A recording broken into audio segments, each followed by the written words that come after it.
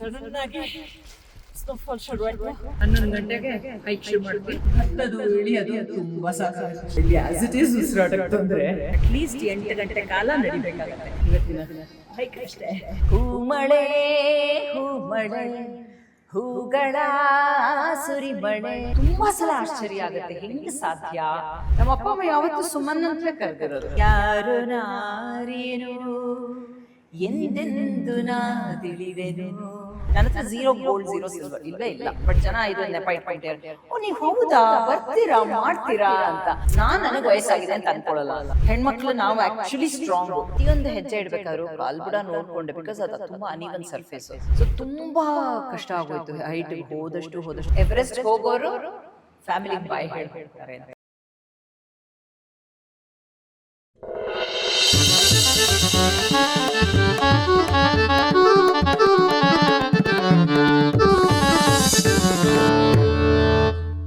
ನಾನು ಅವರ ಮಾತುಗಳಿಂದ ಇನ್ಸ್ಪೈರ್ ಆಗಿ ಒಂದು ಸಾಲನ್ನು ಬರ್ಕೊಂಬಂದಿದ್ದೀನಿ. ಫಸ್ಟ್ ಟೈಮ್ ಅನ್ಸುತ್ತೆ ಸ್ಕ್ರಿಪ್ಟ್ ಮೂಲಕ ಅವರ ಇಂಟ್ರೊಡಕ್ಷನ್ ಶುರು ಮಾಡ್ತಾ ಇದ್ದೀನಿ. ನಮಸ್ಕಾರ, ಇದು ನ್ಯೂಸು. ನಾನು ಹರೀಶ್ ನಾಗರಾಜು. ಪ್ರೀತಿಯಿಂದ ನನ್ನ ಹರಿ ಅಂತ ಕರೀತಾರೆ. ನನ್ನ ಜೊತೆ ಅವರು ಕೂತಿದ್ದಾರೆ. ಅವರ ಕತೆ ಕೇಳಬೇಕು ಅಂತ ನಾನು ಉತ್ಸುಕನಾಗಿದ್ದೀನಿ. ಇದು ಹರಿ ಕತೆ. ನಿಮ್ಮೆಲ್ಲರಿಗೂ ಸ್ವಾಗತ.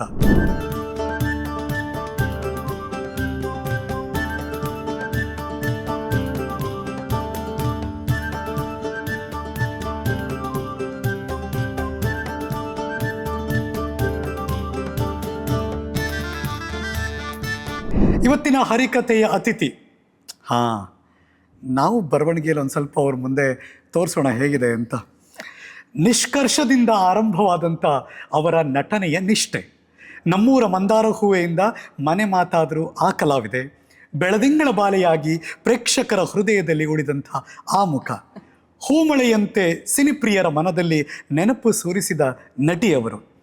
ಬರೀ ಬೆಳ್ಳಿ ಪರದೆಯ ಕಥೆಗಳ ಜೊತೆ ಅಷ್ಟೇ ಅಲ್ಲ, ಎವರೆಸ್ಟ್ ಬೇಸ್ ಕ್ಯಾಂಪ್ ನಿಜ ಜೀವನದ ರೋಮಾಂಚಕ ಕಥೆಯನ್ನು ನಿಮ್ಮ ಮುಂದೆ ಹಂಚಿಕೊಳ್ಳೋದಕ್ಕೆ ಈ ಹರಿಕತೆಯ ಅತಿಥಿಯಾಗಿ ನಮ್ಮ ಜೊತೆ ಇದ್ದಾರೆ ನನ್ನ ಅದರ್ದೇನ್ ಸುಮನ್ ನಗರ್ಕರ್.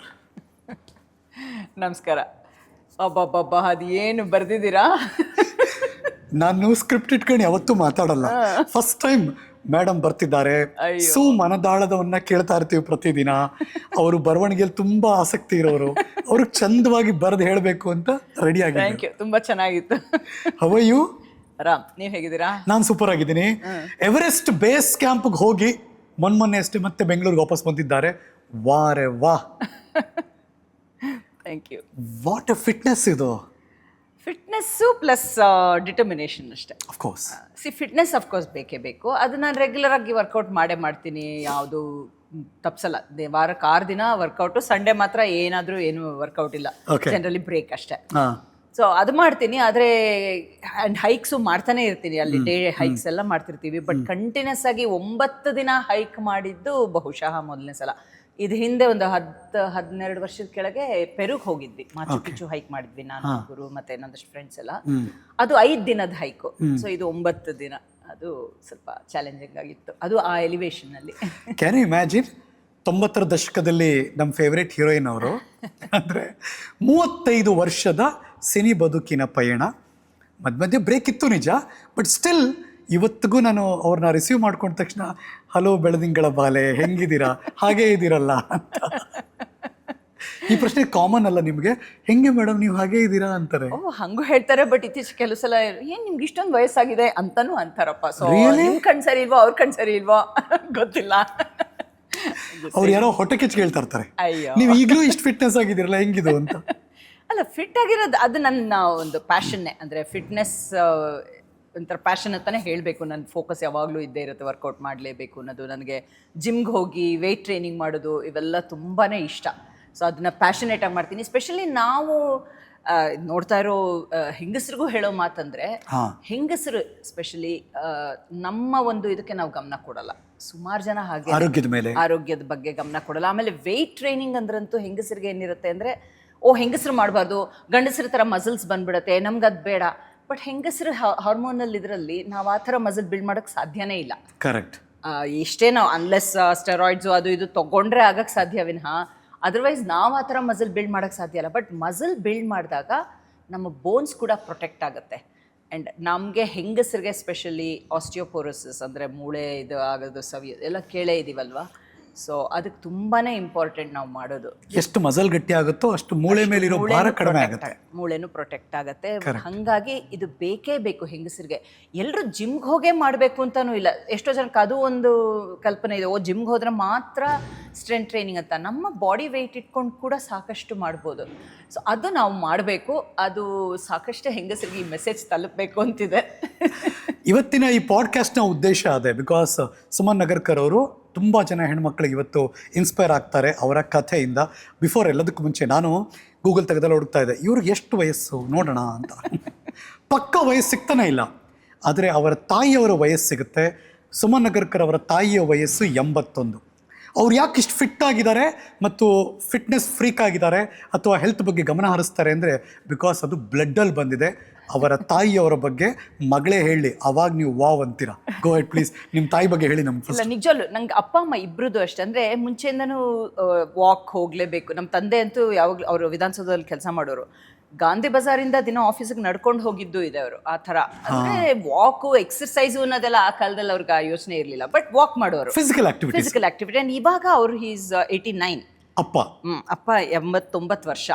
ಬಟ್ ಇವತ್ತು ಬೆಳಗ್ಗೆ ಹೇಳ್ತಿರು ನಂಗೆ ಇವಾಗ 5 ಕಿಲೋಮೀಟರ್ ನಡೆಯೋಕ್ಕಾಗೋದು ಅಂತ. ನಾನು ಅಂತಿರ್ತೀನಿ, ಡ್ಯಾಡಿ ಅಷ್ಟು ಎಷ್ಟೋ ಜನ ಮಾಡಲ್ಲ, ನಿಮ್ಗೆ ಎಷ್ಟಾಗತ್ತೋ ಅಷ್ಟು ಮಾಡ್ತಿದ್ದೀರಲ್ಲ, ಅದು ಮುಖ್ಯ ಅಷ್ಟೇನೆ ಅಂತ. ಹಾಗಾಗಿ ಅವ್ರು ಆಕ್ಟಿವ್ ಆಗಿದ್ದಾರೆ. ಇನ್ಫ್ಯಾಕ್ಟ್ ಅವ್ರು ಸಾಯಂಕಾಲನೂ 1 ರೌಂಡ್ ವಾಕ್ ಹೋಗಿ ಬರಲೇಬೇಕು. ಆ ಮಳೆ ಬರ್ತಿದ್ರು ಛತ್ರಿ ಹಿಡ್ಕೊಂಡಾದ್ರೂ ಒಂದು ಸ್ವಲ್ಪ ಹೊತ್ತು ಹೋಗಿ ಬರ್ತಾರೆ. ಆ ಥರದ ಇದು ಆಟಿಟ್ಯೂಡ್ ನಮ್ಮ ತಂದೆ ಇದೆ. ಆ್ಯಂಡ್ ನಮ್ಮ ಅಮ್ಮನೂ ಹಾಗೆ. ನಮ್ಮ ಅಮ್ಮನೂ ಅಫ್ಕೋರ್ಸ್ ಚಿಕ್ಕ ವಯಸ್ಸಲ್ಲಿ ಯಾವತ್ತು ವಾಕ್ ಗೀಕ್ ಅಂತೆಲ್ಲ ಹೋದವರಲ್ಲ. ಬಿಕಾಸ್ ಅವಾಗೆಲ್ಲ ಮನೆ ಕೆಲಸ ಅದು ಇದರಲ್ಲೇ ಬ್ಯುಸಿಯಾಗಿ ನಮ್ಮನ್ನು ನೋಡ್ಕೊಳ್ಳೋದು ಎಲ್ಲ ಬ್ಯುಸಿಯಾಗಿದ್ದರು. ಬಟ್ ಫಸ್ಟ್ ಟೈಮ್ ಅವ್ರು US ಬಂದಾಗ, ಇನ್ಫ್ಯಾಕ್ಟ್ ನಾನು ಗುರು ಫಸ್ಟ್ ಟೈಮ್ ನಮ್ಮ ಹಾಫ್ ಮ್ಯಾರಥಾನ್ ಮಾಡಿದಾಗಲೇ ನಮ್ಮ ಅಮ್ಮನೂ ಹಾಫ್ ಮ್ಯಾರಥಾನ್ ಮಾಡಿದ್ರು. ಅಮ್ಮನ ಏಜ್ ಎಷ್ಟು? ಅವಾಗ 60s ಇದ್ರು ಅವರು. ಇವಾಗ ಎಷ್ಟು? ಈಗ 81. 81. 81. ಆ್ಯಂಡ್ 76ನೇ ವಯಸ್ಸಿನಲ್ಲಿ ಅವರು ಸ್ಕೈ ಡೈವಿಂಗ್ ಮಾಡಿದ್ರು. ಆಮೇಲೆ ವೈಟ್ ವಾಟರ್ ರಾಫ್ಟಿಂಗ್ ಮಾಡಿದ್ದಾರೆ. ಹಾಫ್ ಮ್ಯಾರಥಾನ್ ಹೋದ ವರ್ಷ US ಬಂದಾಗ ಕೂಡ, ಅಂದರೆ ಅವ್ರು 80ನೇ ವಯಸ್ಸಿನಲ್ಲಿ ಕೂಡ 3 ಹಾಫ್ ಮ್ಯಾರಥಾನ್ ಮಾಡ್ಕೊಂಡು ಬಂದರು. ಅಂದರೆ 21 ಕಿಲೋಮೀಟರ್ ವಾಕ್ ಮಾಡ್ಕೊಂಡು ಬಂದರು. ಸೊ ಆ್ಯಂಡ್ ದಿನ ಅವರು ವಾಕ್ ತಪ್ಪಿಸೋದೇ ಇಲ್ಲ. ಇಬ್ಬರು ಅಷ್ಟೇ, ನಮ್ಮ ಅಪ್ಪ ಅಮ್ಮ ಇಬ್ಬರು ವಾಕ್ ಮಾತ್ರ ತಪ್ಪಿಸೋದೇ ಇಲ್ಲ. ಬೆಳಗ್ಗೆ 4:15 ಹೇಳ್ತಾರೆ, 5:30 ಹೋಗ್ತಾರೆ, 6:30 6:45 ಬರ್ತಾರೆ. ಸೊ ಅದೊಂಥರ ಎಷ್ಟೋ ಸಲ ನಾನು ಬೆಂಗಳೂರಿಗೆ ಬಂದಾಗ ಒಂಚೂರು ಕೆಲವು ಸಲ ಸೋಮಾರಿ ಆಗ್ಬಿಡ್ತೀನಿ. ಇನ್ನು ಈ ಸಲನೂ ಅಷ್ಟೇ, ಹೈಕೆಲ್ಲ ಮುಗಿಸ್ಕೊಂಡು ಬಂದಮೇಲೆ ಇನ್ನೂ ನಾನು ರೆಗ್ಯುಲರ್ ವಾಕೇ ಶುರು ಮಾಡಿಲ್ಲ. ಆಗಲಿ ಇನ್ನೊಂದಿನ ಆಗಲಿ ಸೆಕೆಂಡ್ ತಡೆಯೋಕ್ಕಾಗ್ತಿಲ್ಲ ಅಂತ. ಬಟ್ ಅವ್ರು ತಪ್ಸಲ್ಲ. ಸೊ ಅದೊಂದು ನಿಜವಾಗ್ಲೂ ಇನ್ಸ್ಪಿರೇಷನು. ಯಾರು ಹೊಗಳಿದ್ರೆ ಸುಮನ್ ಮೇಡಮ್ಗೆ ನಾನು ಯಾರ ಮಗಳು ಹೇಳಿ ಅಂತ. ಖಂಡಿತ ಅಲ್ವಾ? ಖಂಡಿತ ವೆರಿ ಪ್ರೌಡ್ ಫೀಲ್ ಅದು. ಸೊ ಅನ್ಡೌಟೆಡ್ಲಿ ಇಂಥವ್ರ ಮಗಳಾದ್ಮೇಲೆ ಇವ್ರು ಹೆಂಗಿರ್ಬೇಡ. ಸರಿ, ನನಗೂ ಇವೆಲ್ಲ ಮುಂಚೆ ಯೋಚನೆ ಇರಲಿಲ್ಲ. ಅಂದರೆ ಇಲ್ಲಿ ನಾನು ಆ್ಯಕ್ಟ್ ಮಾಡ್ತಿದ್ದಾಗ ಅವಾಗೆಲ್ಲ ಬೆಳಗ್ಗೆ ಶೂಟಿಂಗ್ ಹೋಗೋದು ಬರೋದು ಇಷ್ಟ. ಈಟಿಂಗ್ ವಿಷಯದಲ್ಲಿ ಮುಂಚೆ ನಾನು ಒಂದು ಶಿಸ್ತಿತ್ತು, ಇಲ್ಲ ಅಂತಲ್ಲ. ಅದು ಬಿಟ್ಟರೆ ವರ್ಕೌಟ್ ಮಾಡಬೇಕು ಅನ್ನೋದೆಲ್ಲ ಆವಾಗ ಐಡಿಯಾ ಇರಲಿಲ್ಲ. ಸೊ ಮಾಮೂಲಿ ಶೂಟಿಂಗ್ ಹೋಗ್ತಿದ್ದೆ ಬರ್ತಿದ್ದೆ. ಬಟ್ ಎಲ್ಲೋ ನಡೆಯೋ ಅವಕಾಶ ಇದ್ದಾಗ ನಡೀತಿದ್ವಿ. ಬಟ್ ರೆಗ್ಯುಲರ್ ವಾಕ್ ಹೋಗಬೇಕು ಇದು ಅವಾಗೆಲ್ಲ ತಲೆಲ್ಲ ಅದು ಯಾವುದೂ ಇರಲೂ ಇಲ್ಲ. ಬಟ್ US ಹೋದ್ಮೇಲೆ ಐ ಥಿಂಕ್ 2006 7 ನಾನು ನಮ್ಮ ಮನೆ ಹತ್ರ ಒಂದು ಬಟ್ US ಹೋಗಿದ್ದು 2001. ಸೊ ಆಮೇಲೆ 2006 ಅನ್ಸುತ್ತೆ, ನಾನು ನಮ್ಮ ಮನೆ ಹತ್ರನೇ ಒಂದು ಕಮ್ಯುನಿಟಿ ಕಾಲೇಜಲ್ಲಿ ಈ ಬೂಟ್ ಕ್ಯಾಂಪ್ ಫಿಟ್ನೆಸ್ ಕ್ಲಾಸ್ ಅಂತೆಲ್ಲ ತೊಗೊಂಡೆ. ಅಂದರೆ ಓಕೆ ಏನಾದ್ರು ಮಾಡೋಣ ಅಂತ. ಅಲ್ಲ, ಅಫ್ಕೋರ್ಸ್ ಅದಕ್ಕೆ ಮುಂಚೆ ಸ್ವಲ್ಪ ಹೋಗ್ತಿದ್ದೆ ಬರ್ತಿದ್ದೆ. ಬಟ್ ಅಲ್ಲಿ ಶುರು ಮಾಡೋಣ ಅಂತ ಕ್ಲಾಸಸ್ ತೊಗೊಂಡಿದ್ದೆ. ಅಲ್ಲೇನಂದರೆ ಓಡೋದು, ಒಂದು ವಾರ್ಮ್ ಅಪ್ಗೆ 1 ರೌಂಡ್ ಹೋಗಿ ಬನ್ನಿ, ಕೂಲ್ ಡೌನ್ ಎಲ್ಲ ಎಕ್ಸರ್ಸೈಸ್ ಆದಮೇಲೆ 1 ರೌಂಡ್ ಓಡ್ ಬನ್ನಿ. ನನಗೆ ಚಿಕ್ಕ ವಯಸ್ಸಿಂದ ಸ್ಪೋರ್ಟ್ಸ್ ವಿಷಯದಲ್ಲಿ ಆ್ಯಕ್ಚುಲಿ ನಿಮ್ಗೆ ಕೇಳಿದ್ರೆ ಆಶ್ಚರ್ಯ ಆಗೋದು, ಇವಾಗ ಇಷ್ಟೆಲ್ಲ ಮಾಡ್ತಿರೋಳು ಅಂತ. ಬಟ್ ನನಗೆ ಸ್ಪೋರ್ಟ್ಸ್ ವಿಷಯದಲ್ಲಿ ಯಾವತ್ತೂ ಇಂಟ್ರೆಸ್ಟ್ ಇರಲಿಲ್ಲ. Zero interest. ಇನ್ಫ್ಯಾಕ್ಟ್ ಸ್ಕೂಲಲ್ಲಿ ಅಂದರೆ ಕಂಪಲ್ಸರಿ ಇರುತ್ತಲ್ವಾ ಫಿಸಿಕಲ್ ಎಜುಕೇಶನ್ ಕ್ಲಾಸಸ್, ಅಷ್ಟೇ ಮಾಡ್ತಾ ಇದ್ದಿದ್ದು. ಒಂಚೂರು ಐ ಥಿಂಕ್ ಮಹಿಳಾ ಸೇವಾ ಸಮಾಜದಲ್ಲಿ ಓದ್ತಿದ್ದಾಗ ಥ್ರೋಬಾಲ್, ಬೆಂಗಳೂರಿನ ಬಸವನಗುಡಿಯ ಗಾಂಧಿ ಬಜಾರಿನ ಹೆಣ್ಮಗಳು. ಸೊ ನಾನು ಮಹಿಳಾ ಸೇವಾ ಸಮಾಜದಲ್ಲಿ 7th ಓದಿದ್ದು. ಅಲ್ಲಿ ಥ್ರೋಬಾಲ್ ಇರ್ತಿತ್ತು. ಅವಾಗ ಒಂಚೂರು ಏನೋ ಆಡ್ತಿದ್ದೆ. ಬಿಟ್ಟರೆ ಯಾವತ್ತು ಏನು, ಇನ್ಫ್ಯಾಕ್ಟ್ ನ್ಯೂಸ್ ಪೇಪರಲ್ಲಿ ಸ್ಪೋರ್ಟ್ಸ್ ಸೆಕ್ಷನ್ ಕೂಡ ಎತ್ತಿಟ್ಟು ಬೇರೆದೆಲ್ಲ ಓದ್ತಾ ಇದ್ದವಳು ನಾನು. ನಾವೆಲ್ಲ ಹೆಂಗ್ ಗೊತ್ತಾ, PT ಕ್ಲಾಸ್ ಮಾತ್ರ ಮಿಸ್ ಮಾಡ್ತಿರ್ಲಿಲ್ಲ. ನೀವು ಹಂಗಲ್ಲ, PT ಕ್ಲಾಸ್ ಕಂಪಲ್ಸರಿ. ಈಗ ಅನ್ಸುತ್ತೆ ಯಾಕೆ ಅಂತ. ಬಟ್ ಏನೋ ಅವಾಗ ಅದ್ರ ಬಗ್ಗೆ ಗಮನ ಇರಲಿಲ್ಲ, ಅವೇರ್ನೆಸ್ಸು ಇರಲಿಲ್ಲ ಅನ್ಕೋದು. ಚಿಕ್ಕ ವಯಸ್ಸಲ್ಲಿ ಹೆಂಗಿದ್ರು ನಡೆಯುತ್ತೆ ಅಲ್ವಾ, ಅದೆಲ್ಲ ತಲೆಗೂ ಬಂದಿರಲ್ಲ. ಬಟ್ ನ್ಯಾಷನಲ್ ಕಾಲೇಜಿಗೆ ಬಂದ್ಮೇಲೂ ಅದು ಇರ್ಲಿಲ್ವ ತಲೆಯಲ್ಲಿ? ಹಾಡು ಅವಾಗೆಲ್ಲ ಬರೀ ಹಾಡು ಅಷ್ಟೇ. ಕಾಂಪಿಟೇಷನ್ಸ್ಗೆ ಹೋಗೋದು, ನಂಗೆ ಸ್ಕೂಲಲ್ಲಿ ಕಾಲೇಜಲ್ಲಿ ಪರ್ಮಿಷನ್ ಇರ್ತಿತ್ತು ಎಲ್ಲ ಕಡೆ. No sports? ಏನ್ ಅದೇ ಹೇಳನಲ್ಲ, ಪಿ ಕ್ಲಾಸಲ್ಲಿ ಏನ್ ಇರ್ತಿತ್ತೋ ಪಿ ಟಿ ಕ್ಲಾಸಲ್ಲಿ ಅಷ್ಟು ಮಾತ್ರ. ಅದು ವಿಧಿ ಇಲ್ಲ, ಮಾಡ್ಲೇಬೇಕಿತ್ತು, ಮಾಡ್ತಿದ್ದು ಬರ್ತಿದ್ದು ಅಷ್ಟೇ. ಬೇರೆ ಟೈಮಲ್ಲಿ ಯೋಚನೆನೂ ಮಾಡ್ತಿರ್ಲಿಲ್ಲ ಅದ್ರ ಬಗ್ಗೆ. ಸೊ ನಾನು ಯು ಎಸ್ಗೆ ಹೋದ್ಮೇಲೆ ಸ್ವಲ್ಪ ಶುರು ಮಾಡಿಕೊಂಡೆ. ಬಟ್ 2000 ಇದರಲ್ಲಿ ಅವಾಗ ಕ್ಲಾಸಸ್ ತಗೊಂಡಾಗ ಓಡೋದು ಇತ್ತು. ಒಂದಿನ 1 ಮೈಲಿ ಓಡಕ್ಕೆ ಹೇಳಿದ್ರು. 1 ಮೈಲಿ? 1 ಮೈಲಿ ಅಷ್ಟೇ. ಅವತ್ತು ನನಗೆ ಮ್ಯಾರಥಾನ್ ಓಡೋದು ಅನುಭವ. ಬಿಕಾಸ್ 1 ಮೈಲಿ ಓಡಬೇಕಲ್ಲ, ನಾನು ಯಾವತ್ತೂ ಇಲ್ಲಿಂದ ಅಷ್ಟು ದೂರ ಓಡದೆ ಇರೋಳಿಗೆ 1 ಮೈಲಿ ಹೆಂಗಪ್ಪ ಓಡೋದು ಅಂತ ಕಷ್ಟಪಟ್ಟು ಓಡಿದೆ. ಕ್ಲಾಸಲ್ಲಿ ಇದ್ದವರೆಲ್ಲ ಎಲ್ಲ I mean community colleges, so ಎಲ್ಲ ಏಜ್ ಗ್ರೂಪ್ನವರು ಇರ್ತಾರೆ. ಕ್ಯಾಲಿಫೋರ್ನಿಯಾ ನಮ್ಮ ಮನೆ ಹತ್ರನೇ, ಫಾಲ್ಸಮ್ ಅಂತ. ಸೊ ಎಲ್ಲ ಏಜ್ನವರು ಇರ್ತಾರೆ. ಚಿಕ್ಕವರು ಇದ್ರು, ನಂಗಿನ್ ದೊಡ್ಡವರು ಇದ್ರು. ಅವರೆಲ್ಲ ನನಗೆ ಚಿಯರ್ ಮಾಡಿದ್ರು. ಕೆಲವ್ರು ನನ್ನ ಜೊತೆ ವಾಪಸ್ ಬಂದು ಓಡಿದ್ರು. ಸೊ ಅವತ್ತು ಅನ್ನಿಸ್ತು ಇಷ್ಟು ಇದನ್ನು ಮಾಡಬೇಕು ಅಂತ. ಮನೆಗೆ ಹೋಗಿ ಗುರುಗೂ ಹೇಳಿದೆ. ಅವನು ಚಿಕ್ಕ ವಯಸ್ಸಲ್ಲಿ ಸ್ಕೂಲ್ ಡೇಸಲ್ಲೆಲ್ಲ ಓಡ್ತಿದ್ದು, ಅವನು ಸ್ಕೂಲ್ಗೆ ಆ ಥರ ಎಲ್ಲ. ಬಟ್ ಆಮೇಲೆ ಅವನು ಏನೋ ಬಿಟ್ಬಿಟ್ಟಿದ್ದ ಹಾಗೇನೆ. ಬೈ ದ ವೇ, ಗುರು ಅಂದ್ರೆ ಗುರುದೇವ್ ನಾಗರಾಜ, ಅವರ ಪತಿ ದೇವರು. ನನ್ನ ಹಸ್ಬೆಂಡ್. ಚೆನ್ನಾಗಿದೆ. ಈಗ ಅಪ್ಪ ಅಮ್ಮನೂ ಇದೇ ತರ ಇನ್ಸ್ಪೈರ್ ಮಾಡಿದ್ರು, ಮದುವೆ ಆಗಿರೋ ಯಜಮಾನ್ರು ಇನ್ಸ್ಪೈರ್ ಮಾಡ್ಬಿಟ್ರೆ ಮುಗೀತಲ್ಲ. ಇಬ್ರಿಗೂ ಆ ವಿಷಯದಲ್ಲಿ ತುಂಬಾನೇ ಹೊಂದಾಣಿಕೆ ಇದೆ. ಅಂದ್ರೆ ಇಂಟ್ರೆಸ್ಟ್ ಎಲ್ಲ ಒಂದೇ ತರ ಇದೆ. ಓಕೆ. ಸೊ ಆವಾಗ ಮನೆಗೆ ಹೋಗಿ ಹೇಳಿದೆ ಹಿಂಗಾಯ್ತು ಇವತ್ತು ಅಂತ. ಆಮೇಲೆ ಇಬ್ರು ಒಂದು ಟ್ರೈನಿಂಗ್ ಗ್ರೂಪ್ಗೆ ಸೇರಿ, ರನ್ನಿಂಗ್ದು ಗಂಡ ಹೆಂಡತಿ ಇಬ್ರು ಸೇರ್ಕೊಂಡು ಲೆಸ್ ದೆನ್ 3 months ನಮ್ಮ ಫಸ್ಟ್ ಹಾಫ್ ಮ್ಯಾರಥಾನ್ ಮಾಡಿದ್ವಿ, ಕಂಟಿನ್ಯೂಸ್ ಆಗಿ ಟ್ರೈನ್ ಮಾಡಿ. ಸೊ ಅವಾಗ ಅನ್ನಿಸ್ತು ಐ ಕ್ಯಾನ್ ಡೂ ದಿಸ್ ಅಂತ. ಅಂದರೆ ಫಸ್ಟ್ 1 ಮೈಲಿ ಓಡಿದಾಗಲೇ ಮ್ಯಾರಥಾನ್ ಓಡಿದೋಳು ಫೀಲಿಂಗ್ ಬಂದಿತ್ತು. 3 ತಿಂಗಳಲ್ಲಿ 13.1 ಅಂದರೆ 21 ಕಿಲೋಮೀಟ್ರದ್ದು ರನ್ನೇ ಮಾಡಿದಾಗ ಒಂಥರ ಖುಷಿ ಆಯಿತು. ಆಮೇಲೆ ಅದೊಂಥರ ಚಟ ಹತ್ಕೊಂಡ್ಬಿಡ್ತು, ಒಳ್ಳೆ ಚಟ ಅಷ್ಟೇ. ಓಡ್ತಾನೆ ಇದ್ದಾರೆ ಈಗ. ಬಟ್ ನೀವು ಚಿಕ್ಕ ವಯಸ್ಸಿಂದ ಅಫ್ಕೋರ್ಸ್ ಪಿ ಟಿಲಿ ಇರಲಿಲ್ಲ ಅಥವಾ ಈ ಥರ ರನ್ನಿಂಗ್ ರೇಸು ಸ್ಪೋರ್ಟ್ಸಲ್ಲಿ ಇಲ್ಲ ಅಂದ್ರೂ ನೀವೇನು ದಪ್ಪ ಇರಲಿಲ್ಲ ಆ್ಯಕ್ಚುಲಿ. ಐ ಮೀನ್ ವಯಸ್ಸಿಗೆ ತಕ್ಕ ಹಾಗೆ ಹಾಗೆ ನಡೀತಿತ್ತು. ನಾ ಹೇಳಂದಲ್ಲ, ಕಾನ್ಷಿಯಸ್ ಈಟಿಂಗ್ ಇರ್ತಿತ್ತು. ಅಂದರೆ ಮನೇಲಿ ಹೆಲ್ದಿಯಾಗೆ ಮಾಡ್ತಿದ್ರು ಅವಾಗಿಂದಲೂ. ಸೊ ಮಾಮೂಲಿ ಊಟ ತಿಂಡಿ. ಆ್ಯಂಡ್ ಇವಾಗನಷ್ಟು ನಾವು ಹೊರಗಡೆ ಎಲ್ಲ ಅವಾಗ ಹೋಗ್ತಿದ್ವಿ. ನಮ್ಮ ಮನೇಲಿ ಸಿನಿಮಾಗಳು ತುಂಬ ನೋಡ್ತಿದ್ರು ನಮ್ಮ ಅಪ್ಪ ಅಮ್ಮ. ಸೊ ಸಡನ್ನಾಗಿ ಒಂದು ಶನಿವಾರನೋ ಭಾನುವಾರನೋ ಬೆಳಗಾಗಿದ್ದು ಓಕೆ ಇವತ್ತು ಮಾರ್ನಿಂಗ್ ಶೋಗೆ ಹೋಗೋಣ ಅಂತ. ನಮ್ಮ ಅಣ್ಣವ್ರ ಸಿನಿಮಾ ಬಂದ್ಬಿಟ್ರಂತೂ ನಾನು ನಮ್ಮಣ್ಣ ಮಹಾನ್ ಭಕ್ತರು. ಸೊ ಒಂದು ಸಿನಿಮಾನೂ ತಪ್ಪಿಸ್ತಿರ್ಲಿಲ್ಲ. ಎಷ್ಟೋ ಸಲ ಮೆಜೆಸ್ಟಿಕ್ಗೆ ಹೋಗಿ ಮಾರ್ನಿಂಗ್ ಶೋಗೆ ಟಿಕೆಟ್ ಸಿಗಿದೆ, ನಾನು ನಮ್ಮ ಅಣ್ಣ ಹಠ ಮಾಡಿಕೊಂಡು ಅಲ್ಲೇ ಕಾದು ಮ್ಯಾಟ್ನಿಗೆ ಟಿಕೆಟ್ ತಗೊಂಡು ಸುತ್ಕೊಂಡು ಅಲ್ಲೇ ಓಡಾಡ್ಕೊಂಡು ಆ ಥರ. ಸೊ ಅಷ್ಟನ್ನು ಮಾಡ್ತಿದ್ವಿ. ಹಂಗೆ ಹೊರಗಡೆ ಸಿನಿಮಾಗೆ ಹೋದಾಗ ಎಲ್ಲೋ ಒಂದು ಕಡೆ ದೋಸೆ ತಿನ್ನು, ಇನ್ನೇನೋ ಒಂಚೂರು ಅಷ್ಟೇ. ಅವಾಗಿನ ಇಷ್ಟೆಲ್ಲ ಚಾಯ್ಸಸ್ ಎಲ್ಲಿರ್ತಿತ್ತಲ್ವಾ. ಸೊ ಯಾವುದು first film do you remember ಅಣ್ಣವ್ರದ್ದು ನೀವು ನೋಡಿದ್ದು? ಫಸ್ಟ್ ಫಿಲಮ್ ಅಂತ ಹಂಗೆ ಜ್ಞಾಪಕ ಇಲ್ಲ, ಬಟ್ ಎಲ್ಲ ನೋಡ್ತಿದ್ವಿ. ಇನ್ನೂ ಜ್ಞಾಪಕ ಇದೆ. ನೆನಪಿನಲ್ಲಿರುವ ಮೊದಲ ಸಿನಿಮಾ ಯಾವುದು? ಥಿಯೇಟ್ರಿಗೆ ಹೋಗಿ ನೋಡಿದ್ದೆ ಇದನ್ನ ಅಂತ ಯೋಚನೆ? ಅಲ್ಲ, ಆ ಥರ ತುಂಬಾ ಇದೆ. ಇನ್ಫ್ಯಾಕ್ಟ್ ರೀಸೆಂಟ್ ಆಗಿ ನಾನೊಂದು ಅಲ್ಲ ಫಸ್ಟ್ ಸಿನಿಮಾ ಚಿಕ್ಕ ವಯಸ್ಸರಿದ್ದಾಗ ನಿಮಗೆ ನೆನಪಿರೋದು ಕಾನ್ಶಿಯಸ್ ಆಗಿ ಈ ಸಿನಿಮಾ ಅನ್ಸುತ್ತೆ ನಾನು ಹೋಗಿದ್ದು ನೋಡಿನಿ. ಸೊ ಫಸ್ಟ್ ಅಂತ ಹೇಳೋದು ಕಷ್ಟ. ನನಗೆ ತಲೆಯಲ್ಲಿರೋದೇನಂದ್ರೆ ಅದೆಲ್ಲ ಸಿನಿಮಾಗಳು ನೋಡ್ಕೊಂಡು ಬಂದ್ಮೇಲೆ ಈ ಅವಾಗೆಲ್ಲ ನಿಮ್ಗೆ ಗೊತ್ತಲ್ಲ, ಮಾರ್ಕೆಟ್ ಇದರಲ್ಲಿ ಅಪ್ಸರಾ ಥಿಯೇಟರ್ ಎಲ್ಲ ಇದೆಯಲ್ಲ, ಅದ್ರ ಹತ್ರ ಇತ್ತಲ್ಲ, ಅದ್ರ ಹತ್ರ ಈ ಅಂಗಡಿಗಳಲ್ಲಿ ಹಾಡಿನ ಇದು ಕೂಡ ಸಿಗೋದು, ಲಿರಿಕ್ಸ್ ಬುಕ್ ಸಿಗೋದು ಎಲ್ಲ ಸಿನಿಮಾಗಳು. ಸೊ ನಾನು ನಮ್ಮಣ್ಣ ಅದನ್ನ ತರ್ತಿದ್ವಿ, ಆ ಹಾಡುಗಳನ್ನು ಹಾಡ್ತಾ ಇದ್ವಿ. ಆ್ಯಂಡ್ ರಿಲೇಟಿವ್ಸ್ ಮನೇಲಿ ಎಲ್ಲೇ ಏನೇ ಗೆಟ್ ಟುಗೆದರ್ ಆಗಲಿ ನಂದು ಒಂದು ಒಂಥರ ಹಾಡುಗಳ ಇದು ಇನ್ಫ್ಯಾಕ್ಟ್ ರೀಸೆಂಟಾಗಿ ನಾನು ಅದನ್ನೇ ಒಂದು ಹಾಡು ಹಾಕ್ತೆ. ನಾನು ನಮ್ಮಣ್ಣ ಹಾಡಿದ್ದು ಗಿರಿಕನ್ಯೆ ಚಿತ್ರದ್ದು. ಸೊ ಆ ಥರ ಎಲ್ಲ ಸಿನಿಮಾ. ಬಟ್ ಫಸ್ಟ್ ಅಂತ ಯೋಚನೆ ಮಾಡೋದು ಕಷ್ಟ ಆಗುತ್ತೆ, ಯಾಕೆಂದ್ರೆ ಅದೊಂಥರ ಆಟೋಮೆಟಿಕ್ಕಾಗಿ ಬಂದ್ಬಿಟ್ಟಿತ್ತಲ್ಲ. ಸೊ ನೋಡ್ತಾನೆ ಇರ್ತಿದ್ದೆ. ಒಂದೇನಂದ್ರೆ ನಮ್ಮ ಅಪ್ಪ ಅಮ್ಮ ಹಿಂದಿ ಸಿನಿಮಾ ಕರ್ಕೊಂಡು ಹೋಗ್ತಿರ್ಲಿಲ್ಲ ನಮ್ಮನ್ನ. ನಿಮ್ಗೆ ಇಷ್ಟ ಆಯ್ತು? ಅಲ್ಲ, ಅದು ಐಡಿಯಾನೂ ಇರಲಿಲ್ಲ. ಬಟ್ ಏನೋ ಒಂಥರ ಹಿಂದಿ ಸಿನಿಮಾಗೆಲ್ಲ ಕರ್ಕೊಂಡು ಹೋಗೋರು. ಹಿಂದಿ ಸಿನಿಮಾಗೆ ನಮ್ಮ ಅಜ್ಜಿ ಮನೇಲಿ ಬಿಟ್ಬಿಟ್ಟು ಅವರಿಬ್ರು ಹೋಗೋರು. ಒಂದು ಐ ಥಿಂಕ್ ನಾ ಹೈಸ್ಕೂಲಿಗೆ ಬರೋರ್ಗು ಅನ್ಸುತ್ತೆ ಅಷ್ಟೇ. ಬಟ್ ಸುಮಾರು ಸಿನಿಮಾಗಳು ನೋಡ್ತಾ ಇದ್ವಿ ತುಂಬ. ಸೊ ಎಜುಕೇಷನ್ನು, ಸಿನಿಮಾ, ಸಂಗೀತ ಇವೆಲ್ಲ ನಿಮ್ಮ ಕುಟುಂಬದಲ್ಲಿ ನಿಮ್ಮ ಸಂಸಾರದಲ್ಲಿ ಇದ್ದೇ ಇತ್ತು ಹಂಗಾರೆ ಹಾಸೋಕ್ಕಾಗಿ? ಇತ್ತು. ಸಂಗೀತ ಅದು ನಮ್ಮ ಅಪ್ಪನಿಂದ ಬಂದಿದೆ. ಅಫ್ಕೋರ್ಸ್ ಅವ್ರು ಯಾವತ್ತೂ ಕ್ಲಾಸಿಕಲ್ ಅಂತ ಕಲೀಲಿಲ್ಲ, ಬಟ್ ಅವ್ರಿಗೂ ಹಾಡೋ ಒಂದು ಇದು ತುಂಬ ಚೆನ್ನಾಗಿತ್ತು. ಅದು ಐ ಥಿಂಕ್ ನನಗೆ ನಮ್ಮ ಅಣ್ಣಗೆ ಸ್ವಲ್ಪ ಬಂತು. ಈಗ ನನ್ನ ಅಣ್ಣನ ಮಗಳು ಅಷ್ಟೇ ತುಂಬ ಚೆನ್ನಾಗಿ ಹಾಡ್ತಾಳೆ. ಅವಳು ಹಿಂದೂಸ್ತಾನಿ ಫುಲ್ ಅವಳು ಫೋಕಸ್ಸು, ತುಂಬ ಚೆನ್ನಾಗಿ ಹಾಡ್ತಾಳೆ. ಬೈ ದ ವೇ, ಯಾರು ಸುಮನ್ ನಗರ್ಕರ್ ಅವ್ರನ್ನ ಇನ್ಸ್ಟಾಗ್ರಾಮಲ್ಲೆಲ್ಲ ಫಾಲೋ ಮಾಡ್ತಿದ್ರೆ ಅವ್ರು ಅವಾಗ ಹಾಡ್ತಾ ಇರ್ತಾರೆ. ಅವ್ರ ಸಿನಿಮಾಗಳ ಹಾಡನ್ನು ಹಾಡ್ತಿರ್ತಾರೆ, ಚಂದ ಹಾಡ್ತಾರೆ. ಅಲ್ಲ, ಅದು ಎಲ್ಲೋ ಹೈಕ್ ಮಾಡ್ತಿದ್ದಾಗ ಸಡನ್ನಾಗಿ ತಲೆಯಲ್ಲಿ ಯಾವುದೋ ಹಾಡು, ಕನ್ನಡ ಹಾಡು ಓಡ್ತಾ ಇರುತ್ತೆ. ಸಡನ್ನಾಗಿ ಇದನ್ನ ಹಾಡ್ಬೇಕು ಇವತ್ತು ಅನ್ಸುತ್ತೆ. ಮುಂಚೆ ಅನ್ಕೊಂಡು ಹೋಗಿರಲ್ಲ, ಬಟ್ ಅಲ್ಲಿ ಹೋದಾಗ ತುಂಬ ಅನ್ಸುತ್ತೆ, ಈ ಹಾಡು ಹೇಳಿದ್ರೆ ಎಷ್ಟು ಚೆನ್ನಾಗಿರುತ್ತಲ್ವಾ, ಈ ವಾತಾವರಣಕ್ಕೆ ಚೆನ್ನಾಗಿದೆ ಅಲ್ವಾ ಅಂತ. ಯಾವುದೋ ಹೂ ಮಳೆ, ಅದು ನಮ್ಮ ಮನೇಲಿ ಹೂ ತುಂಬ ಬಿಟ್ಟಿತ್ತು. ಸೊ ಹಾಡೋಣ ಅನ್ನಿಸ್ತು ಹಂಗೆ ಅಷ್ಟೇ. ಒಂದು ಗುನುಗಿ ಒಂದು ಪ್ಲೀಸ್. ಅಯ್ಯೋ ಚೆನ್ನಾಗಿದೆ ಅದು. ಹಾಂ, ಯಾವ್ದು ಹೂಮಳೆದೇನಾ? Of course.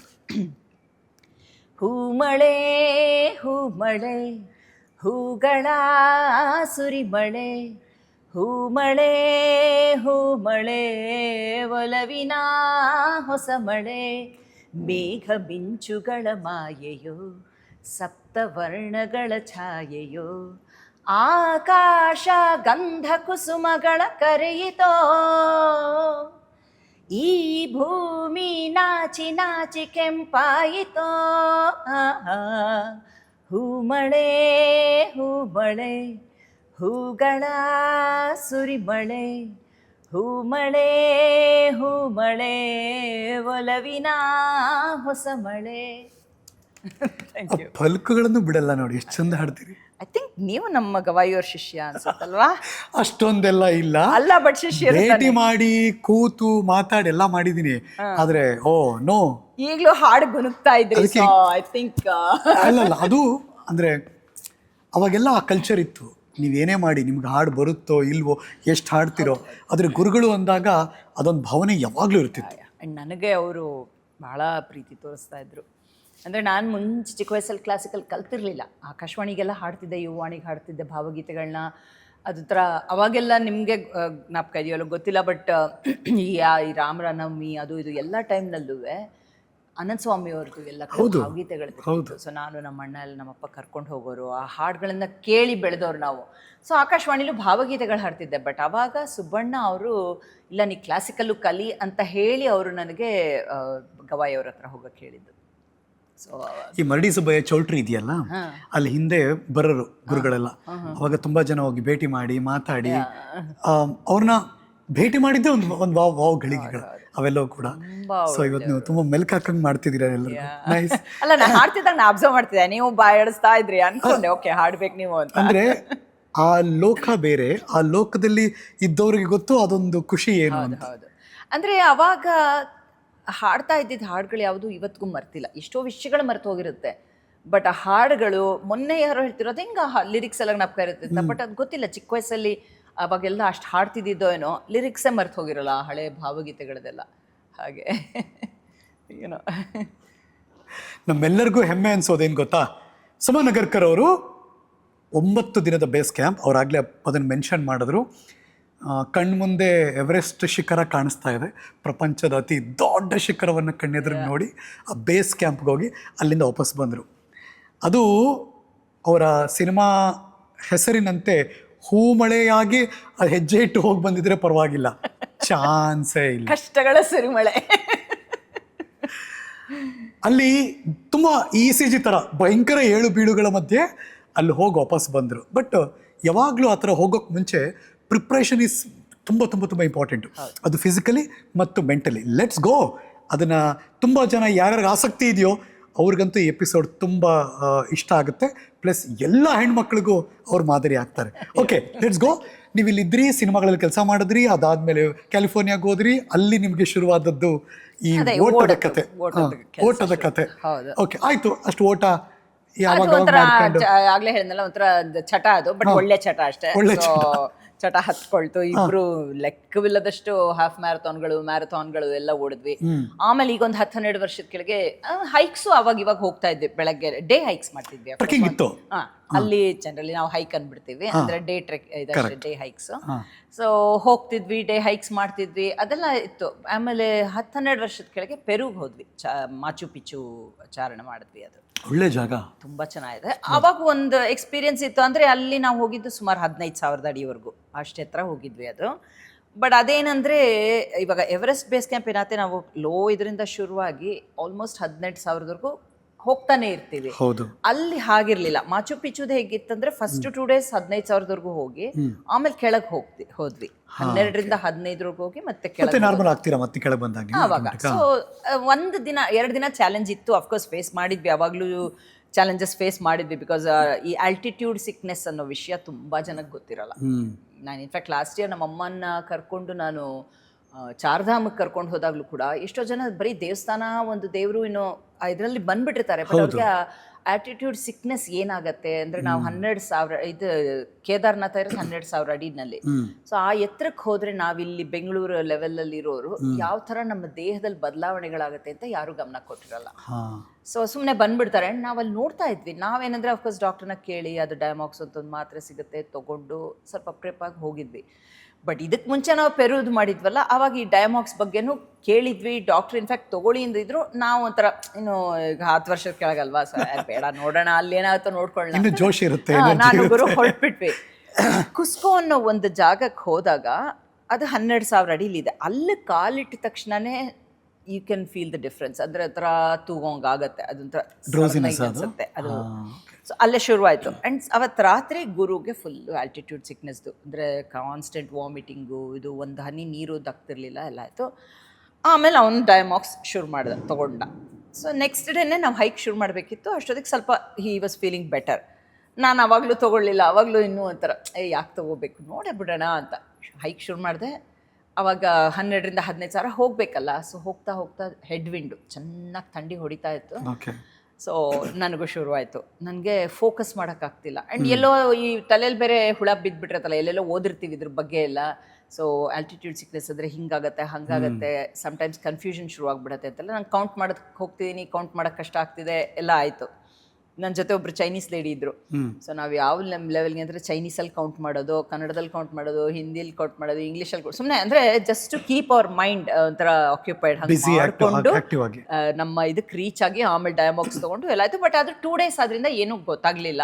ಸೊ ಮುಗಿಸ್ಕೊಂಡ್ವಿ, ಬಂದ್ವಿ, ಇಟ್ ವಾಸ್ ಓಕೆ, ಹೆಂಗೋ ನಡೆದೋಯ್ತು. ಬಟ್ ಆ ಎಕ್ಸ್ಪೀರಿಯನ್ಸ್ ತಲೆಯಲ್ಲಿ ಇದ್ದಿದ್ದರಿಂದ ಈ ಸಲ ಡಯಾಮಾಕ್ಸ್ ತೊಗೋಬೇಕು ಅನ್ನೋದಂತೂ ಗೊತ್ತಿತ್ತು. ತೊಗೊಂಡೇ ಬಿಡೋಣ ಅಂತ ಡಿಸೈಡ್ ಮಾಡಿದ್ವಿ. ಆದರೂ ಸಾಕಷ್ಟು ಚಾಲೆಂಜಸ್ ಬಂತು. ಬಟ್ ಎಲ್ಲಿ ಟ್ರಿಗರ್ ಫ್ಯಾಕ್ಟ್ರಿ ಏನು? ಆರಾಮಾಗಿ ಬೆಂಗಳೂರಲ್ಲಿ ಇಲ್ಲಿ ಕೂತು ಜೀವನ ಮಾಡಿ, ಇಲ್ಲಿ ಫಿಟ್ನೆಸ್ಸು, ಇಲ್ಲಿ ವರ್ಕೌಟು ನೀವು ಮಾಡ್ತಿದ್ರಿ. ಈ ಎವರೆಸ್ಟ್ಗೆ ಹೋಗ್ಬೇಕು ಅನ್ನೋದು ಏನು ತಲೆಯಲ್ಲಿ? ಅದು ನಾನು ಮೊನ್ನೆನೂ ಯಾರಿಗೂ ಹೇಳ್ತೇನೆ, ನನ್ನ ತಲೆಯಲ್ಲಿ ಇರಲಿಲ್ಲ. ಅಂದರೆ ಇವಾಗ ಎಷ್ಟೋ ಜನಕ್ಕೆ ಬಕೆಟ್ ಲಿಸ್ಟ್ ಅಂತಿರುತ್ತೆ, ಇದನ್ನು ಮಾಡಬೇಕು ಅದನ್ನು ಮಾಡಬೇಕು. ನಂದು ಅದೇನಿಲ್ಲ. In fact last year November December ಎಲ್ಲ ಸುಮಾರು ಹೈಕ್ಸ್ ಹೋಗ್ತಿದ್ವಿ. ನಮ್ಮ ಮನೆ ಹತ್ರನೂ ಅಲ್ಲಿ ಫಾಲ್ಸಮಲ್ಲಿ ಒಂದು ಹೈಕಿಂಗ್ ಗ್ರೂಪೇ ಇದೆ, ಫೇಸ್ಬುಕ್ ಗ್ರೂಪು. ಸೊ ನಾವೆಲ್ಲ ಒಟ್ಟಿಗೆ ಸೇರಿ ವಾರಕ್ಕೊಂದು 2 ಹೈಕ್ಸ್ ಎಲ್ಲ ಮಾಡ್ತಿದ್ವಿ. ಬಟ್ ನನ್ನ ತಲೆಯಲ್ಲಿ ಈ ಎವರೆಸ್ಟ್ ಬೇಸ್ ಕ್ಯಾಂಪ್ದು ಬಂದೇ ಇಲ್ಲ. ನಂದು ಬಕೆಟ್ ಲಿಸ್ಟ್ ಅಂತಾನೆ ಫಸ್ಟ್ ಆಫ್ ಆಲ್ ಇಲ್ಲ. ಆ್ಯಂಡ್ ಇದ್ದಿದ್ರು ಪ್ರಾಬ್ಲಿ ಇರ್ತಿರ್ಲಿಲ್ಲ. ಸೊ ನನ್ನ ತಲೆಯಲ್ಲಿ ಇರಲಿಲ್ಲ. ಗುರುಗೆ ಇನ್ನು ನಮ್ಮ ಜೊತೆ ಪೆರುಗೆ ಬಂದಿಬ್ಬರು ಫ್ರೆಂಡ್ಸು ಹೇಳಿದ್ರು, ಪ್ಲ್ಯಾನ್ ಮಾಡೋಣ, ಇದು EBCಗೆ ಹೋಗೋಣ ಅಂತ.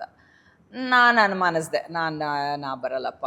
ಗುರುಗೆ ಹೇಳಿದೆ, ನಾ ಬರಲ್ಲ, ನೀ ಹೋಗ್ಬಾ, ನನಗೆ ಅದೆಲ್ಲ ಬರಬೇಕು ಅನ್ನೋ ಇಂಟ್ರೆಸ್ಟ್ ಇಲ್ಲ, ನಾ ಬರಲ್ಲ. 18,000 ಇದೆಯಾ? ಹಾಂ ಇದೆ, ಆಲ್ಮೋಸ್ಟ್ 18, ಅಂದರೆ 17,800 ಸಮಥಿಂಗ್. 18,000 ಅಡಿ ಸಮುದ್ರ ಮಟ್ಟದಿಂದ ಮೇಲಿರುವ. ಸೊ ನಾನು ಬರಲ್ಲ, ನಂಗೆ ಅದೆಲ್ಲ ನಂಗೆ ಇಂಟ್ರೆಸ್ಟ್ ಇಲ್ಲ, ನೀವು ಹೋಗು ಅಂತಲೂ ಅಂದೆ. ಸರಿ, ಅವನು ಒಂದು ಸುಮಾರು ಸಲ ಕೇಳ್ದ. ಆಮೇಲೆ ಸ್ವಲ್ಪ ದಿನ ಬಿಟ್ಟಿದ್ದ ಹೇಳೋದು. ಎನಿವೆ ಏಪ್ರಿಲಲ್ಲಿ ಅಂತ ಪ್ಲ್ಯಾನ್ ಇತ್ತು. ಆ್ಯಂಡ್ ನಾವು ರೆಗ್ಯುಲರ್ ಹೈಕ್ಸ್ ಹೋಗ್ತಿದ್ವಿ ಅಲ್ಲಿ. ಹೀಗೆ ನಮ್ಮ ಗ್ರೂಪಲ್ಲಿ ಮಾತಾಡ್ತಾ EBC ವಿಷಯ ಹೇಳ್ತಿದ್ವಿ. ಅವ್ರಿಗೂ ಎಲ್ಲ ಎವರೆಸ್ಟ್ ಬೇಸ್ ಕ್ಯಾಂಪ್ಗೆ ಹೋಗ್ತಿದ್ವಿ ಅಂತೆಲ್ಲ ಅಲ್ಲಿ ಫ್ರೆಂಡ್ಸ್ಗೆ. ಅವರೆಲ್ಲನೂ ವಾವ್ ಅಂತಿದ್ರು. ಏನೋ ಡೀಟೇಲ್ಸ್ ಎಲ್ಲ ಮಾತಾಡ್ತಿದ್ದೆ. ಒಂದಿನ ಹೈಕ್ ಮಾಡ್ತಾ ಸಡನ್ನಾಗಿ ನಾನು ಯಾರ ಜೊತೆನೋ ಮಾತಾಡ್ತಾ ಅಲ್ಲಿ ಫ್ರೆಂಡ್ ಜೊತೆ ಹೇಳಿದೆ, I am thinking but I am very sceptical, ಗೊತ್ತಿಲ್ಲ, ತುಂಬ ಅನುಮಾನಿಸ್ತಿದ್ದೀನಿ, ಹೋಗ್ತೀನೋ ಇಲ್ಲ ಅಂತ. ಗುರುಗೆ ಅದು ಕಿವಿಗೆ ಬಿತ್ತು. ಆಮೇಲೆ ಹೇಳಿದೆ, ಐ ಥಿಂಕ್ ಮೋಸ್ಟ್ಲಿ ಹೋಗ್ತೀನಿ ಅನ್ಸುತ್ತೆ ಅಂತ. ಸೊ ತಕ್ಷಣ ಹೇಳ್ದ, ಅವ್ನು ಮುಂದೆ ಇನ್ಯಾರ ಜೊತೆ ವಾಕ್ ಮಾಡ್ತೇವೆ, ಬಟ್ ಕೇಳಿಸ್ತು. ಆಮೇಲೆ ಸರಿ ಗುರುಗೂ ಹೇಳಿ, ಓಕೆ ನೋಡೇ ಬಿಡೋಣ, ನಾನು ಬರ್ತೀನಿ ಅಂದೆ. ಸೈನಪ್ ಮಾಡಿದ್ವಿ. ಅಫ್ಕೋರ್ಸ್ ನಂದು ರೆಗ್ಯುಲರ್ ಟ್ರೈನಿಂಗ್ ಅಂದರೆ ಇದು ವರ್ಕೌಟ್ ಆಗ್ತಾನೇ ಇತ್ತು. ಅಂದರೆ ಜಿಮ್ಗೆ ಹೋಗೋದು, ವಾರಕ್ಕೆ 3 ದಿನ ನಂದು walk run plus 3 days gym, weight training, ಅದೆಲ್ಲ 6 days ವರ್ಕೌಟ್ ಇದ್ದೇ ಇರ್ತದೆ ರೆಗ್ಯುಲರ್ ಆಗಿ. ಅದು ರೆಗ್ಯುಲರ್. ಎವರೆಸ್ಟ್ EBCಗೆ ಹೋಗ್ಲಿ ಬಿಡ್ಲಿ ಇದ್ದೇ ಇತ್ತು. ನಾನು ಜಿಮ್ಗೆ ಹೋದ್ರೆ ಒಂದು 2 hours ಟೈಮ್ ಸ್ಪೆಂಡ್ ಮಾಡ್ತೀನಿ ಎವ್ರಿ ಡೇ. ಆಲ್ಟರ್ನೇಟ್ ಡೇಸ್ ಮಾಡ್ತೀನಿ. ಸೊ ಅಂದರೆ Monday, Wednesday, Friday weights. So gym. So ಬೆಳಗ್ಗೆ ಒಂದು ಸ್ವಲ್ಪ ಹೋಗ್ಬಂದು ಸ್ವಲ್ಪ ಕಾರ್ಡಿಯೋ ಮಾಡಿ ಆಮೇಲೆ ವೆಯ್ಟ್ಸ್. So 2 hours gym. ನನ್ನ ಜಿಮ್ ಹೆಂಗೆ ಅಂದರೆ ಮನೆಯಿಂದ 500 ಹೆಜ್ಜೆ ಅಷ್ಟೇ ಅದು ಜಿಮ್ ಇರೋದು. ಸೊ ನಡ್ಕೊಂಡು ಹೋಗಿ ನಡ್ಕೊಂಡು ಬಂದ್ಬಿಡ್ಬೋದು. ಆ್ಯಂಡ್ ಟ್ಯೂಸ್ಡೇ, ಥರ್ಸ್ಡೇ, ಸ್ಯಾಟರ್ಡೇ ಸ್ವಲ್ಪ ಲಾಂಗ್ ರನ್ನು, ಆ ಥರ ಅದೊಂದು ಸ್ಕೆಡ್ಯೂಲ್ ಇಟ್ಕೊಂಡೇ ಇದ್ದೀನಿ. ಸೊ ಅದ್ರದ್ದೇನೂ ಇರಲಿಲ್ಲ. ಬಟ್ ಆದರೂ ಇದಕ್ಕೆ ಇನ್ನೊಂದು ಚೂರು ಸ್ಟೇರ್ ವರ್ಕೌಟ್ಗೆಲ್ಲ ಫೋಕಸ್ ಮಾಡಬೇಕಿತ್ತು. ಏನು ಮಾಡ್ತಿದ್ರಿ? ಬಿಕಾಸ್ ಇಲ್ಲಿ ನಾವು ಈ EBCದು ನನ್ನ ಕೆಲವು ಇದನ್ನು ನೋಡಿದ್ರೆ ಗೊತ್ತಾಗುತ್ತೆ, ಟ್ರೈಲ್ ಇರೋದೇ ಅನ್ಈವನ್ ಸರ್ಫೇಸಸ್ಸು, ಹಿಂಗೆ ಹತ್ತು ಹಿಂಗೆ ಇಳಿ. ಆ್ಯಂಡ್ ಬರೀ ಹತ್ತದು ಇಳಿಯೋದು ಆದರೆ ಒಂಥರ, ಈ ಮೆಟ್ಲೆಲ್ಲ ಆಯ್ತು, ಸಾಕಷ್ಟು ಮೆಟ್ಲು. ಅದೇನಂದ್ರೆ ಇವನ್ ಆಗು ಇರಲ್ಲ, ಒಂದು ಇಷ್ಟೇ ಇರ್ಬೋದು, ಒಂದು ಇಷ್ಟ ಹತ್ರ ಇರ್ಬೋದು, ಕಲ್ಲು ಬಂಡೆಗಳು. ಸೊ ಅದಕ್ಕೆಲ್ಲ ಪ್ರಾಕ್ಟೀಸ್ ಬೇಕು ಅಂದ್ರೆ, ಅಂಡ್ ನಮ್ಮ ಲಂಗ್ಸ್ ಇನ್ನೂ ಓಪನ್ ಅಪ್ ಆಗಬೇಕು ಅಂದ್ರೆ ಸ್ಟೇರ್ ವರ್ಕೌಟ್ ಹೆಲ್ಪ್ ಆಗುತ್ತೆ. ಸೊ ಸಾಕಷ್ಟು ಸ್ಟೇರ್ಸ್ ಇದು ಮಾಡಬೇಕು. ಮನೆ ಹತ್ರ ಏನೋ 2ನೇ ಫ್ಲೋರೋ 3ನೇ ಫ್ಲೋರೋ ಇದ್ರು ಅದನ್ನೇ ಹತ್ತಿ ಹಿಡಿದು ಮಾಡ್ಬೋದು, ಇಲ್ಲ ಜಿಮ್ಗೆ ಹೋಗಿ ಸ್ಟೇರ್ ಮಾಸ್ಟರ್ ಇರುತ್ತಲ್ಲ ಅದ್ರಲ್ಲಿ ಮಾಡ್ಬೋದು. ಒಟ್ನಲ್ಲಿ ಅದು ಹೆಲ್ಪ್ ಆಗುತ್ತೆ. ಎಷ್ಟು ಸ್ಟೆಪ್ಸ್ ಎವ್ರಿ ಡೇ ಮಾಡ್ತಿದ್ದು? ನಾನು ಜಿಮ್ಗೆ ಹೋದಾಗ ಒಂದು ಅರ್ಧ ಗಂಟೆ ಮಾಡ್ತಿದ್ದೆ. ಆಕ್ಚುಲಿ ಇನ್ನು ಜಾಸ್ತಿ ಮಾಡಬೇಕಿತ್ತು. ಕೌಂಟ್ ಏನಿರ್ಲಿಲ್ವಾ? ಕೌಂಟ್ ಏನಿರಲಿಲ್ಲ. Basically you have to be comfortable ಅಂತ ಅಷ್ಟೇ ಅದ್ರ ಇದು. ಸೊ ಅದು ಮಾಡ್ತಿದ್ದೆ. ಆಮೇಲೆ ಕೆಲವು ಸಲ ಮನೆ ಹತ್ರ ಇರೋ ಸ್ಟೇರ್ ಇದಕ್ಕೆಲ್ಲ ಹೋಗಿ ವರ್ಕೌಟ್ ಮಾಡಿ ಬರ್ತಿದ್ದೆ.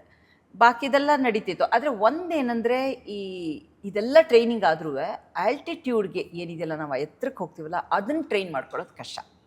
ಬರೀ ಬೆಂಗಳೂರು ಅಂತಲ್ಲ, ಇವಾಗ ನಾನಿರೋದು ಫಾಲ್ಸಮ್ ಅಂತ, ಅಲ್ಲಿಂದ 1 hour ಡ್ರೈವ್ ಹೋದರೆ ಲೇಕ್ ತಾಹೋ ಅಂತಿದೆ. ಆ ಲೇಕ್ ತಾಹೋ ಹೈಟ್ ಇರೋದು ಸುಮಾರು ಒಂದು 7-8 ಆ್ಯಕ್ಚುಲಿ 10,000ವರ್ಗೂ ಸಿಗುತ್ತೆ. ಬಟ್ ನಾವು ಇದ್ದ ಸೀಸನ್ ಇದೆಲ್ಲ ಟ್ರೈನ್ ಮಾಡ್ಕೋತಿದ್ದ ಸೀಸನು ವಿಂಟರು. ಸೊ ಅಲ್ಲೆಲ್ಲ ಸ್ನೋ ಇರುತ್ತೆ, ಹಾಗಾಗಿ ನಾವು ಅಲ್ಲಿ ಹೋಗೋಕ್ಕಾಗಲಿಲ್ಲ ಹೈಕ್ಗೆ. ಆ್ಯಂಡ್ ಆಲ್ಟಿಟ್ಯೂಡ್ಗೆ ಅದು ನೀವು ಹಂಗೆ ಟ್ರೈನ್ ಮಾಡಿಕೊಂಡ್ರೂ ನಮ್ಮ ದೇಹ ಇವತ್ತಿದ್ದಂಗೆ ನಾಳೆನೂ ಹಾಗೆ ಇರುತ್ತೆ ಅಂತ ಹೇಳೋಕ್ಕಲ್ಲ. ಸೊ ನಾವು ಇವತ್ತು ಒಂಥರ ರಿಯಾಕ್ಟ್ ಮಾಡ್ಬೋದು, ಇನ್ನೊಂದು ವಾರ ಬಿಟ್ಟು ಹೋದರೆ ನಮ್ಮ ಬಾಡಿ ಇನ್ನೊಂದು ಥರ ರಿಯಾಕ್ಟ್ ಮಾಡ್ಬೋದು, ಅದೇನು ಹೇಳೋಕ್ಕಾಗಲ್ಲ. ಸೊ ಅದು ಅಲ್ಲಿ ಹೋದಾಗಲೇ ಗೊತ್ತಾಗೋದು. ಬಟ್ ಈಗ ಹೋಗಿ ನೀವು ಗುಡ್ ಸೀಸನ್ ಇದು ಹೋಗೋದು? ಇದು ಸೀಸನ್ ಸಮಿಟರ್ಸ್ ಇವಾಗ ಆಕ್ಚುಲಿ ಸುಮಾರು ಜನ ಸಮಿಟ್ ಮಾಡ್ತಿದ್ದಾರೆ. ಅಂದ್ರೆ ಎವರೆಸ್ಟ್ 10ಕ್ಕೆ ದಿಸ್ ಇಸ್ ದ ಸೀಸನ್. ಇದು ಬಿಟ್ರೆ ಐ ಥಿಂಕ್ ಅಕ್ಟೋಬರ್ ನವೆಂಬರ್ ಟೈಮಲ್ಲಿ ಟ್ರೈ ಮಾಡ್ತಾರೆ, ಸೆಪ್ಟೆಂಬರ್ ಅಕ್ಟೋಬರ್. ನೀವು ಎಷ್ಟು ಜನ ಗ್ರೂಪ್ ಇವಾಗ ಹೋಗಿದ್ದು? ನಾವೀಗ ಹೋಗಿದ್ದು 10 ಜನ. ಫ್ರೆಂಡ್ಸ್ ಎಲ್ಲರೂ ಹೆಣ್ಮಕ್ಳೇನಾ? ಇಲ್ಲ ಆಕ್ಚುಲಿ ಈಕ್ವಲ್ ಇತ್ತು, 5 ಬಟ್ 5 ಜನ ಅಂಡ್ 5 ಜನ ಗುರು ಇದ್ರು. ಗುರುನೇ. ಸೊ ಇಲ್ಲಿಂದ ಬೆಂಗಳೂರಿಂದ 3 ಜನ ಬಂದಿದ್ರು. ಎಲ್ಲಿಗೆ ಫಸ್ಟ್ ಡೆಸ್ಟಿನೇಷನ್ ಯಾವ್ದು? ಇಲ್ಲಿಂದ ಅವರೆಲ್ಲ ಕಠ್ಮಂಡುಗೆ ಬಂದಿದ್ರು. ನಾನು ಗುರು ಬೆಂಗಳೂರಿಗೆ ಬಂದು ಆಮೇಲೆ ಕಠ್ಮಂಡು ಹೋದ್ವಿ. ಕೆಲವು ಫ್ರೆಂಡ್ಸ್ US ಇಂದ ಡೈರೆಕ್ಟ್ ಆಗಿ ಅಲ್ಲಿಗೆ ಬಂದು ವಾಪಸ್ ಅಲ್ಲಿಂದಾನೆ ಹೊರಟೋದ್ರು. ಸೊ ಲ್ಯಾಂಡ್ ಆಗೋದು ಕಠ್ಮಂಡುಯಿಂದ ಒಂದು ಲೂಕ್ಲಾ ಅಂತ ಒಂದು ಏರ್ಪೋರ್ಟ್ ಇದೆ. ಕಠ್ಮಂಡುಯಿಂದ 40 minutes ಫ್ಲೈಟ್, ಪುಟ್ಟು ಫ್ಲೈಟ್ ಅದು. ಅಲ್ಲಿಗೆ ಫಸ್ಟ್ ಹೋಗಬೇಕು, ಅಲ್ಲಿಂದ ಹೈಕಿಂಗ್ ಶುರು. ಲುಕ್ಲಾ ಅನ್ನೋ ಒಂದು ಜಾಗದಿಂದ ಹೈಕಿಂಗ್ ಶುರು. ಆ್ಯಂಡ್ ಲುಕ್ಲಾ ಬಗ್ಗೆ ಸಾಕಷ್ಟು ಜನ ಕೇಳಿರ್ತಾರೆ. ವರ್ಲ್ಡ್ಸ್ ಮೋಸ್ಟ್ ಡೇಂಜರಸ್ ರನ್ವೇ ಅದು. ವೆರಿ ಶಾರ್ಟ್ ರನ್ವೇ, ತುಂಬ ಚಿಕ್ಕ ರನ್ವೇ ಅದು. ಫ್ಲೈಟಲ್ಲಿ ನಾನು ಅದು ವಿಡಿಯೋ ಕೂಡ ರೆಕಾರ್ಡ್ ಮಾಡಿದ್ದೀನಿ. ಫ್ಲೈಟಲ್ಲಿ ಹಿಂಗೆ ಕೂತ್ರೆ ಹಿಂಗೆ ಒಂಚೂರು ಮೂವ್ ಆಗೋದ್ರಲ್ಲಿ ಹಾಗೆ ಟೇಕ್ ಆಫ್ ಆಗಬೇಕು, ಇಲ್ಲಾಂದರೆ ಫುಲ್ಲು ಮೌಂಟೇನ್ ರೀಜನ್ ಸಿಕ್ಕಾಪಟ್ಟೆ ಹುಡುಕಿದ್ರು ಸಿಗಬಾರ್ದು, ಅಷ್ಟು ಡೀಪಲ್ಲಿ ಇದೆ. ಶಾರ್ಟ್ ರನ್ವೇ ಅದು, ವರ್ಲ್ಡ್ಸ್ ಶಾರ್ಟೆಸ್ಟ್ ರನ್ವೇ ಅಂತ. ಪೈಲಟ್ ಎಕ್ಸ್ಪರ್ಟೈಸ್ ಹೆಂಗಿರ್ಬೇಡ, ಸಖತ್. ಬಟ್ ತುಂಬಾ ಚೆನ್ನಾಗಿತ್ತು. ಅಂಡ್ ಅಲ್ಲೇನಂದ್ರೆ because of weather flight guarantee ಇರಲ್ಲ. ಅದಕ್ಕಾಗೆ ನಮ್ಗೆ ಈ ಹೈಕ್ ಪ್ಲಾನ್ ಮಾಡಿದಾಗ್ಲೂ ಅವ್ರೊಂದು 2 ಬಫರ್ ಡೇಸ್ ಅಂತ ಇಟ್ಕೊಂಡಿರ್ತಾರೆ. ಬಿಕಾಸ್ ಇವತ್ತಾಗ್ಲಿಲ್ಲ ಅಂದ್ರೆ ನಾಳೆ ವಾಪಸ್ ಬರ್ಬೇಕಾದ್ರೆ ಇವತ್ತಾಗ್ಲಿಲ್ಲ ನಾಳೆ ಅನ್ಕೊಂಡು. ಸೊ 1-2 days ಬಫರ್ ಇದ್ದೇ ಇರುತ್ತೆ. ಅದು ಬಿಟ್ರೆ ಆ ಲುಕ್ಲಾದು ಅದೊಂದು ಚಾಲೆಂಜ್ ಇದ್ದೇ ಇರುತ್ತೆ. ಫ್ಲೈಟ್ ಇವತ್ತೆಲ್ಲ ಹೋಗಲ್ಲಿ ಕೂತ್ಕೊಂಡು ಏರ್ಪೋರ್ಟಲ್ಲಿ ಕಾದು ಎಷ್ಟೋ ಸಲ ಜನ ವಾಪಸ್ ಬಂದಿದ್ದಾರೆ. ಅಂದರೆ ಅವತ್ತಾಗೋದೇ ಇಲ್ಲ, ಆಪ್ರೇಟ್ ಆಗೋದೇ ಇಲ್ಲ. ಬಿಕಾಸ್ ಬೆಳಗ್ಗೆ ವೆದರ್ ಮೇಲೆ ಡಿಪೆಂಡ್ ಆಗುತ್ತೆ. ಅಲ್ಲಿ ಏರ್ಪೋರ್ಟ್ಗಂತೂ ಹೋಗಿ ಕೂತಿರ್ಬೇಕು, 6 ಗಂಟೆ ಫ್ಲೈಟ್ ಅಂದಿರ್ತಾರೆ. ಅಲ್ಲಿ ಹೋಗಿ 3:30 ಎದ್ದು ರೆಡಿಯಾಗಿ ಅಲ್ಲಿ ಹೋಗಿ ಕೂತ್ಕೊಂಡು ಆಮೇಲೆ ಇವತ್ತು ಪುಣ್ಯ ಮಾಡಿದ್ರೆ ನಾವು ನಿಜವಾಗ್ಲೂ ಪುಣ್ಯ ಮಾಡಿದ್ವಿ ಈ ಸಲ ಮಾತ್ರ.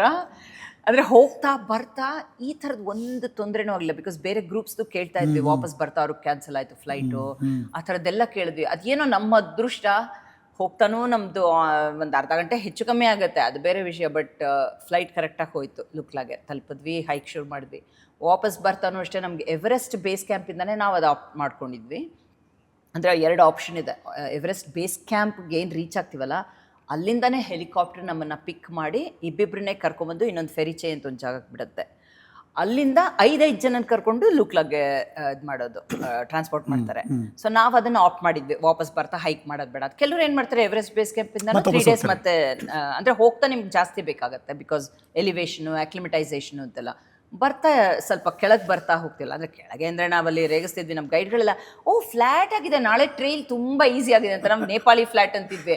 ಆ ಫ್ಲಾಟ್ ಅಂತ ಅವ್ರು ಹೇಳೋದೇ ಅಂದರೆ ನಾವೇನು ಫ್ಲಾಟ್ ಅನ್ಕೊಂಡ್ಬಿಡ್ತೀವಿ, ಅದ ಹಿಂಗೆ ಇರ್ತಾ ಇದ್ದಿದ್ದು. ಬಟ್ ಅವ್ರ ಭಾಷೆಯಲ್ಲಿ ಅವ್ರಿಗೆ ಅದು ಫ್ಲಾಟ್ ಅದಷ್ಟು ಅವ್ರು ನೋಡೋದಕ್ಕೆ ಹಂಗೆ ಅಂತ, ಅವ್ರಿಗೆ ಅದು ಅಷ್ಟು ಈಸಿ ಅಂತ. ಈ ಥರದ್ದೆಲ್ಲ ಹೈಕ್ಸ್ ಎಲ್ಲ ಥಿಯರಿ ಬೇರೆ, ಪ್ರಾಕ್ಟಿಕಲ್ ಬೇರೆ. ಆ ಪ್ರಾಕ್ಟಿಕಲಲ್ಲೂ ನೀವು ಆಗಲೇ ಮೆನ್ಷನ್ ಮಾಡಿದ್ರೆ ಇವತ್ತಿದ್ದಂಗೆ ನಾಳೆ ಇರಲ್ಲ ಅಂತ. ಹೌದು. ಓಕೆ, ನಿಮ್ಮ ಜರ್ನಿ ಹೇಳಿ. ಅಂದರೆ ಅಲ್ಲಿ ಹೋಗಿ ಅಲ್ಲಿಂದ ಸ್ಟಾರ್ಟ್ ಮಾಡಬೇಕಲ್ಲ. ಇದುವರೆಗೆ ಕಣ್ಮುಂದೆ ನೋಡಿದ್ದು ಬೇರೆ, ಪಿಕ್ಚರ್ ಹೇಳಿದ್ ಬೇರೆ, ಕೇಳಿಸ್ಕೊಂಡಿರೋದು ಬೇರೆ. ಕಣ್ಮುಂದೆ ಹೋಗಿ ನಿಂತಾಗ ವಾಟ್ಸ್ ಯುವರ್ ಫೀಲ್? ನಾನು ಅದಕ್ಕೆ ಒಂದೇನು ಮಾಡ್ತೀನಿ ಅಂದರೆ, ಇವಾಗ ಲಾಸ್ಟ್ ಇಯರ್ ನಾನು ನಮ್ಮಮ್ಮನ ಚಾರ್ಧಾಮಕ್ಕೆ ಕರ್ಕೊಂಡು ಹೋದಾಗಲೂ ಹಾಗೆ ತುಂಬ ಸ್ಟಡಿ ಮಾಡೋಕ್ಕೆ ಹೋಗಲಿಲ್ಲ ಅದರ ವಿಷಯ. ಅಂದರೆ ಇವಾಗಂತೂ ನಿಮ್ಗೆ ಗೊತ್ತಲ್ಲ, ಸೋಷಿಯಲ್ ಮೀಡಿಯಲ್ಲಿ ಏನಾಗುತ್ತೆ, ನೀವು ಯಾವ್ದಾದ್ರು ಒಂದು ವಿಷಯ ಮಾತಾಡಿದ್ರೆ ಆಮೇಲೆ ಅದೇ ರೀಲ್ಸ್ ತೋರಿಸ್ತಾನೇ ಇರುತ್ತಲ್ವಾ. ಬಟ್ ಅದು ತುಂಬ ನೋಡೋಕ್ಕೆ ಹೋದರೆ ತುಂಬ ಯೋಚನೆ ಶುರುವಾಗ್ಬಿಡತ್ತೆ. ಅಯ್ಯೋ ಇದು ಹಿಂಗಾಗತ್ತಾ, ಅದು ಹಂಗಿರುತ್ತಾ, ಅಂತ.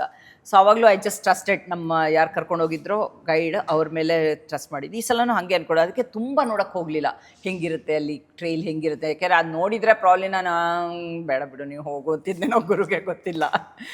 ಬಟ್ ಹೋದ್ಮೇಲೆ ಅದೇ ಲುಕ್ಲಲ್ಲಿ ಕಾಲಿಟ್ಟ ತಕ್ಷಣವೇ ಒಂಥರ it's a very different feeling. ಅಲ್ಲಿ ತುಂಬ ಚೆನ್ನಾಗಿದೆ. ಆಮೇಲೆ ಹೈಕ್ ಶುರು ಮಾಡಿದಾಗಲೇ ಗೊತ್ತಾಯಿತು, ಫಸ್ಟ್ ಡೇ ಈಸಿ ಹೈಕ್ ಅಂತ.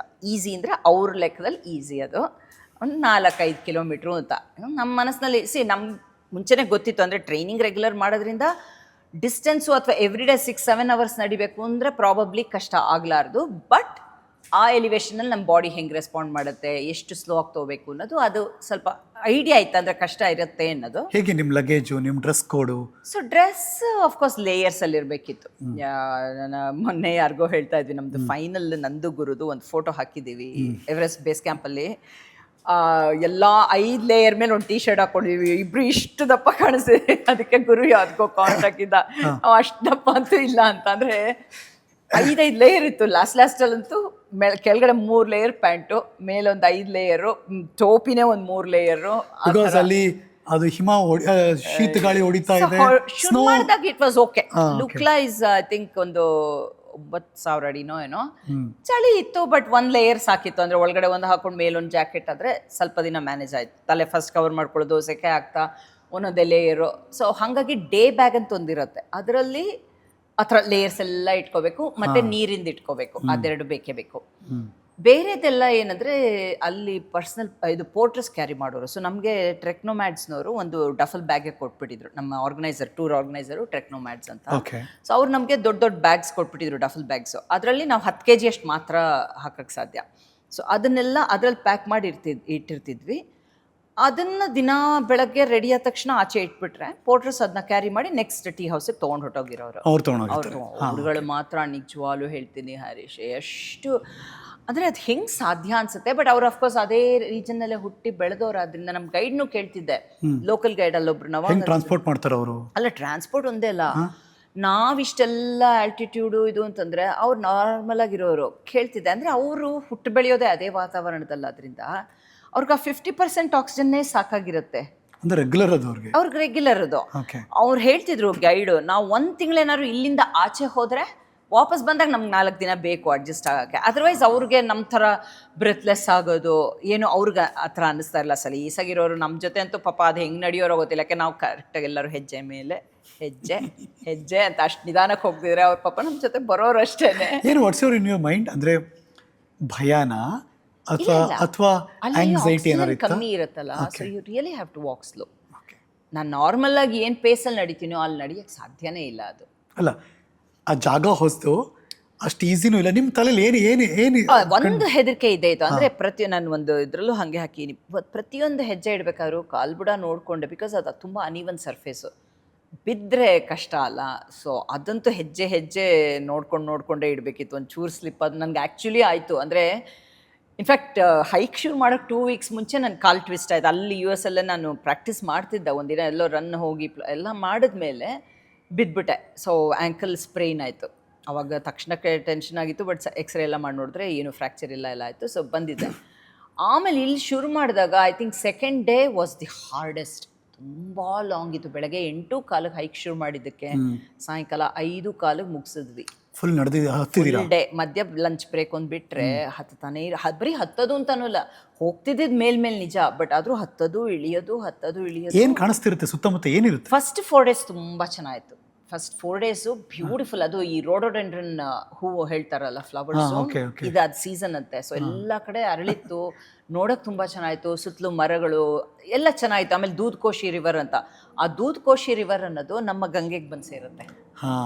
ನಾನು ಅಂದ್ಕೊಂಡೆ, ಅಂದರೆ ಆಮೇಲೆ ಬಂದು ನಾನು ಆನ್ಲೈನ್ ನೋಡಿದ್ದು, ಬಿಕಾಸ್ ಹಿಮಾಲಯದಿಂದನೇ ತಾನೇ ಗಂಗೆ ಅಂತ ಹೇಳೋದು. ಸೊ ದೂದ್ಕೋಶಿನೂ ಅಲ್ಲಿ ಅವ್ರಿಗೆ ಅದೇ ಮೇಯ್ನ್ ರಿವರು. ಸೊ ಏನೋ ಕನೆಕ್ಷನ್ ಇದ್ದೇ ಇರುತ್ತೆ. ಆಮೇಲೆ ನೋಡಿದ್ರೆ ಅದು ಹರಿದು ಬಂದು ಇಲ್ಲಿ ಇಂಡಿಯಾದಲ್ಲಿ ಇದು ಗಂಗೆ ಇದಕ್ಕೆ ಸೇರತ್ತಂತೆ. ಸೊ ಆ ಥರದ್ದು ಅದೆಲ್ಲ ಚೆನ್ನಾಯಿತು. ಬಟ್ ನೀವು ಜಾಸ್ತಿ ಆಲ್ಟಿಟ್ಯೂಡ್ಗೆ ಹೋದಂಗೂ ಅಲ್ಲಿ ಏನು ಬೆಳೆಯೋಕ್ಕೆ ಸಾಧ್ಯ ಇಲ್ಲ ಅಲ್ವಾ. ಸೊ ಫುಲ್ಲು ಚೇಂಜ್ ಆಗಿಬಿಡುತ್ತೆ. 6th ಡೇಯಿಂದ ಆ ಕಂಪ್ಲೀಟ್ ಎನ್ವೈರ್ಮೆಂಟು ಫುಲ್ ಚೇಂಜ್ ಆಗ್ಬಿಡುತ್ತೆ. ಏನು ಬರೀ ಕಲ್ಲು ಬಂಡೆಗಳು, ice glacier rocks, Okay. Glacier ಇದು ಎಲ್ಲ ಅಂದರೆ ಹಿಮ ನದಿ ಅಂತಾರಲ್ಲ ಹಾಗೆ. ಸೊ ಎಲ್ಲ ಅಲ್ಲಲ್ಲೇ ಬಂಡೆಗಳು, ಇದು ಐಸ್ ಇದ್ರು, black rocks, nothing is there. ಅಂದರೆ ಒಂದು ಹೂಗಿ ಒಂದು ಗಿಡ ಮರ ಏನು ಕಾಣಲ್ಲ, ಬಿಕಾಸ್ ಟೋಟಲ್ ಚೇಂಜ್ ಆಗ್ಬಿಡುತ್ತೆ. ಆ ರಾಕ್ಸ್ ಎಲ್ಲ ಜಾರಲ್ವಾ? ಜಾರಲ್ಲ, ಅಥವಾ ಜಾರುವ ಭಯ ಇರುತ್ತಾ ನಡಿಬೇಕಾದ್ರೆ? ಇರುತ್ತೆ. ಅಂದರೆ ತುಂಬ ಕೆಲವು ಕಡೆ ಅದು ಹೇಳೋದು ಕಷ್ಟ, ಬಟ್ ಒಂಥರ ಇಷ್ಟಿಷ್ಟು ರಾಕ್ಸು ಹಿಂಗೆ ಇರುತ್ತೆ. ಅದು ಹತ್ತೋದಾಗ್ಲಿ ಇಳಿಯೋದಾಗ್ಲಿ ತುಂಬ ಹುಷಾರಾಗಿರಲೇಬೇಕು, ಅದು ತುಂಬ ಕಷ್ಟ ಅದು ಇರುತ್ತೆ. ಬಟ್ ವಾತಾವರಣ ಎಷ್ಟು ಬದಲಾಗ್ಬಿಡತ್ತೆ ಗೊತ್ತಾ. ಅಂದರೆ ನಮಗೆ ಈ ಲೆವೆಲಲ್ಲಿದ್ದು ನಮ್ಗೆ ಆಕ್ಸಿಜನ್ ಇದ್ದಾಗ ಎಷ್ಟು ನಾವು ಎಲ್ಲ ಟೇಕನ್ ಫಾರ್ ಗ್ರಾಂಟೆಡ್ ಅಂತಿರ್ತೀವಿ. ಅಲ್ಲಿ ಹೋದರೆ ಅವ್ರುಗಳನ್ನ ನೋಡಿದಾಗ್ಲೂ ಅದೇ ಅನಿಸುತ್ತೆ. ಮೋಡ್ ಆಫ್ ಟ್ರಾನ್ಸ್ಪೋರ್ಟೇಷನ್ ಇವಾಗ ಕಠ್ಮಂಡು ಅಂತ ಸಿಟಿಗಳಲ್ಲಿ ನೀವು ವೆಹಿಕಲ್ ಎಲ್ಲ ನೋಡ್ತೀರಾ, ಬಟ್ ಆ ದಾರಿಯುದ್ದಕ್ಕೂ ಟ್ರೈಲಲ್ಲಿ ನೋಡ್ತೀವಲ್ಲ, ಪ್ರತಿಯೊಂದು ಸಾಮಾನನ್ನು ಕೆಳಗಡೆಯಿಂದ ಮೇಲ್ಗಡೆ ಹೊತ್ಕೊಂಡೇ ಹೋಗೋದು. ಯಾವ ವೆಹಿಕಲ್ ಇಲ್ಲ, ಒಂದು 2 ವೀಲರ್ ಹತ್ಕೊಂಡೇ ಹೋದೆ ಏನೂ ಇಲ್ಲ. ಆ ಶೆರ್ಪಾಗಳು ಹೊತ್ತು ಸಾಗಿಸ್ತಾರೆ. ಪ್ರಾಣಿಗಳನ್ನು ಉಪಯೋಗಿಸ್ತಾರೆ. ಪ್ರಾಣಿಗಳು ಅಷ್ಟೇ, ತುಂಬ ಕತ್ತೆಗಳು, ಆಮೇಲೆ ಯಾಕ್ಸ್ ಅಂದರೆ ಅದೇ ನಮ್ಮ ಚಮರಿ ಮೃಗ ಅಂತ. ಸೊ ಅದರಲ್ಲೇ ಸಾಗಿಸೋದು ಎಷ್ಟು ಇದು ಕಷ್ಟ ಇದೆ. ಆ ಇವ್ರುಗಳು ಕೂಡ ಶೆರ್ಪಾಗಳು ಈ ದೊಡ್ಡ ಈ ಥರದ್ದು ಒಂದು ಬೇಕಿದ್ರೆ ಈ ಥರದ್ದು ಎಲ್ಲೋ ಮೇಲ್ಗಡೆ ಏನೋ ಬೇಕಾಗಿರುತ್ತೆ ಅಂತ ಇಟ್ಕೊಳ್ಳಿ, ಒಂದು ಅಲ್ಯೂಮಿನಿಯಂ ಶೀಟೇ ಇರ್ಬೋದು, ಏನೇ ಇರ್ಬೋದು, ಅದನ್ನ ಕೂಡ ಬೆನ್ನ ಮೇಲೆ ಹಾಕ್ಕೊಂಡು ಹಿಂಗೆ ತಲೆ ಕಟ್ಕೊಂಡಿರ್ತಾರೆ. ಬೆನ್ನ ಮೇಲೆ ಹಿಂಗೆ ಹೊತ್ಕೊಂಡು ಅವರ ಹೆಜ್ಜೆ ಮೇಲೆ ಹೆಜ್ಜೆ. ನಾವು ಹೈಕಿಂಗ್ ಶೂಸ್ ತಗೋಬೇಕು, ಸರಿಯಾಗಿರ್ಬೇಕು, ಆ್ಯಂಕಲ್ ಸಪೋರ್ಟ್ ಇರಬೇಕು, ಎಲ್ಲ ನೋಡ್ತೀವಿ. ಅವ್ರುಗಳು ಯಾವುದೋ ಒಂದು ಶೂಸು, ಎಷ್ಟೋ ಸಲ ಚಪ್ಪಲಿ, ಅದನ್ನು ಹಾಕ್ಕೊಂಡು ಹತ್ತುತ್ತಾನೇ ಇರ್ತಾರೆ. ಅದನ್ನ ನೋಡಿದಾಗ ನಿಜವಾಗ್ಲೂ ನಮ್ಗೆ ಅನ್ಸುತ್ತೆ ನಾವು ಎಷ್ಟು ಲಕ್ಕಿ. ಬಟ್ ನಾವು ಅದನ್ನು ವ್ಯಾಲ್ಯೂ ಮಾಡಿರಲ್ಲ, ಏನೋ ಇಲ್ಲ ಅದಿಲ್ಲ ಇದಿಲ್ಲ ಅಂತ ಕೊರಕ್ತಾನೆ ಇರ್ತೀವಿ. ಬಟ್ ಅವ್ರುಗಳ್ಗೆ ಅದು ಏನರ ಪರಿಚಯನೇ ಇರಲ್ಲ ಅವ್ರಿಗೆ, ಅವ್ರ ಲೈಫೇ ಅಷ್ಟು. ಬಟ್ ಹಾಗೆ ಇರ್ತಾರೆ ನೋಡಿ. ಅದು ನೋಡಿದಾಗ ಅಪ್ಪ ಏನು ಆಶ್ಚರ್ಯ ಆಗತ್ತೆ. ನಾವು ಕೊನೆಗೆ ಹೋಗೋ ಜಾಗ ಅಂತೂ ಲೊಬೂಚೆ ಅಂತ ಒಂದಿದೆ. ಆಮೇಲೆ final before Everest base camp Gorakshep ಅಂತ ಒಂದು ಊರಿದೆ. ಅಲ್ಲಂತೂ ಎಂಥ ಚಳಿ ಅಂದರೆ ಅದೆಷ್ಟೋ -10 20 ಎಷ್ಟೋ ಇತ್ತು, -20 ಆ ಥರ ಸಿಕ್ಕಾಪಟ್ಟೆ ಚಳಿ ಇತ್ತು. ಅಲ್ಲಿ ನಿಮಗೆ ಏನೂ ಸಿಕ್ಕಲ್ಲ. ಅಂದರೆ ಅಲ್ಲೂ ಪಾಪ ನಮ್ಮಂಥವ್ರಿಗೆಲ್ಲ ವ್ಯವಸ್ಥೆ ಮಾಡಿದ್ದಾರೆ ನಿಜ, ಬಿಕಾಸ್ ಸಮಿಟರ್ಸು ಎಲ್ಲ ಲಾಸ್ಟ್ ಸ್ಟಾಪ್ ಅದು. ಅಲ್ಲಿಂದ ಬಿಟ್ಟರೆ ಎಲ್ಲ ಟೆಂಟ್ಸಲ್ಲೇ ಇರೋದು. ಅಲ್ಲಿ ಹೋದರೆ ಒಂದು ಸಿಂಕ್ ಕೂಡ ಇರಲ್ಲ, ಅಂದರೆ ಬಾತ್ರೂಮ್ ಅಟ್ಯಾಚ್ಡ್ ಬಾತ್ರೂಮು ಇಲ್ಲ ರೂಮಲ್ಲಿ. ಆಮೇಲೆ ಹೊರಗಣ್ಣು ಎಲ್ಲೂ ಸಿಂಕ್ ಇಟ್ಟಿರಲ್ಲ, ಯಾಕೆಂದರೆ ನೀರು ಫ್ರೀಸ್ ಆಗಿಬಿಡತ್ತೆ. ಆ್ಯಂಡ್ ಟಾಯ್ಲೆಟ್ಸು ಎಲ್ಲ ಇಲ್ಲಿ ಫ್ಲಶ್ ಮಾಡೋ ಥರ ಎಲ್ಲ ಅಲ್ಲ, ಟಾಯ್ಲೆಟ್ ಕಮೋಡ್ ಥರನೂ ಇಟ್ಟಿರ್ತಾರೆ, ಅಥವಾ ಇಂಡಿಯನ್ ಸ್ಟೈಲು ಇರುತ್ತೆ. ಬಟ್ ಬಕೆಟಲ್ಲಿ ಹಿಂದೆಲ್ಲ ಇರ್ತಿತ್ತಲ್ಲ, ಬಕೆಟಲ್ಲಿ ತುಂಬಿಟ್ಬಿಟ್ಟು ನೀರು ಹಾಕಬೇಕು. ಹಾಗೇನೆ, ಯಾಕೆ ಅಂದರೆ ಅವರು ನೀರನ್ನು ಕೂಡ ಎಷ್ಟೆಷ್ಟೋ ದೂರ ಹೋಗಿ ಹೊತ್ಕೊಂಡು ಬರಬೇಕು. ಸೊ ಆ ನೀರು ಫ್ರೀಸ್ ಆಗಲ್ವಾ? ಅದು ಒಳಗಡೆ ಇದರಲ್ಲಿ ಡ್ರಮ್ಮಲ್ಲಿ ತುಂಬಿಟ್ಟಿರ್ತಾರೆ. ಸೊ ಒಳಗಡೆ ಅಷ್ಟು ಫ್ರೀಸ್ ಆಗಿರಲ್ಲ. ಸೊ ಸಿಂಕ್ ಇಟ್ಟರೆ ಹರಿಯೋ ನೀರು ಎಲ್ಲಿಂದ ಬರುತ್ತೆ, ಆಗಲ್ಲ, ಕಷ್ಟ. ಸೊ ಆ ಥರದ ಜಾಗ. ಅಲ್ಲಂತೂ ನಾವು ಲಾಸ್ಟ್ 2 ದಿನ ಹಾಕಿದ ಬಟ್ಟೆ ತೆಗಿಲೇ ಇಲ್ಲ, ಹಾಗೆ ಎಷ್ಟು ಲೇಯರಲ್ಲಿದ್ವೋ ಅಷ್ಟೇ ಹಂಗೆ ಮಲಗೋದು, ಹಾಗೆ ಹೇಳೋದು, ಒಂಚೂರು ಹೆಂಗೋ ಬಾಟ್ಲಲ್ಲಿ ನೀರು ಇಟ್ಕೊಂಡು ಹಾಗೆ ಬ್ರಷ್ ಮಾಡ್ಕೊಳ್ಳೋದು, ಹೊರಡ್ತಾ ಇರೋದು ಅಷ್ಟೇ. 2 ಡೇಸ್ ಅಂತೂ ಇವೆಲ್ಲ ಇಮ್ಯಾಜಿನ್ ಮಾಡ್ಕೊಂಡಾಗ ನಮಗೆಲ್ಲ ಸವಲತ್ತುಗಳು ಬೇಕಲ್ವಾ, ಅಭ್ಯಾಸ ಆಗ್ಬಿಟ್ಟಿರುತ್ತೆ ಎಲ್ಲ. ಇಲ್ಲಪ್ಪ ನಂಗೆ ಹಂಗಿರೋ ಕಾಲ ಅಂತ. ಬಟ್ ಅಲ್ಲಿ ಅಫ್ಕೋರ್ಸ್ ಮೆಂಟಲಿ ಪ್ರಿಪೇರ್ ಆಗಿ ಹೋಗಬೇಕು. ಅದಿಲ್ಲದೆ ಇದ್ರೆ ಕಷ್ಟ. ಯಾಕೆ ನಾನು ತುಂಬ ಆ್ಯಕ್ಚುಲಿ ಪರ್ಟಿಕ್ಯುಲರು, ನನಗೆ ಕ್ಲೀನ್ ಆಗಿರಬೇಕು, ಹಿಂಗಿರಬೇಕು, ಹಂಗೆ. ಬಟ್ ಇದಕ್ಕೆ ನಾನು ಮೆಂಟಲಿ ಒಂದು ಸ್ವಲ್ಪ ಪ್ರಿಪೇರ್ ಆಗಿ ಹೋಗಿದ್ದೆ. ಅಂದರೆ ಗೊತ್ತು ವ್ಯವಸ್ಥೆಗಳು ಹಂಗಿರೋಕ್ಕೆ ಸಾಧ್ಯನೂ ಇಲ್ಲ ಅಂತ. ಸೊ ಒಂದು ಸ್ವಲ್ಪ ಆ್ಯಂಡ್ ಪೆರು ಎಕ್ಸ್ಪೀರಿಯೆನ್ಸು ಇತ್ತು. ಅವಾಗಲೂ ನಾವು ಟೆಂಟಲ್ಲಿ ಮಲಗ್ತಿದ್ವಿ, ಬಟ್ ಇಲ್ಲಿ ಅಟ್ಲೀಸ್ಟ್ ಮಲಗಕ್ಕೆ ಒಂದು ಬೆಡ್ ಅಂತಾನು ಇರುತ್ತೆ ಅಷ್ಟೇ ಗೊತ್ತಿತ್ತು. ಆ್ಯಂಡ್ ಲಾಸ್ಟ್ 2 ಡೇಸಲ್ಲಿ ಅಟ್ಯಾಚ್ಡ್ ಬಾತ್ರೂಮ್ ಇರಲ್ಲ, ಶವರ್ ಫೆಸಿಲಿಟಿ ಅಂತೂ ಇಲ್ವೇ ಇಲ್ಲ, ಅದೆಲ್ಲ ಗೊತ್ತಿತ್ತು. ಹೀಟರ್ ಇರುತ್ತಾ ರೂಮಲ್ಲಿ? ಏನು ಹೀಟರು ಇಲ್ಲ. ಅಲ್ಲಿ ಡೈನಿಂಗ್ ಏರಿಯಾಲ್ ಮಾತ್ರ ಈ ಯಾಕದು ಇವಾಗ ಇಲ್ಲ ಹೆಂಗೆ ನಮ್ಮ ಹಸುದು ಬೆರಣಿ ಉಪಯೋಗಿಸಿ ಗೋಬರ್ ಗ್ಯಾಸ್ ಅದು ಮಾಡ್ತಾರೆ, ಆ ಯಾಕದು ಇದರಲ್ಲಿ ತಗೊಂಡು ಯಾಕ್ ಡಂಗ್ ಅಂದ್ರೆ ಬೆರಣಿ ತಗೊಂಡು ಅಲ್ಲಿ ಒಂದು ಹೀಟರ್ ತರ ಮಾಡಿರ್ತಾರೆ. ಸೊ ಡೈನಿಂಗ್ ಏರಿಯಾಲ್ ಮಾತ್ರ ಅದನ್ನ ಹಾಕಿ ಸಾಯಂಕಾಲದ ಹೊತ್ತು ಬೆಳಗ್ನೊತ್ತು ಹೀಟ್ ಮಾಡಿರ್ತಾರೆ. ಬಿಸಿ ಕಾಯಿಸ್ಕೋಬಹುದು ಹೋಗಿ ಅಲ್ಲಿ ಸುತ್ತಲೂ. ಅದ್ರ ಸುತ್ತಲೂ ಕೂತ್ರೆ ಒಂದು ಚೂರು ಬೆಚ್ಚಗಿರುತ್ತೆ. ಅಂದ್ರೆ ನಾವೇನು ಇಲ್ಲಿ ಲೆವೆಲ್ಗೆಲ್ಲ ಬೆಚ್ಚಗೆ ಅಂತ ಎಕ್ಸ್ಪೆಕ್ಟ್ ಮಾಡೋಕ್ಕಲ್ಲ, ಅಲ್ಲಿ ಲೆವೆಲ್ಗೆ ಅದೇ ಬೆಚ್ಚಗೆ ಅಂತ. ಬಟ್ ಅದರ್ವೈಸ್ ರೂಮಲ್ಲಿ ಚಾನ್ಸೇ ಇಲ್ಲ. ಬಟ್ -20 ಕೊರಿತಾ ಇರುತ್ತೆ. ನಿದ್ದೆ ಇಲ್ಲ? ಹೇಗೆ ಮಲಗಿದ್ದು? ನಿದ್ದೆ ಹಾಗೆ ಮಲಗಬೇಕು. ಆ್ಯಂಡ್ ಅಷ್ಟಾಗಿ ಏನು ಒಳಗಡೆ ನಮ್ಮ ಗೈಡ್ ಬೇರೆ, ನೀವು ಒಂಚೂರು ವಿಂಡೋ ಓಪನ್ ಇಟ್ಕೊಳ್ಳಿ, ಯಾಕೆಂದರೆ ಒಳಗಡೆ ಆ್ಯಸ್ ಇಟ್ ಈಸ್ ಆಕ್ಸಿಜನ್ ಕಮ್ಮಿ ಇರುತ್ತೆ. ಒಳಗಡೆನೆ ರೂಮು ಕಿಟಕಿನೂ ಹಾಕೊಂಡ್ಬಿಟ್ರೆ ನಿಮಗೆ ಬರೀ ಕಾರ್ಬನ್ ಡೈಆಕ್ಸೈಡ್ ಸೇರ್ಕೋತ ಹೋಗುತ್ತೆ, ಅದು ಇನ್ನೂ ಕೆಟ್ಟದು. ಒಂಚೂರು ಓಪನ್ ಮಾಡಿ ಆ ಚಳಿಲಿ ಅಲ್ಲೊಂಚೂರು ವಿಂಡೋನು ಓಪನ್ ಇಟ್ಕೊಂಡು ಬರ್ರಂತ ಚಳಿ ಹೊಡಿತಾ ಇರುತ್ತೆ, ಶೀತಗಾಳಿ. ಅಯ್ಯಪ್ಪ. ಆ್ಯಂಡ್ ನನಗೆ ಅದರಿಂದನೇ ತೊಂದರೆ ಆಗಿದೆ actually. 6th day actually acclimatization day ಅಂತ ಇರುತ್ತೆ. ಆಸ್ ವಿ ಗೋ ಹೈಯರ್ ಅಲ್ಲಿ ಅಕ್ಲಿಮಟೈಸ್ ಆಗ್ಬೇಕಲ್ಲ ನಮ್ಮ ದೇಹ, ಇದಕ್ಕೆ ಹೊಂದ್ಕೋಬೇಕು ಅಂತ ಏನ್ ಮಾಡ್ತಾರೆ, ಮಧ್ಯ 2 ಅಕ್ಲಿಮಟೈಸೇಷನ್ ಡೇ ಕೊಟ್ಟಿರ್ತಾರೆ. ಅಂದ್ರೆ ಅವತ್ತೇನು ರೆಸ್ಟ್ ಅಂತಲ್ಲ, ಅವತ್ತು ಹೇಳೋದು ರೆಸ್ಟ್ ಡೇ ಅಂತ, ಬಟ್ ಏನಂದ್ರೆ ಇನ್ನೂ ಒಂಚೂರು ಎತ್ತರ ಹೋಗಿ ಒಂದು 3 hours ಹೈಕ್ ಮಾಡ್ಕೊಂಡು ವಾಪಸ್ ಬಂದು ಕೆಳಗೆ ಮತ್ತೆ ಮಲ್ಗೋದು. ಅಂದ್ರೆ ಅವಾಗ ಒಂಚೂರು ದೇಹಕ್ಕೆ ಮೇಲೆ ಹೋಗಿ ಬಂದ ಅಭ್ಯಾಸ ಆಗುತ್ತೆ ಅಂತ. ಸೊ ಡೇ 6 ನಾವು ದೆಬೋಚೆಯಿಂದ ಒಂದು ಜಾಗಕ್ಕೆ ಹೋಗಿ ಬರಬೇಕಿತ್ತು. ಅವತ್ತು ಅಕ್ಲಿಮಟೈಸೇಷನ್ ಡೇ. ಅವತ್ತೇನಾಗೋಯ್ತು, ಒಂದು ನಾಗಾರ್ಜುನ ಪೀಕ್ ಅಂತ ಅಲ್ಲಿವರೆಗೂ ಹೈಕ್ ಹೋಗಿ ಬರಬೇಕಿತ್ತು. ಒಂದು ಪೀಕ್ ಮುಂಚೆ ನಾವು 3 ಜನ ಸ್ನೇಹಿತರು ಬೇಡ ಅಲ್ಲಿವರೆಗೂ ಏನು ಹೋಗೋದು, ಇವತ್ತು ಅಕ್ಲಿಮಟೈಸೇಷನ್ ತಾನೇ ಬೇಡ ಅಂದ್ಕೊಂಡ್ವಿ. ಸೊ 1 hour ಅಲ್ಲಿ ನಿಂತಿದ್ದು ಆ ಥಂಡಿ ಗಾಳೀಲಿ ನಾನು ಇದು ಕವರ್ ಮಾಡ್ಕೊಂಡಿರಲಿಲ್ಲ. ಬೆಚ್ಚಗೆ ಬಟ್ಟೆಯನ್ನು ಲೇಯರ್ಸ್ ಹಾಕೊಂಡಿದ್ದೆ, ಬಟ್ ಮೂಗು ಕವರ್ ಮಾಡಿರಲಿಲ್ಲ. 1 hour ಆ ಥಂಡಿ ಗಾಳಿ ಚೆನ್ನಾಗಿ ಹೊಡೆದ್ಬಿಡ್ತು ನಮಗೆ. ಇವ್ರು 10 ನಿಮಿಷ ಹೋಗಿ ಬರ್ತೀವಿ ಇನ್ನೊಂಚೂರು ಮುಂದೆ ಅಂದರು. ಕಾಯೋಣ ಅಂತ ಕಾದ್ವಿ, ಅದು ನೋಡಿದ್ರೆ ರಿಯಲೈಸ್ ಆಗಲ್ಲ 1 hour ಆಗೋಯ್ತು. ವಾಪಸ್ಸು ಬಂದ್ಬಿಟ್ವಿ. ಅವಾಗ ಚಳಿ ಏನೋ ಗೊತ್ತಾಗಲಿಲ್ಲ. ಬಂದ ಮೇಲೆ ಒಂದು ಸ್ವಲ್ಪ ಹೊತ್ತಾದ್ಮೇಲೆ ನನಗೊಂಥರ ಚಳಿ ಜ್ವರ ಅನ್ಸಕ್ಕೆ ಶುರುವಾಯಿತು. ಏನಪ್ಪ ಏನೋ ಹೋಟೆಲ್ ಒಂಥರ ಸಂಕಟ ಅನಿಸ್ತಾ ಇತ್ತು. ಆಮೇಲೆ ನೋಡಿಕೊಂಡೆ, ಸರಿ ಜ್ವರಕ್ಕೊಂದು ಮಾತ್ರೆ ತೊಗೊಂಡೆ. ಬಟ್ ಸಾಯಂಕಾಲದ ಹೊತ್ತಿಗೆ ಒಂಥರ ಪೌಂಡಿಂಗ್ ಶುರುವಾಯಿತು. ಇಲ್ಲಿ ತುಂಬ ತಲೆಭಾರ ಆಯಿತು. ಬಟ್ ನಾದರೂ ನೆಕ್ಸ್ಟ್ ಡೇ ಸ್ವಲ್ಪ ಹೈಕ್ ಶುರು ಮಾಡಿದ್ವಿ, ಹೊರಟ್ವಿ. ಬಟ್ ಗೋರಕ್ಷೇಪ್ ತಲುಪೋ ಹೊತ್ತಿಗೆ ನನಗೆ ಇಲ್ಲಿ ತುಂಬಾ ಒಂಥರ ಈ ಪೌಂಡಿಂಗ್ ಅಂತಾರ, ಹೊಡೆಯೋ ಥರ ತಲೆಭಾರ ಎಲ್ಲ. ನನಗೆ ಅಲ್ಲಿ ಯೋಚನೆ ಆಯಿತು, ಇದೇನು ಆಲ್ಟಿಟ್ಯೂಡ್ ಸಿಕ್ನೆಸ್ಸಾ ಅಂತ. ಆಮೇಲೆ ದಿನ ಟೀಮ್ನಲ್ಲಿ ಟ್ರೆಕ್ನೋಮ್ಯಾನ್ಸ್ನವರು ಅವ್ರು ದಿನ ಟೀಮ್ನಲ್ಲಿ ಸಾಯಂಕಾಲ ಎವ್ರಿ ಡೇ ಎಲ್ರದ್ದು ಆಕ್ಸಿಜನ್ ಲೆವೆಲ್ಸ್ ಚೆಕ್ ಮಾಡೋರು, ಮತ್ತು ಬೇರೆ ಏನಾದ್ರು ಪ್ರಾಬ್ಲಮ್ಸ್ ಇದೆಯಾ ಕೇಳೋರು. ಆ್ಯಂಡ್ ಆ್ಯಕ್ಚುಲಿ 3rd, 4th ಡೇಯಿಂದನೇ ನಮ್ಗೆ ಯಾರಿಗೂ ಏನು ತಿಂದು ಡೈಜೆಸ್ಟ್ ಆಗ್ತಿರ್ಲಿಲ್ಲ. ಆ್ಯಸ್ ವಿ ಗೋ ಹೈಯರ್ ಆ ಚಳಿಗೆ ಆ ಒಂದು ಇದಕ್ಕೆ ನಮಗೆ ಎಷ್ಟು ತಿಂದರೂ ಡೈಜೆಸ್ಟೇ ಆಗಲ್ಲ. ಕಮ್ಮಿ ತಿಂತಾಯಿದ್ದೆ ಫಸ್ಟ್ ಅಂತೂ.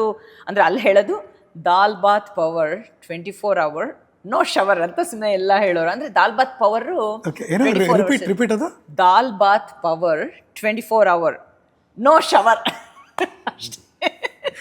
ಸೊ ದಾಲ್ ಬಾತ್ ಬೇಸಿಕಲಿ ಏನಂದರೆ ಅವ್ರದ್ದು ಇಷ್ಟು ಅನ್ನ ಕೊಡೋರು, ದಾಲು, ಆಮೇಲೆ ಆಲೂಗೆಡ್ಡೆ, ಸೊಪ್ಪಿನ ಪಲ್ಯ. ಬಿಕಾಸ್ ಅಲ್ಲಿ ಒಂದು ಆ ವಾತಾವರಣಕ್ಕೆ ಸೊಪ್ಪು ಹೆಲ್ಪ್ ಆಗುತ್ತೆ, ಅದರಲ್ಲಿರುವ ಏನೋ ಐರನ್ ಕಾಂಟೆಂಟು ಅದೆಲ್ಲ ಹೆಲ್ಪ್ ಆಗುತ್ತೆ ಅಂತ. ಒಂದು ಪಾಪಡ್ ಅಷ್ಟೇ ಲಂಚು. ಇದು ಫಸ್ಟ್ ಎಲ್ಲ ಅಂತೂ ಎಲ್ಲರೂ ಪ್ರಾಂಟಾಗಿ ಬೆಳಗ್ಗೆ ಮಧ್ಯಾಹ್ನ ಅದನ್ನೇ ತಿಂತಿದ್ವಿ. ಬಟ್ ಆಮೇಲೆ ಅದು ಡೈಜೆಸ್ಟ್ ಆಗ್ತಿಲ್ಲ. ನನಗಂತೂ ಸಿಕ್ಕಾಪಟ್ಟೆ ಬರ್ಪಿಂಗು, ಗ್ಯಾಸು ಶುರುವಾಯಿತು.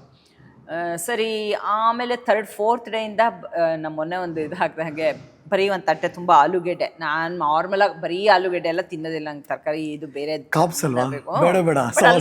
ಬೇಕು ಸರಿ. ಬಟ್ ಆದ್ರೂ ಅಷ್ಟು ಆಲೂಗೆಡ್ಡೆ ಸುಮ್ಮನೆ ಬೇಯಿಸಿದ್ದು, ಆಮೇಲೆ ಒಂಚೂರು ದಾಲ್ ಸೂಪು, ಕೊನೆಗೆ ಅದು ಡೈಜೆಸ್ಟ್ ಆಗ್ತಿರಲಿಲ್ಲ. ಲಾಸ್ಟ್ 3 days ಅಂತೂ ಬರೀ ಒಂದು ವೆಜಿಟಬಲ್ ಸೂಪ್ ಅಷ್ಟರಲ್ಲೇ ಮಾಡ್ತಿದ್ವಿ. ಅಷ್ಟು ಹೈಕ್ ಮಾಡ್ತಿದ್ವಿ, ಬಟ್ ಅಷ್ಟೇ ಕುಡಿಯೋಕ್ಕಾಗ್ತಾಯಿದ್ವಿ, ಅದು ಫುಲ್ ಡೈಜೆಸ್ಟ್ ಆಗ್ತಿರಲಿಲ್ಲ. ಸೊ ಅವತ್ತಂತೂ ನಂಗೆ ಹಂಗಾದಾಗ ಥಂಡಿ ಇದಾಗಿ ಜ್ವರನೂ ಬಂತು, ಎಲ್ಲ ಆಯಿತು. ನೆಕ್ಸ್ಟ್ ಡೇ ಹೋದ್ವಿ, ನಂಗೆ ಏನು ಸೇರ್ತಾನೂ ಇರಲಿಲ್ಲ ಫುಡ್ಡು. ಆಮೇಲೆ ಆಕ್ಸಿಜನ್ ಲೆವೆಲ್ ಚೆಕ್ ಮಾಡಿದ್ರೆ ಕಮ್ಮಿ ಆಗೋಗಿತ್ತು, 60sಗೇನೋ ಹೊಟ್ಟೋಗಿತ್ತು, ವಿಚ್ ಈಸ್ ನಾಟ್ ಗುಡ್ ಅಂತ. ಕರೆಕ್ಟ್. ಸರಿ, 1 hour ಆಕ್ಸಿಜನ್ ತೊಗೊಂಡಿದ್ದಾಯಿತು. ಅದು ಒಂದು ಎಕ್ಸ್ಪೀರಿಯನ್ಸ್ ಆಗೋಯ್ತು. ಟೀ ಹೌಸಸ್ ಅಲ್ಲಿ ಇರುತ್ತೆ. ಸೊ ಟೀ ಹೌಸ್ ಅಲ್ಲಿ ಇರುತ್ತೆ. ಸೊ ಚೆಕ್ ಮಾಡಿದ್ರು they charge of course, very expensive. ಎಷ್ಟು ಆಮ್ಲಜನಕಕ್ಕೆ? ಎಷ್ಟು? $60 ಏನೋ ಕೊಟ್ಟಿದ್ದು. ಆ ಡಾಲರ್ ಲೆಕ್ಕದಲ್ಲೇ ಹೇಳ್ತಾರಲ್ಲಿ. ಬೆಂಗಳೂರು ಸಿಟಿನಲ್ಲಿ ನಾವು ಎಲ್ಲಿ ಓಡಾಡ್ತಿದ್ರು ಅಥವಾ ಇಲ್ಲಿದ್ದಾಗೆಲ್ಲ ಈ ಆಮ್ಲಜನಕಕ್ಕೆ ಯಾರಾದರೂ ದುಡ್ಡು ಕೊಟ್ಟು ನೀವು ಉಸಿರಾಡಿ ಅಂದ್ರೆ ಹೇಗಿರುತ್ತೆ? $60 ಕೊಡಬೇಕು, ಆಮ್ಲಜನಕ ಬೇಕು ಅಂದ್ರೆ ಅದೇನು ಮಾಡೋಕ್ಕೂ ಆಗಲ್ಲ. ಸೊ ಬಟ್ ತೊಗೊಂಡ್ವಿ, 1 hour ತೊಗೊಂಡ್ವಿ. ನಾನು ತೊಗೊಂಡ್ರೂ ಕೂಡ ಒಂದು 3 hours ಮತ್ತೆ ಆಕ್ಸಿಜನ್ ಲೆವೆಲ್ ಕಮ್ಮಿ ಆಯಿತು. ನನಗೆ ಅಷ್ಟೊತ್ತಿಗೆ ಯಾಕೋ ಆಯ್ತು, ಸರಿ ಹೋಗ್ತಿಲ್ಲ ನನಗೆ, ಇದೇನು ಆಲ್ಟಿಟ್ಯೂಡ್ ಸಿಕ್ನೆಸ್ಸೋ ಏನೋ, ಬೇಡ ಬಿಡು, ನಾನು ಇಲ್ಲಿಂದ ಕೆಳಗೆ ಹೊಟ್ಟೋಗ್ತೀನಿ, ನೀವುಗಳು ಹೋಗಿ. ನೆಕ್ಸ್ಟ್ ಡೇನೇ ಎವರೆಸ್ಟ್ ಬೇಸ್ ಕ್ಯಾಂಪ್ಗೆ ಹೋಗಬೇಕಿತ್ತು. ನಾ ಬರಲ್ಲ, ನೀವುಗಳೆಲ್ಲ ಹೋಗಿ ನಾನು ಕೆಳಗಡೆ ಹೊಟ್ಟೋಗ್ತೀನಿ. Because once you start going down ತಾನೇ ಬಾಡಿ ಸರಿ ಹೋಗುತ್ತೆ, ಅದು ಹಾಗೆ. ಸೊ ನಾನು ಹೊಟ್ಟೋಗ್ತೀನಿ ಅಂತ. ಬಟ್ ಅಷ್ಟು ದೂರ ಹೋದ್ಮೇಲೆ ಹಾಗೆ ಬಂದ್ಬಿಡೋಕ್ಕೂ ಮನಸ್ಸಿಲ್ಲ. ನೆಕ್ಸ್ಟ್ ಡೇನೇ ಇರೋದು ಎವರೆಸ್ಟ್ ಬೇಸ್ ಕ್ಯಾಂಪ್ಗೆ. ಬಟ್ ನಾನು ಅಯ್ಯೋ ಬೇಡ, ಇನ್ನು ಅಲ್ಲೋಗಿ ಇನ್ನೇನೋ ಪ್ರಾಬ್ಲಮ್, ಬಿಕಾಸ್ ತಕ್ಷಣ ಹೆಲ್ಪ್ ಅಂತೂ ಸಿಕ್ಕಲ್ವಲ್ಲ ಅಂತ. ಆಮೇಲೆ ಅಲ್ಲೇ ಡಾಕ್ಟರ್ ಕ್ಲಿನಿಕ್ ಇತ್ತು 24 hours ಇರ್ತಾರೆ ಯಾವಾಗಲೂ. ಅಂದರೆ ಅಲ್ಲಿ ಇದಕ್ಕೆ ಒಂದು ಚಿಕ್ಕ ಕ್ಲಿನಿಕ್ಕು, ಬಟ್ ಚೆನ್ನಾಗಿತ್ತು ಡಾಕ್ಟ್ರನ್ನ. ಆಮೇಲೆ ಸರಿ ಗೈಡು ಸಜೆಸ್ಟ್ ಮಾಡಿದ್ರು, ಇಲ್ಲ ನೋಡ್ಬೇಡ ನಾವು ಒಂದ್ಸಲ ಡಾಕ್ಟ್ರ್ ಹತ್ರನೇ ಹೋಗೋಣ ಅಂತ ಹೋದ್ವಿ. ಅಲ್ಲಿ ಅವರು ಒಂದು ಪುಟ್ಟ ಹೀಟರ್ ಇಟ್ಟಿರ್ತಾರೆ. ಅಂದರೆ ಹೀಟರ್ ಅಂದ್ರೇನು, ಕಡ್ಡಿಗೀರಿ ಅದನ್ನು ಹತ್ತಿಸ್ತಾರೆ. ಅದೇನು ಯಾವುದ್ರಲ್ಲಿ ಇದಾಗುತ್ತೆ ಗೊತ್ತಿಲ್ಲ, ಬಟ್ ಅಂತೂ ಹತ್ತಿಸ್ತಾರೆ. ಅದು ಹೀಟರ್ ಆನ್ ಆಯಿತು. ಅಲ್ಲಿ 5 ನಿಮಿಷ ಕೈ ಹಿಂಗೆ ಮಾಡ್ಕೊಳಕ್ಕೆ ಹೇಳಿದ್ರು. ಚೆನ್ನಾಗಿ ಕಾವು ಕೊಟ್ಟು, ಇಲ್ಲಾಂದ್ರೆ ಎರಡು ಲೇಯರ್ ಗ್ಲೌಸು ತೆಗಿತಾನೇ ಇರಲಿಲ್ಲ. ಗ್ಲೌಸ್ ಕೂಡ 2 ಲೇಯರ್ ಇರೋದು ತೆಗೆದು ಒಂಚೂರು ಕಾವು ಕೊಟ್ಕೊಂಡು ಆಮೇಲೆ ಆಕ್ಸಿಜನ್ ಲೆವೆಲ್ ಚೆಕ್ ಮಾಡಿದ್ರೆ ಜಾಸ್ತಿ ಆಗಿತ್ತು. ಬಟ್ ಆಮೇಲೆ ಡಾಕ್ಟ್ರ್ ಹೇಳಿದ್ರು, ಈ ರೀಜನ್ಗೆ 70 ಇದ್ದರೆ SpO2 ನಾರ್ಮಲ್ಲು, ಅದೇನು ನೀವು ತಲೆ ಕೆಡಿಸ್ಕೊಳ್ಳೋಷ್ಟಿಲ್ಲ. But what you are going through is ಥಂಡಿಯಿಂದ ಕಫ ಕಟ್ಟಿರೋದ್ರಿಂದ ಪ್ರಾಬ್ಲಮ್ಮು. ನಿಮ್ದು ಆಲ್ಟಿಟ್ಯೂಡ್ ಸಿಕ್ನೆಸ್ ಅಲ್ಲ, ಕಫ ಕಟ್ಟಿದೆ. ಸೊ ಅಂದ್ಬಿಟ್ಟು ಅದಕ್ಕೆಲ್ಲ ಮಾತ್ರೆ ಕೊಟ್ಟು, so you are okay to go next day Everest base ಕ್ಯಾಂಪ್ಗೆ, ಏನು ತೊಂದರೆ ಇಲ್ಲ ಹೋಗಿ ಅಂದರು. ಸೊ ಆಮೇಲೆ ಧೈರ್ಯ ಮಾಡ್ಕೊಂಡು ಡಾಕ್ಟರ್ ಇದರಿಂದ ಬಂದ ಮೇಲೆ ಅನ್ನಿಸ್ತು ಸಾಕಲ್ಲ ಕಾನ್ಫಿಡೆನ್ಸ್. ಗೈಡ್ಗಳಿಗೂ ಪಾಪ ಎಕ್ಸ್ಪೀರಿಯನ್ಸ್ ಇರುತ್ತೆ, ಅವರೆಲ್ಲ ನೋಡಿರ್ತಾರೆ. ಆದ್ರೂ ನಮ್ಗೊಂಚೂರು ಹೆದರಿಕೆ ಇದ್ದಾಗ ಅವರು ಎಷ್ಟು ಫೋರ್ಸ್ ಮಾಡಕ್ಕೆ ಸಾಧ್ಯ ಅಲ್ವಾ. ಸೊ ಆವಾಗ ನನ್ನ ಮನಸ್ಸು, ಸಾಮಾನ್ಯ ಗುರುಗೂ ಆಶ್ಚರ್ಯ ಅದಕ್ಕೆ. ನಾನು ಸ್ವಲ್ಪ ಸ್ಟ್ರಾಂಗ್ ಆ ವಿಷಯದಲ್ಲೆಲ್ಲ. ಅಂದರೆ ಮನಸ್ಸು ಮಾಡಿದ್ರೆ ಮಾತ್ರ ಏನಾದ್ರು ಮಾಡ್ತೀನಿ. ಹಿಂದೊಂದ್ಸಲ ಯಾವುದೋ ಮ್ಯಾರಥಾನಲ್ಲಿ 4ನೇ ಮೇಲೆ ಇಲ್ಲೇ ಬಿದ್ದುಬಿಟ್ಟಿದ್ದೆ. ಬಿದ್ದು ಎದ್ದು ನೋಡಿಕೊಂಡೆ, ಏನೂ ಸ್ವೆಲ್ಲಿಂಗ್ ಅಂತೂ ಕಾಣಿಸ್ತಿಲ್ಲ, ಓಕೆ ಅಂದ್ಬಿಟ್ಟು ಹಾಗೆ ನಡ್ಕೊಂಡು ಫಿನಿಷ್ ಮಾಡಿದ್ದೆ. ಸೊ ಆ ಥರ ಒಂದು ಗಟ್ಟಿ ಮನಸ್ಸಿರೋಳು. ಅಲ್ಲಿ ಯಾಕೋ ಮನಸ್ಸು ಒಂಥರ ಆ ಟೈಮಲ್ಲಿ ಸ್ವಲ್ಪ ಯೋಚನೆ ಆಗೋಯ್ತು, ಬೇಡಪ್ಪ ನಂಗೆ ಇದ್ರೆ ಸವಸ ಕೆಳಗಡೆ ಹೊರಟೋಗ್ತೀನಿ ಅಂತಲೇ ಹೇಳ್ತಾ ಇದ್ದಿದ್ದು. ಬಟ್ ಆಮೇಲೆ ಆಯಿತು, ಡಾಕ್ಟ್ರ್ ಕಾನ್ಫಿಡೆನ್ಸ್ ಕೊಟ್ಟ ಮೇಲೆ ನೆಕ್ಸ್ಟ್ ಡೇ ಹೋಗಿ ಮುಗಿಸಿದ್ದಾಯಿತು. ಬಟ್ ಲಾಸ್ಟಲ್ಲಿ 2 days ಮಾತ್ರ ನಾನು ಹಾರ್ಸ್ ತೊಗೋಬೇಕಾಯ್ತು. ಬಿಕಾಸ್ ನನ್ನ ಬಾಡಿ ಅಷ್ಟು ಇದಾಗಿತ್ತಲ್ಲ, ಉಸಿರಾಡೋಕ್ಕಾಗ್ತಿರ್ಲಿಲ್ಲ. ಅಂದರೆ ಮೇಯ್ನ್ಲಿ ಕಫದಿಂದ ಅದಾಗಿದ್ದು. ಸೊ ತುಂಬ ಕಷ್ಟ ಆಗೋಯ್ತು. ಹೈಟಿಗೆ ಹೋದಷ್ಟು 15,000 16,000 ಹೋದ್ಮೇಲೆ ಹೆಜ್ಜೆ ಇಡೋದಕ್ಕೆ ಅಂದರೆ ಬಾಡಿ ಏನೋ ಒಂಥರ ರೆಫ್ಯೂಸ್ ಮಾಡ್ತಿತ್ತು ಅಂತ. ನನ್ಗೆ ಹಾರ್ಸ್ ಮೇಲೆ ಕೂರಕ್ಕೆ ಭಯ ಆ್ಯಂಡ್ ಇಷ್ಟನೂ ಇಲ್ಲ. ಇಷ್ಟೆಲ್ಲ ಮಾಡ್ಕೊಂಡು ನಾನು ಇಷ್ಟು ಟ್ರೈನ್ ಮಾಡಿ ಹಾರ್ಸ್ ಮೇಲೆ ಕೂರ್ಬೇಕು, ಬಟ್ ಬೇರೆ ಚಾಯ್ಸ್ ಇಲ್ಲ. ಅಂದರೆ ಬೇರೆಯವ್ರಿಗೂ ಟೀಮಲ್ಲಿ ತೊಂದರೆ ಆಗಬಾರ್ದು. ಆ್ಯಂಡ್ ಅಫ್ಕೋರ್ಸ್ ಟೀಮಲ್ಲಿ ಎಲ್ರಿಗೂ ಹೆಲ್ತ್ ಇಶ್ಯೂಸ್ ಬಂತು. ಕೆಲವ್ರಿಗೆ ಡಯರಿಯಾ, ಇದು ಏನು ವಾಮಿಟಿಂಗು, ಅದು ಆಯಿತು. ಕ್ವೈಟ್ ನ್ಯಾಚುರಲ್, ಕಾಮನ್ ಅಲ್ಲ ಅದೆಲ್ಲ ಕಾಮನ್. ಬಟ್ ನಮ್ದೆಲ್ಲ ಮೈಲ್ಡ್, ಅದಕ್ಕೆ ಲೈಫ್ ಥ್ರೆಟನಿಂಗು ಆಗುತ್ತೆ ಎಷ್ಟೋ ಸಲ, ಗಮನ ಕೊಡದೆ ಇಲ್ಲ. ಆದರೆ it can be dangerous. So ಅದೆಲ್ಲ ಆಯಿತು. ಆದರೂ ನನಗೆ ಅಯ್ಯೋ ನಾನು ಟೀಮ್ನು ಸ್ಲೋ ಮಾಡಬಾರ್ದು ಹಾಗಂತ ನನ್ನ ಬಾಡಿ ಯಾಕೋ ಮೂವ್ ಆಗ್ತಿಲ್ಲ. ಗೊತ್ತಾಗತ್ತಲ್ಲ ಅದು ಎಷ್ಟೇ ಸಿಗ್ನಲ್ ಕೊಡ್ತಾ ಇರುತ್ತೆ. ಸೊ ಆಗ್ತಿಲ್ಲ, ಏನು ಮಾಡುತ್ತೋ ಫೈನಲಿ ಗೈಡ್ಗಳ ಮಾತು ಕೇಳಿ ಹಾರ್ಸ್ ಮೇಲೆ ಕೂರ್ಕೋಬೇಕು. ಆ ಹಾರ್ಸ್ ಮೇಲೆ ಕೂರಕ್ಕಂತೂ ನಂಗೆ ಇದ್ದಿದ್ದು ಭಯ. ಯಾವತ್ತು ಹಾರ್ಸ್ ರೈಡಿಂಗ್ ಮಾಡಿದ್ದಿಲ್ವಾ? ಅಯ್ಯೋ ಭಾಳ ವರ್ಷದ ಕೆಳಗೆ ನಾನು ಅಲ್ಲಿ US ಅಲ್ಲಿ ಮೆಂಡೋಸ್ ಏನೋ ಒಂದು ಜಾಗದಲ್ಲಿದ್ದೆ. ಯಾವುದೋ ಒಂದು ಹಾರ್ಸ್ ರೈಡಿಂಗ್ ಟೂರ್ ಏನೋ ಹೋಗಿದ್ವಿ. ಅವತ್ತು ಹಾರ್ಸ್ ಮೇಲೆ ಕೂತೋಳು ನಾನು ಇನ್ನು ಯಾವತ್ತೂ ಕೂರಲ್ಲ ಅಂದಿದ್ದೆ. ಅದಕ್ಕೆ ಹೇಳ್ತಾರೆ ನೋಡಿ, ನೆವರ್ ಸೇ ನೆವರ್ ಅಗೇನ್ ಅಂತ. ಹಾಗೆ ನಾನು ಯಾವತ್ತೂ ಹಾರ್ಸ್ ಮೇಲೆ ಕೂರಲ್ಲ ಅಂದಿದ್ದೆ. ಬಟ್ ಇಲ್ಲಿ ಕೊನೆಯಲ್ಲಿ ವಾಟ್ ರೀಸನ್, ಯಾಕೆ?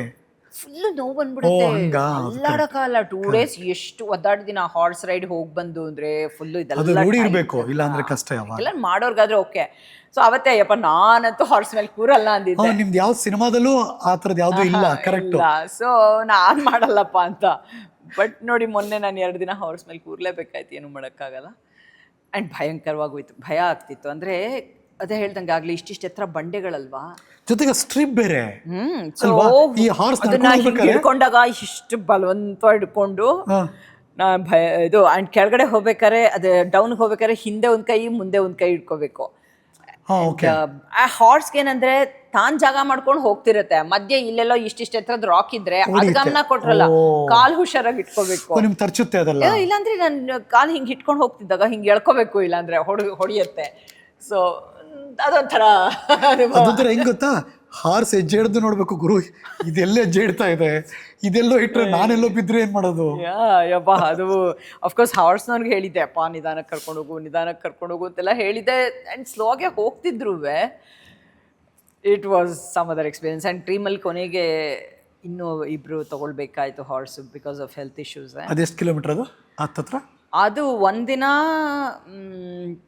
4 hours ಹೈಕು. ಬಟ್ ಹೈಕ್ ಮಾಡೋ 4 hours ಆದರೆ ನಾನು 2 hours ಹೋಗಿದ್ದೆ ಹಾರ್ಸಲ್ಲಿ. ಸೊ ನಮ್ಮ ಗೈಡ್ ರೇಗಿಸ್ತಾ ಇದ್ದ, ನನ್ನ ಪರ್ಸ್ನಲ್ ಪೋರ್ಟರ್ ಒಬ್ಬ ಇದ್ದ, ಅವ್ನು ನಾವೇ ಇವತ್ತು ಫಸ್ಟು ಅಂತ, ಯಾಕೆಂದ್ರೆ ಹಾರ್ಸಲ್ಲಿ ಹೋಗಿದ್ರಿಂದ. ಸೊ ಏನಾಗುತ್ತೆ, ಕೆಲವು ಸಲ ಈ ಥರದ ಅನುಭವಗಳನ್ನ ಎಲ್ಲರೂ ಹೇಳ್ಕೊತಾರೋ ಇಲ್ವೋ ಗೊತ್ತಿಲ್ಲ. ಬಟ್ ನನಗೇನಂದರೆ ಹೇಳಬೇಕು ಅಂತ ಜನಕ್ಕೆ. ಅಂದರೆ ಎಲ್ಲ ಚೆನ್ನಾಗಿತ್ತು ಅಂತ ನಾವೇನೋ ಸುಮ್ಮನೆ ಹೇಳಿಬಿಟ್ರೆ ಅದಕ್ಕೆ ಅರ್ಥ ಇರಲ್ಲ.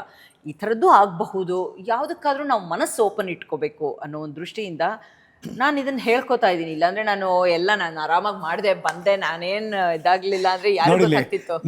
ನ್ಯೂಸು ಇದ್ದಂಗೆ ಅಂತ Yes, ಏನಿದೆ ಅದನ್ನ ನಿಮ್ ಮುಂದೆ ಇಡ್ತಾ ಇದೀವಿ. ಅಷ್ಟೇ ನನ್ನ ಪಾಲಿಸಿ ಅದೇನೆ. ಯಾಕಂದ್ರೆ ಇಲ್ಲಾಂದ್ರೆ ಏನಾಯ್ತು, ಎಲ್ಲ ಚೆನ್ನಾಗಿದೆ ಚೆನ್ನಾಗಿತ್ತು ಎಲ್ಲ ಮಾಡಿ ಬಂದೆ ಅಂತ ನನಗೆ ಮಾತ್ರ ಗೊತ್ತಿರುತ್ತಲ್ಲ ಹಾರ್ಸ್. ಬಟ್ ನಾ ಹೇಳ್ದೇ ಇದ್ರೆ ಅದು ನನ್ನ ಮನಸ್ಸಿಗೆ ಎಲ್ಲೋ Conscious ಒಪ್ಪಲ್ಲ. ಏನ್ ಗೊತ್ತಾ, ಜನಕ್ಕೆ ಇದು ಒಂದು ಆಪ್ಷನ್ ಇರುತ್ತಪ್ಪ, ಏನೋ ಈ ಥರ ತೊಂದರೆ ಆದರೆ you can still do it ಅನ್ನೋದು ಒಂದು ಕಾನ್ಫಿಡೆನ್ಸ್ ಕೊಟ್ಟಂಗಾಗತ್ತೆ. ಸೊ ನನ್ನ ಎಕ್ಸ್ಪೀರಿಯನ್ಸ್ ಹಿಂಗೆ. ಅಫ್ಕೋರ್ಸ್ ಮನಸ್ಸಿನಲ್ಲಿ ನನಗೆ ಇದ್ದೇ ಇರುತ್ತೆ, ಅಷ್ಟೆಲ್ಲ ಮಾಡಿದವಳು 2 ದಿನ ನನ್ನ ಕೈಲಿ ಆಗ್ಲಿಲ್ವಲ್ಲ, ಹಿಂಗಾಗೋಯ್ತಲ್ಲ ಅನ್ನೋದು ಗುರು ಹೇಳ್ತಾರೆ, ಬಾ ನೀನು ಕೊರಗ್ತಾನೆ ಇರ್ತೀಯ ಅಂತ. ಅದು ತಲೆಯಲ್ಲಿ ಇದ್ದೇ ಇರುತ್ತೆ ಒಂಚೂರು, ಬಟ್ ಮಾಡೋಕ್ಕಾಯ್ತಲ್ಲ ಅನ್ನೋದು. ಏನೋ ಇಷ್ಟೆಲ್ಲ ಕಷ್ಟ ಹೇಳಿದ್ರಲ್ಲ, ಸುಮನ್ ನಗರ್ಕರ್ ಮೇಡಮ್ ಇದೆಲ್ಲದರ ನಡುವೆ ಅಂದರೆ ಈ ಡಿಫಿಕಲ್ಟೀಸು ಓವರ್ಕಮ್ ಮಾಡಿದ್ದು, ಗಟ್ಟಿ ಮನಸ್ಸು ಮಾಡಿದ್ದು, ಮೆಂಟಲಿ ಸ್ಟ್ರಾಂಗ್ ಆಗಿದ್ದು, ಎಲ್ಲದರ ನಡುವೆ ಅವರು ವಿಡಿಯೋ ಶೂಟ್ ಮಾಡೋದು ಬಿಟ್ಟಿಲ್ಲ. ಅವರು ಅಲ್ಲಿಯ ಪ್ರತಿ ಹಂತದ ಕಥೆಯನ್ನು ಹೇಳೋದು ಬಿಟ್ಟಿಲ್ಲ, ರೀಲ್ಸ್ ಮಾಡೋದು ಬಿಟ್ಟಿಲ್ಲ, ಇದ್ರ ಮಧ್ಯೆ ಹಾಡು ಹೇಳೋದು ಬಿಟ್ಟಿಲ್ಲ. ಯಾಕೆಂದ್ರೆ ಜನಕ್ಕೆ ತೋರಿಸ್ಬೇಕು ಅಂತ. ಇವಾಗ ಎಷ್ಟೋ ಜನ ಅದನ್ನ ನೋಡಿ ಎಷ್ಟು ಖುಷಿ ಪಡ್ತೀಯಾರ ಅಂದ್ರೆ ಎಲ್ರಿಗೂ ಹೋಗಕ್ ಆಗೋದು ಇಲ್ಲ ಅಲ್ವಾ. ಕರೆಕ್ಟ್. ಸೊ ಅವ್ರಿಗೆಲ್ಲ ಏನೇನೋ ಕ್ವೆಶ್ಚನ್ಸ್ ಕೇಳ್ತಾರೆ, ಹಿಂಗಿತ್ತಾ ಹೀಗಾಗತ್ತಾ ಏನೋ ಒಂದು. ನೀವು ಪ್ರತಿದಿನ ಹಾಕ್ದಾಗ್ಲೂ ಜನ ಕೇಳ್ತಿದ್ರು, ಎಲ್ಲಿದ್ದೀರಾ ನೀವು, ಏನ್ ಮಾಡ್ತಿದ್ದೀರಾ. ಬಟ್ ನನ್ಗೆ ಏನಾಯ್ತಂದ್ರೆ ಅಲ್ಲಿದ್ದಾಗ ನಾ ಪೂರ್ತಿ ಹಾಕಕ್ ಆಗಿಲ್ಲ, ಸಿಗ್ನಲ್ಲೂ ಇರ್ಲಿಲ್ಲ ಅಲ್ಲೆಲ್ಲ ಹೋದ್ಮೇಲೆ. ಸೊ ಅದನ್ನೆಲ್ಲ ಸೇವ್ ಮಾಡಿ. ಕಮ್ಯುನಿಕೇಶನ್ ಮೀಡಿಯಾ ಏನ್ ಇಲ್ವಾ ಅಲ್ಲಿ? ಇತ್ತು. ಇನ್ಫ್ಯಾಕ್ಟ್ ಎವರೆಸ್ಟ್ ಬೇಸ್ ಕ್ಯಾಂಪಲ್ಲೂ ಸ್ವಲ್ಪ ಮಟ್ಟಿಗಿತ್ತು. ಮಧ್ಯ 2 ದಿನ ಸಿಗ್ನಲ್ ಸಿಗುತ್ತಾ, ಮೊಬೈಲ್ ಸಿಗ್ನಲ್ ಸ್ವಲ್ಪ ಮಟ್ಟಿಗೆ ಕೆಲವು ಕಡೆ ಸಿಗತ್ತೆ, ಕೆಲವು ಕಡೆ ಇಲ್ಲ, ಹೇಳಕ್ಕಾಗಲ್ಲ. ಸ್ಯಾಟಲೈಟ್ ಫೋನ್ ಕೆಲವು ಕಡೆ ವರ್ಕ್ ಆಗತ್ತೆ, ಇಲ್ಲ ಅಂದ್ರೆ ಇಲ್ಲ. ಬಟ್ ಆಲ್ಮೋಸ್ಟ್ ಆಯ್ತು. ಬಟ್ ಇಷ್ಟೆಲ್ಲ ನನ್ನ ಕತೆಗಳು ಹಾಕೋಷ್ಟು ಸಿಗ್ನಲ್ ಇರ್ತಿರ್ಲಿಲ್ಲ ಸ್ಟ್ರಾಂಗ್ ಆಗಿ. ಮಾಡ್ಕೊಂಡು ಹೋಗಿದಿರಲ್ಲ ಕಷ್ಟದಲ್ಲಿ. ಯಾಕಂದ್ರೆ ಅದೊಂದು ಅನುಭವ, ಅದ್ ನಾನೊಬ್ಳೆ ಎಂಜಾಯ್ ಮಾಡೋಕ್ಕಿಂತ ಬೇರೆಯವ್ರಿಗೂ ತೋರಿಸ್ಬೇಕು, ಎಲ್ರಿಗೂ ಹೋಗಕ್ಕಂತೂ ಸಾಧ್ಯ ಇರಲ್ಲ. ಸೊ ಆ ಜಗತ್ತೇ ಬೇರೆ ಅನ್ನೋದನ್ನ ಒಂದು ತೋರಿಸ್ಬೇಕು. ಇಲ್ಲಾಂದ್ರೆ ನಮ್ಮ ಮನಸ್ಸಿನಲ್ಲಿ ಒಂದಿರುತ್ತಲ್ವಾ, ಎವರೆಸ್ಟ್, ಇದು ಹಂಗಿರುತ್ತೆ ಹಿಂಗೆ ಕೇಳಿರ್ತೀವಿ. ನಾವು ನೋಡಿರ್ತೀವಿ ಯಾವುದೋ ಸಿನಿಮಾದಲ್ಲೋ ಯಾವುದೋ ಗ್ರಾಫಿಕ್ಸ್ ನೋಡಿರ್ತೀವಿ, ವಿ ಡೋಂಟ್ ನೋ. ಈಗ ನೀವು ನಿಂತಾಗ ನೀವು ಹೇಳಿದ್ರಿ ಒಂದು ಯಾವುದೋ ವಿಡಿಯೋದಲ್ಲಿ, ಐ ಸ್ಟಿಲ್ ರಿಮೆಂಬರ್, ಎಷ್ಟು -20 ಡಿಗ್ರಿ ಅಲ್ಲಿ ಶೀತ ಗಾಳಿ ಬರ್ತಾ ಇದೆ. ಆಮೇಲೆ ಒಂದಿನ ಸ್ನೋ ಶುರುವಾಯ್ತು, ಹೈಕ್ ಮಾಡ್ತಾ ಸ್ನೋ ಹಂಗೆ ಬರ್ತಾ ಇದೆ ನಿಮ್ಮ ಮೇಲೆ. ಹಂಗೆ ನಾವು ನೋಡಿದ್ವಿ. ಇನ್ಯಾರೋ ನನ್ನ ವಾಯ್ಸ್ ನ ಅಬ್ಸರ್ವ್ ಮಾಡಿದ್ರು, ಮೇಡಮ್ ನಿಮ್ಗೆ ತುಂಬಾ ನೆಗಡಿ ಆದಂಗಿತ್ತು ಅಂದ್ರೆ ಜನ ಅದನ್ನೂ ಅಬ್ಸರ್ವ್ ಮಾಡಿರ್ತಾರೆ. ಆಮೇಲೆ ಉಸಿರಾಟಕ್ಕೆ ಕಷ್ಟ ಆಗ್ತಿದೆ ಅನ್ನೋದು ಗೊತ್ತಾಗ್ತಿದೆ ಅಂತ ಹೀಗೆ. ಬಟ್ ಆ ಅನುಭವ ಹಂಚ್ಕೋಬೇಕು ಅನ್ನಿಸ್ತು ಜನಕ್ಕೆ. ಎಲ್ಲರಿಗೂ ಈ ಥರದ ಅನುಭವಗಳು ಕಮ್ಮಿ ಇರುತ್ತಲ್ಲ. ಇನ್ಫ್ಯಾಕ್ಟ್ ಇದನ್ನ ಸುಮಾರು ಕಡೆ ಮಾಡಬೇಕು ಅಂತ ಇದೆ. ಜನಕ್ಕೊಂದು ಊಟ ತಿಂಡಿ ವಿಚಾರದಿಂದ ಹಿಡಿದು ಊಟ ತಿಂಡಿ ವಿಷಯ. ಮೊನ್ನೆ ಯಾರೋ ಒಬ್ರು ಅಂತ ಅದಕ್ಕೂ ಕಾಮೆಂಟ್ ಮಾಡಿದ್ರು, ಹಿಂಗೆ ಕೂತಿರೋದು ನೋಡಿ, ಏನ್ ಮೇಡಮ್ ಅಷ್ಟೊಂದು ಆಲೂಗೆಡ್ಡೆ ಹೆಂಗಪ್ಪ ತಿನ್ನೋದು ಅಂತ ಯೋಚನೆ ಮಾಡ್ತಿದ್ದೀರಾ ಅಂತ. ಹೌದು, ಯಾವತ್ತೂ ಅಷ್ಟು ಆಲೂಗೆಡ್ಡೆ ತಿನ್ನಲ್ಲ ಅಂತಲ್ಲ. ಅಂದ್ರೆ ಇವಾಗ ಕೆಲವ್ರಿಗೆ ಏನಿದೆ ತಪ್ಪು ಕಲ್ಪನೆ ಇದೆ, ಆಲೂಗೆಡ್ಡೆ ಅಂದ್ರೆ ಕೆಟ್ಟದು ಅಂತ. ಇಲ್ಲ, ಅದರಲ್ಲೂ ಪೊಟ್ಯಾಸಿಯಂ ಇರುತ್ತೆ, ಸೊ ಒಳ್ಳೇದುವೆ. ಬಟ್ ಯಾವ ರೀತಿ ತಿಂತೀವಿ, ಚಿಪ್ಸ್ ತಿಂದ್ರೆ ಕೆಟ್ಟದು, ಫ್ರೈಸ್ ತಿಂದ್ರೆ ಕೆಟ್ಟದು. ಬಟ್ ನೀವು ಬೇಯಿಸಿ ತಿಂದ್ರೆ ಕೆಟ್ಟದೇನಲ್ಲ, ಬಟ್ ಕಾರ್ಬ್ಸ್ ಜಾಸ್ತಿ, ಅದರಿಂದ ಅದನ್ನ ವಾಚ್ ಮಾಡಬೇಕು ಅಂತ. ಸೊ ಬಟ್ ಅಲ್ಲಿ ನಮ್ಗೆ ಅದೇ ಆಪ್ಷನ್ ಬೇರೆ ಇಲ್ವೇ ಇಲ್ವಲ್ಲ, ಅದನ್ನೇ ಡೈಜೆಸ್ಟ್ ಮಾಡ್ಕೊಳಕ್ಕಾಗ್ತಿರ್ಲಿಲ್ಲ ಅಂದರೆ. ಬಟ್ ಇನ್ನೊಂದು ಅಬ್ಸರ್ವ್ ಮಾಡಿದ್ದು ನಾನು, ಅಲ್ಲಿ ಟೀ ಹೌಸ್ಗಳಲ್ಲಿ ಮಧ್ಯಾಹ್ನ ಲಂಚ್ಗೆ ಎಲ್ಲಿ ನಿಲ್ಲಿಸ್ತಿದ್ವೋ, ನಾವು ಹೋದ ಮೇಲೆ ಅವರು ನಮಗೆ ಬಿಸಿ ಬಿಸಿಯಾಗಿ ದಾಲ್ ಮಾಡಿಕೊಡೋರು. ಅಂದ್ರೆ ಮುಂಚೆನೆ ಮಾಡಿಟ್ಟಿದ್ದು, ನೀವೇ ಬರ್ತಾರಲ್ಲ ಯಾರಿಗೋ, ಸೊ ಎಲ್ಲಾರು ಕೇಳ್ತಾರೆ ಅದನ್ನೇ ಕೊಟ್ಬಿಡೋಣ ಅಲ್ಲ, ನಾವು ಹೋದ್ಮೇಲೆ ಕುಕ್ಕರ್ ಕೂಗೋದು ಕೇಳೋದು. ಅವಾಗ ದಾಲ್ ಮಾಡಿ ಫ್ರೆಶ್ ಅಂಡ್ ಅದನ್ನ ಸುಮ್ನೆ ಒಂದ್ ತಟ್ಟೆಲ್ ಹಾಕಿ ಕೊಡ್ತಾರಲ್ಲ. ಬಂದು ಮತ್ತೆ ಕೇಳ್ತಾರೆ, ಇನ್ನೊಂದಷ್ಟು ದಾಲ್ ಬೇಕಾ, ಇನ್ನೊಂದಷ್ಟು ಪಲ್ಯ ಬೇಕಾ, ಅನ್ನ ಬೇಕಾ, ಎಲ್ಲ ಕೇಳಿ ಬಡಿಸ್ತಾರೆ. ಇನಿಷಿಯಲಿ ನಾವು ಖುಷಿಯಾಗಿ ತಿಂದ್ವಿ, ಯಾಕೆಂದ್ರೆ ಅವಾಗ ಡೈಜೆಸ್ಟಿಂಗ್ ಪವರ್ ಇತ್ತು. ಸೊ ಫಸ್ಟ್ 2 days ಚೆನ್ನಾಗಿ ಇನ್ನೊಂಚೂರು ಹಾಕಿ ಅಂತ. ಆಮೇಲೆ ಅಯ್ಯೋ ಇಷ್ಟು ಬೇಡ, ಇನ್ನೊಂದು ತೆಗೀರಿ ಅನ್ನೋ ಆಯ್ತು. ಆಮೇಲೆ ಅದು ಬೇಡ ಅನ್ನೋ ತರಾನು ಆಗೋಯ್ತು. ಸಾಕು ಅಷ್ಟೇ. ಅದೇ ಆಗ್ತಾ ಇರ್ಲಿಲ್ಲ ಗೊತ್ತಾ, ಡೈಜೆಸ್ಟ್ ಆಗ್ತಿರ್ಲಿಲ್ಲ. ಆಮೇಲೆ ಇನ್ನೊಂದು ರಿಯಲೈಸ್ ಆಗಿದೆ ಅಂದ್ರೆ, ಅಷ್ಟೆಷ್ಟು ಮೇಲೆ ಹೋದಂಗೂ ಎಲ್ಲದು ಬೆಲೆ ಹೇಗೆ ಜಾಸ್ತಿ ಆಗುತ್ತೆ ಅಂತ. ಯಾಕೆಂದ್ರೆ ಅವ್ರಿಗೆ ಕಷ್ಟ ಸಪ್ಲೈ ಮಾಡೋದುವೆ. ಎಷ್ಟಿತ್ತು ಒಂದು ಪ್ಲೇಟು? ಅಲ್ಲ, ಅದು ನಮಗೆ part of the package. So ಅಲ್ಲ, ನೀವು ಜನರಲ್ ಅಲ್ಲಿ ಕೇಳ್ತಿದ್ರ ಅಲ್ಲಿ ತಾರೀಫ್ ನೋಡ್ತಿದ್ರಲ್ಲ ನೀವು? ನಾವ್ ಅದ್ ನೋಡ್ತಿಲ್ಲ. ಅಂದ್ರೆ ಯಾಕೆ ನಾವು ಮುಂಚೆ ಸಾಯಂಕಾಲ ಹೋದಾಗ ನಮ್ಗೆ ರಾತ್ರಿಗೆ ಇದು ಊಟಕ್ಕೆ ಹೇಳ್ಬಿಟ್ರೆ ಅವ್ರು ಆರ್ಡರ್ ಮಾಡೋರು, ಬಿಕಾಸ್ ಅದು ಪಾರ್ಟ್ ಆಫ್ ದಿ ಇದು ಇರ್ತಿತ್ತು ಅಂತ. ಬಟ್ ನೀರು ಫಾರ್ ಎಕ್ಸಾಂಪಲ್ ನಮಗೆ ನಮ್ಮ ಆರ್ಗನೈಸರ್ ಇಂದ 2 ದಿನ 2 ಲೀಟರ್ ನೀರು ಕೊಡೋರು. ಬಟ್ ಮಿನಿಮಮ್ 3 to 4 ಲೀಟರ್ಸ್ ಕುಡಿಬೇಕು ಪರ್ ಡೇ. 2 ಲೀಟರ್ ಕೊಡ್ತಿದ್ರು. 2 ಲೀಟರ್ ಒಬ್ಬೊಬ್ಬರಿಗೆ. ಎಷ್ಟು 1 ಲೀಟರ್ ಬೆಲೆ ಎಷ್ಟು ಅಲ್ಲಿ ಮಾಮೂಲಿ? ಅಲ್ಲ, ಅದೇ ಹೇಳ್ತೀನಲ್ಲ. ಸೊ ಫಸ್ಟ್ ಅವ್ರು ನಮಗೆ ಕೊಟ್ಬಿಡೋರು, ಉಳಿದಿದ್ದು ನಾವು ತಗೋಬೇಕಲ್ಲ. ಫಸ್ಟ್ ಒಂದು 100 ನೇಪಾಳಿ ರುಪೀಸ್ ಇರೋದು, ಆಮೇಲೆ 150 ಆಯ್ತು, ಆಮೇಲೆ 500 ಆಯ್ತು, ಆಮೇಲೆ 1000 ಆಯ್ತು. ಹಿಂಗೆ ಅಂದ್ರೆ ಮೇಲ್ ಹೋದಂಗು ಆ ಬೆಲೆನೂ ಹಂಗೇ ಮೇಲ್ ಹೋಗ್ತಾ ಇತ್ತು. ಆಮೇಲೆ ಬಿಸಿನೀರ್ ಬೇಕು ಅಲ್ಲಿ ಚಳಿಗೆ, ರಾತ್ರಿ ಬಿಸಿನೀರ್ ಬೇಕು ಅಂತ ಕೇಳಿದ್ರೆ ಫಸ್ಟ್ ಅಂತೂ ಈ ತರ ಎಲ್ಲರೂ 1 ಲೀಟರ್ ಬಾಟ್ಲ್ ಎಲ್ಲ ತಗೊಂಡೋಗಿದ್ವಿ. ಸೊ ನೀರು ಅದಕ್ಕೆ ತುಂಬಿಸ್ಕೊಂಡ್ಬಿಟ್ರೆ ರಾತ್ರಿ ಹೊತ್ತು ಬೇಕನ್ಸಿದ್ರು, ಬಿಸಿಯಾಗಿ ಕುಡಿಯೋಣ ಅಂತ. ಅದು ಅಷ್ಟೇ, ಫಸ್ಟ್ 100, 200, 500 ಇದ್ದಿದ್ದು. ಲಾಸ್ಟ್ ಗೋರಕ್ಷೆಪಲ್ಲಿ ಐ ಥಿಂಕ್ 1,500 ನೇಪಾಲಿ ರೂಪಿ 1 ಲೀಟರ್ಗೆ, 1 ಲೀಟರ್ ಬಿಸಿ ನೀರಿಗೆ. ಅದನ್ನ ನಾವು ಅಫ್ಕೋರ್ಸ್ ತಪ್ಪು ಅಂತ ಹೇಳಕ್ಕೂ ಆಗಲ್ಲ, ಯಾಕೆಂದ್ರೆ ಅವ್ರಿಗೂ ರಿಸೋರ್ಸಸ್ ಕಮ್ಮಿ ಇರುತ್ತೆ. ಎಲ್ಲಿಂದ ಅಲ್ಲಿ ತಂದು ಅದನ್ನ ಮಾಡಿ ಬೇಕು ಅಂತ ಕೊಡ್ಬೇಕು. ಅವ್ರು ಅದು ಬಿಸಿ ಮಾಡಬೇಕು ಅಂದ್ರೆ ಅದಕ್ಕೆ ಅವ್ರು ಎಷ್ಟು ಹೀಟ್ ಮಾಡಕ್ಕೇನೆ. ಇವಾಗ ಒಂದ್ ಕಡೆ ಎಲ್ಲೋ ಫ್ರೈಡ್ ರೈಸ್ ಅಷ್ಟು ಗಟ್ಟಿ ಇತ್ತು, ಒಂದ್ಸಲ ಫ್ರೈಡ್ ರೈಸ್ ತೊಗೊಳ್ಳೋಣ ಅಂತ ಚೇಂಜ್ ಇರುತ್ತಲ್ಲ ಅಂತ ಟ್ರೈ ಮಾಡಿದ್ವಿ, ಅನ್ನ ಸರಿಗೆ ಬೆಂದಿರಲಿಲ್ಲ. ಆಮೇಲೆ ಗೊತ್ತಾಯ್ತು ಆ ಥಂಡಿ ರೀಜನಲ್ಲಿ ಅನ್ನ ಸರಿಗೆ ಬೇಯೋದು ಕಷ್ಟ. ಅಂದರೆ ಈ ಥರ ಫ್ರೈಡ್ ರೈಸ್ ಅದೆಲ್ಲ ಏನು ಮಾಡ್ಬಿಡ್ತಾರೆ, ಮುಂಚೆ ಮಾಡಿರ್ತಲ್ಲ, ಅನ್ನನೂ ಕಾಳು ಬೆಂದಿರಲಿಲ್ಲ, ಹಾಗೆ ಮತ್ತಾಗಲ್ಲ. ಸೊ ಆ ಥರದ ಕಷ್ಟದಲ್ಲಿ ಬೆಲೆ ಅವರು ಜಾಸ್ತಿ ಮಾಡಲೇಬೇಕು. ಯಾಕೆಂದರೆ ಇವಾಗ ಟೂರಿಸ್ಟು ಅವರು ಅಂದರೆ ಈ ಥರ ಹೋಗೋರಿಗೆಲ್ಲ ಅವರು ಸಪ್ಲೈಯೂ ಮಾಡಬೇಕು. ಬಟ್ ಕಷ್ಟ. ಅಯ್ಯೋ, ನಾ ಹೇಳಿದ್ನಲ್ಲ ಆಗಲೇ, ಹಾಗೆ ನಮ್ಗೆ ಇದಕ್ಕೆ ಹೋದಾಗಲೇ ರಿಯಲೈಸ್ ಆಗೋದು we take things for granted ಅನ್ನೋದು. ಅಂದರೆ ನಮಗೆಲ್ಲ ಇಲ್ಲಿ ಅನುಕೂಲತೆಗಳಿರುತ್ತೆ, ಗೊತ್ತಾಗಲ್ಲ.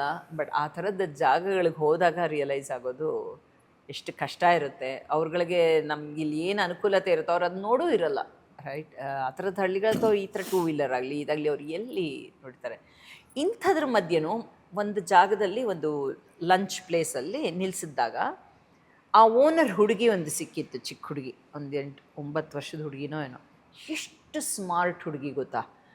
ಅವಳು ಕಠ್ಮಂಡುಲಿದ್ದು ಓದ್ತಾ ಇದ್ದಾಳೆ, ಏನೋ ಅವ್ರಿಗೆ ಅನುಕೂಲ ಆಯಿತು ಅದನ್ನು ಕಳಿಸಿದ್ದಾರೆ, ಓದ್ತಿದ್ದಾಳೆ. ಬಟ್ ಅವ್ಳಿಗೆ ಎಷ್ಟು ಚೆನ್ನಾಗಿ ಅವಳು ವ್ಯವಹಾರ ಮಾಡ್ತಿದ್ದಿದ್ದು ರೀತಿ, ಮಾತಾಡ್ತಿದ್ದು, ಆಮೇಲೆ ಎಷ್ಟು ಚೆನ್ನಾಗಿ ಹೇಳಿದ್ರು ನಮ್ಮ ಮುಂದೆ ಡಾಕ್ಟರ್ ಆಗಬೇಕು ಅದೆಲ್ಲ. ಸೊ ಆ ಥರದ್ದು ಎಷ್ಟು. ಏನು ಭಾಷೆ ಮಾತಾಡ್ತಾರೆ ಅಲ್ಲಿ ಅವ್ರನ್ನ? ಅವರು ನೆಪಾಲೀಸ್ ಮಾತಾಡ್ತಾರೆ, ಬಟ್ ಸುಮಾರು ಜನಕ್ಕೆ ಹಿಂದಿ ಅರ್ಥ ಆಗುತ್ತೆ. ಹಿಂದಿ ಹೆಚ್ಚು ಕಮ್ಮಿ ನಡೆಯುತ್ತೆ. ಇಂಗ್ಲೀಷಲ್ಲಿ ಯಾರಿಗೂ ಗೊತ್ತಿರಲಿಕ್ಕಿಲ್ಲ. ಇಂಗ್ಲೀಷ್ ನಮ್ಮ ಗೈಡ್ಗಳು ಅವರು ಗೊತ್ತಿರುತ್ತೆ. ನೀವು ಅಲ್ಲಿ ವ್ಯವಹಾರ ಮಾಡ್ಬೇಕಾದ್ರೆ ಹಿಂದಿನೇ ಮಾತಾಡಬೇಕು. ಹಿಂದಿ ನಡೆಯುತ್ತೆ. ಇಂಗ್ಲೀಷು ಟೀ ಹೌಸ್ಗಳಲ್ಲಿ ಇವಾಗ ಏನಾಗಿರುತ್ತೆ, ಅವ್ರಿಗೂ ಎಲ್ಲರೂ ಬಂದು ಇವಾಗ ಎವರೆಸ್ಟ್ ಹತ್ತಕ್ಕಂತೂ ಈ ವರ್ಷನೇ 496 ಜನಕ್ಕೋ ಏನೋ, ಅಂದರೆ ಬೇರೆ 70 ಕಂಟ್ರಿಗಳಿಗೋ ಏನೋ ಅವಕಾಶ ಇರೋದು, ಪರ್ಮಿಷನ್ನು ಸಮಿಟ್ಗೆ ಹೋಗೋರಿಗೆ. ಸೊ ಆ ಥರ ಬೇರೆ ದೇಶಗಳಿಂದ ಬರ್ತಾರಲ್ಲ, ಸೊ ಸ್ವಲ್ಪ ವ್ಯವಹಾರ ಮಾಡೋಷ್ಟು ಅವ್ರಿಗೂ ಗೊತ್ತಿರುತ್ತೆ. ಅಷ್ಟು ಆ ಟೀ ಹೌಸಸ್ಸಲ್ಲಿ ಅಟ್ಲೀಸ್ಟ್ ಗೊತ್ತಿರುತ್ತೆ. ಬಟ್ ನಾರ್ಮಲಾಗಿ ಯಾರು ಪಾಪ ಶರ್ಪಾ ಹೋಗ್ತಿರೋ ಅವ್ರು ಕೇಳಿದ್ರೆ ಗೊತ್ತಿರಲ್ಲ ಅಷ್ಟೇ. ಬಟ್ ಓವರ್ ಆಲ್ ಹಿಂದಿಲೂ ಮ್ಯಾನೇಜ್ ಮಾಡ್ಬೋದು. ಸ್ವಲ್ಪ ಡಿಫ್ರೆನ್ಸ್ ಇದೆ ಅವರಲ್ಲಿ.